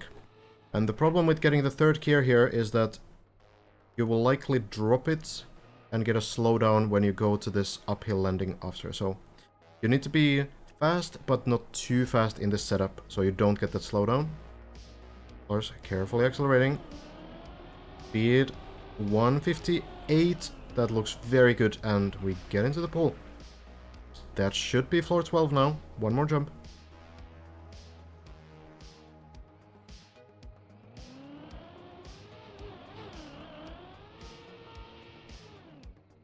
And here we are. Whiskey's floor, very traditional stuff. Lars, wide line, lands in and jumping to the left works great. Doing really well on floor 12. Floor 14 is, yeah, it's almost done already. There's a couple sections remaining, and to be fair, they might be the hardest sections. So it could still be that we get stuck on one of these, kind of like we've got stuck on some floor 11 parts and floor 13 parts. So it's not like we're gonna clear it in a day necessarily, but in terms of just the number of sections, yeah. Lars aiming now for the moving block in the ceiling, makes it work. Floor 12, very traditional trial sections, these tricky transitions that you need to get in a specific way. Here, you need to get almost zero airtime going right there onto the downhill block. Otherwise, you don't accelerate. You only accelerate on ground, apart from, you know, gravity pulling you as well, but Lars gets it well. Now for the turbos. And into the loop, a little bit to the side, and Lars managed to do it. Very nice.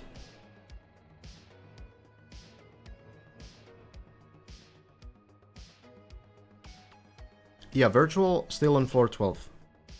I think the only player right now on floor 12, who has the personal best on floor 12 anyway. Lars gets the second last part and...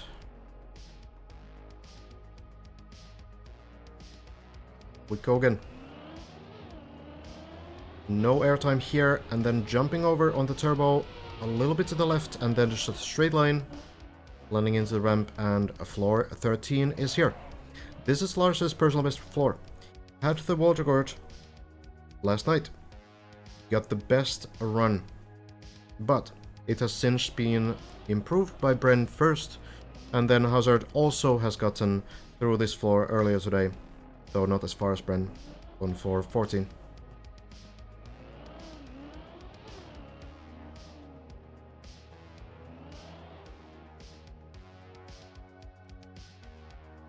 So Bren is first, Hazard is second, Lars is third, and Elcon right now would be fourth, but we haven't quite seen the run. It's somewhere on floor 13, past the shortcut, most likely.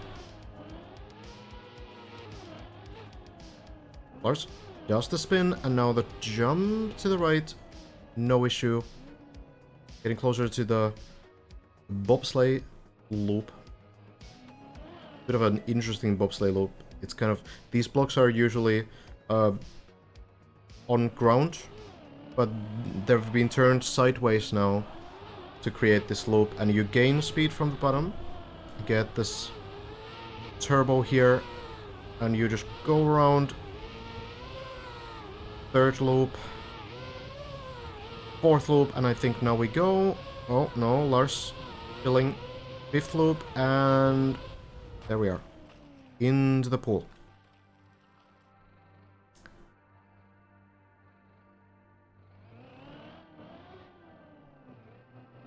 Keep going. It's a bit cursed from our perspective. The players can change the cameras there. So, you know, the players will be able to... The players will be able to change to different cameras there, so can also, you know, see a little bit more.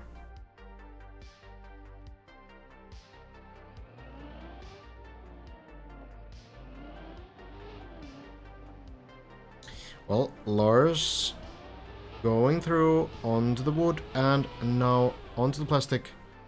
And players used to go on top of this crystal to get the height welder guard, but now it's a little bit further ahead. Lars will line up for the shortcut. So this window here, we don't still know if we were ever supposed to go there. No one ever has.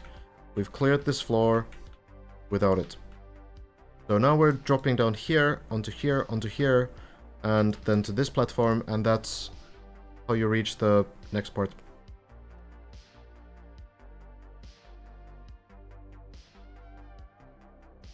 We will see the plastic ice wall ride thing eventually, but at this point you don't get enough runs to throw these runs away on floor 13. No one does. You're just gonna do this drop down.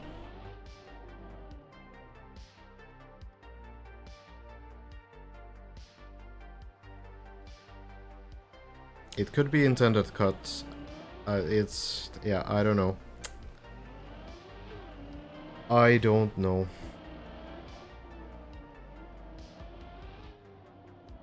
Yeah, Bren accidentally found the shortcut, basically. So Lars makes it down here, another big jump. Oh, the car doesn't have grip.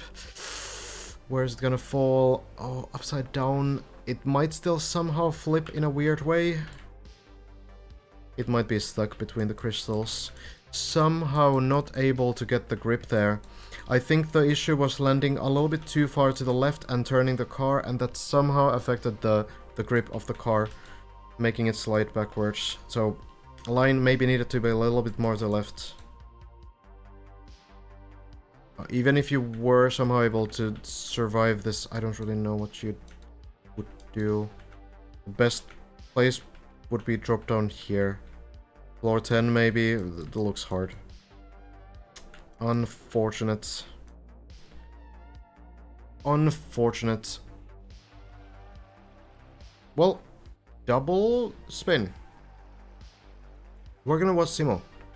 Hazard getting a run together as well. Simo might be able to check out some lines here. Use the Hazard skid marks on the ice to pick up the lines. And maybe that's gonna work. Hazard just managed to do it. Simo would have a personal best.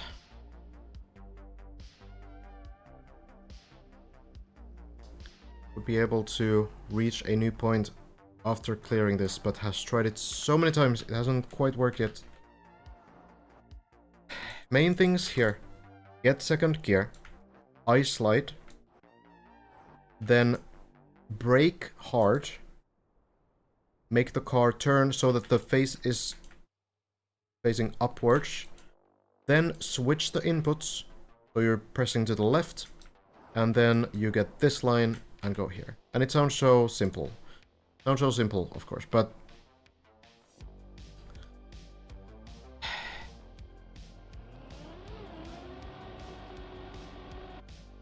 Do you know Simo personally, since you are from Finland? No, I do not. There are a few million people in Finland. Simo, ready to try this out?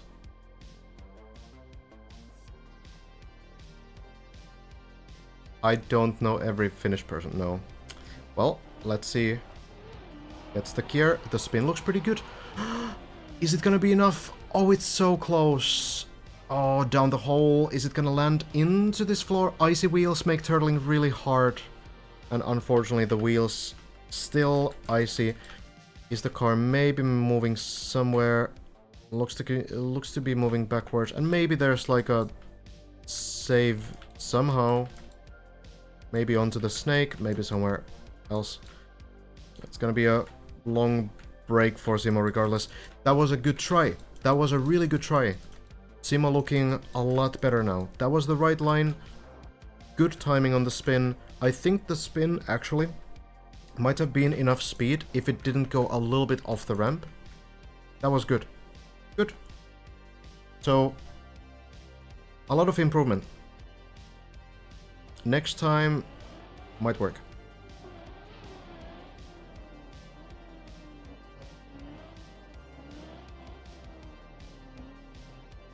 Excellent progress.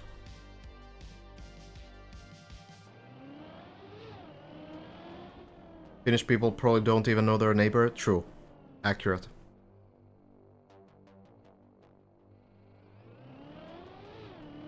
I will not meet another person if I can help it. Hazard going for the big jump. Lining a little bit to the left. Very close landing. Very close landing. But it works. And Hazard directly into the plastic and now tries to get the angle, but it's a little bit off. Is it somehow going to bounce somewhere at all? Oh, unfortunate. Unfortunate. Might be this occasional run killer on the plastic halfpipe. Even though the players have been improving on it, this is still very difficult. We need to remember the point where no one could figure out what to actually do here. And, you know, probably 10 attempts were spent between Bren and Elcon before anyone actually managed to get through this. But the strat now is to kind of like go full downhill into the loop, and Hazard almost has the line, but it doesn't quite fly to the right direction. Timo, I'm waiting here. It's gonna take probably a couple minutes. It gives me a small moment to get some hydration, perhaps. So we will leave this as the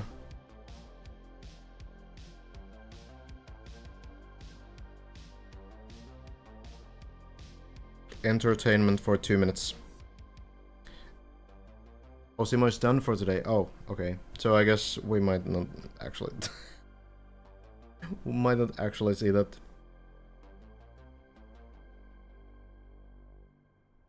It could actually go over still to floor 9 somehow. It could land on this, maybe. I don't know if the line is correct. Maybe not. Wait. Close. Close.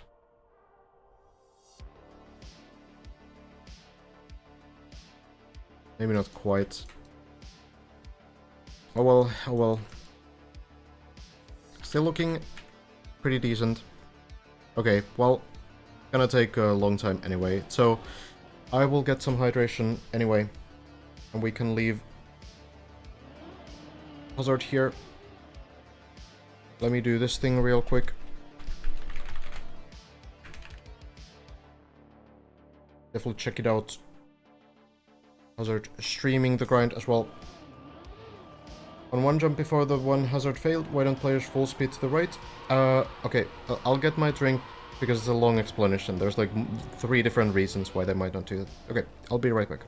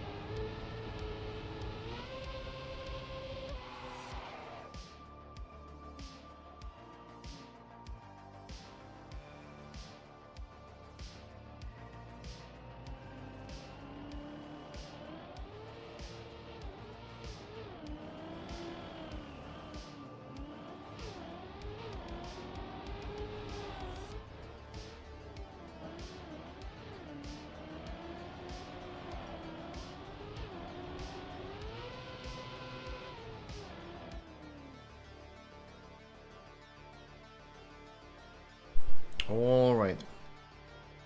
Can I not? Oh, keep going totally. You can definitely get that map down. Just takes time. It's not easy, for sure. I heard that the floor 1 ice part in the shallow dip version, the easier version, is possible to do with press forward. So if you line up, not here, but on the easier version, if you line up here and just take like a careful straight line, you can do this. Yeah?